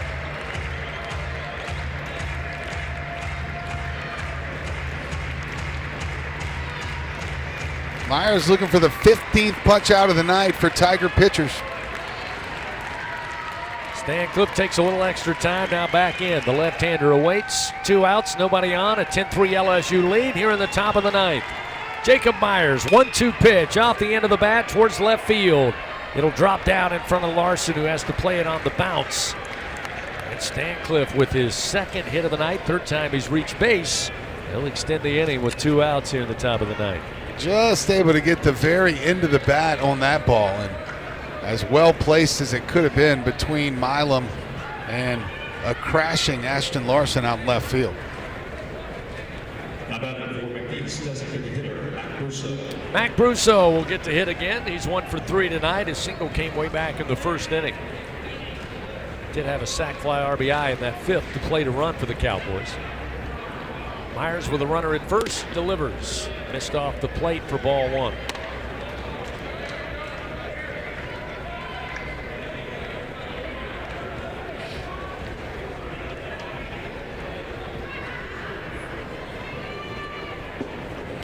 Stancliffe with a lead off of first, the 1-0 pitch.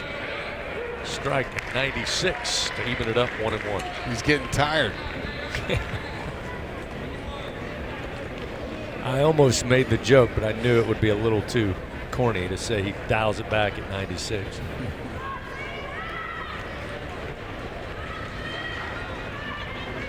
Myers 1-1 pitch to the plate. Upstairs, 2-1.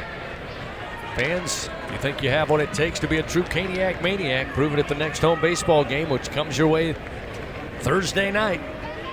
You could win a prize pack courtesy of Raising Cane's One Love. Runner at first, 2 down, top of the 9th. LSU in control, 10-3. Pitch to the plate. There's a strike. And it's now an even count, 2-2 to Mac Brusso. Forget the curveball, Ricky. Give him the heater. Myers comes set. With 2 outs, the 2-2. Little tapper, but foul down the 3rd base line. Got it right back up there to 98. Russo fights it off to stay alive. LSU Athletics, like to think it's Team LSU corporate partners, Cox, McDonald's, Our Lady of the Lake, Albertsons, Louisiana Blue, Coca-Cola, and Hancock Whitney.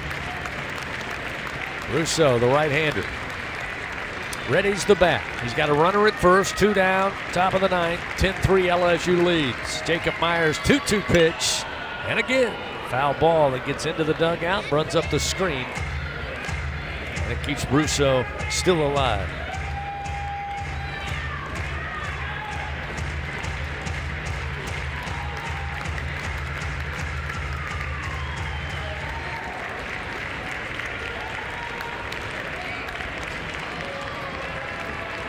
Myers comes set. Here's the 2-2 pitch. Swing. Oh, and they'll say a miss. Yep. Got loose from Priester, but he picks it up. Tags the batter who wasn't going anywhere, and LSU gets the win. After dropping 3 over the weekend, Tigers get back to their winning ways. Dominant fashion tonight, 10-3. Led throughout and eventually pick up their 32nd win of the year. With the victory, the Tigers now 32-6. They remain 10-5 in SEC play. For the Cowboys up McNeese, they head back to Lake Charles, now 27-6 on the season. They also remain 14-4 in Southland Conference play. All wrapped up tonight. Tigers get the win 10-3 over McNeese on the LSU Sports Radio Network.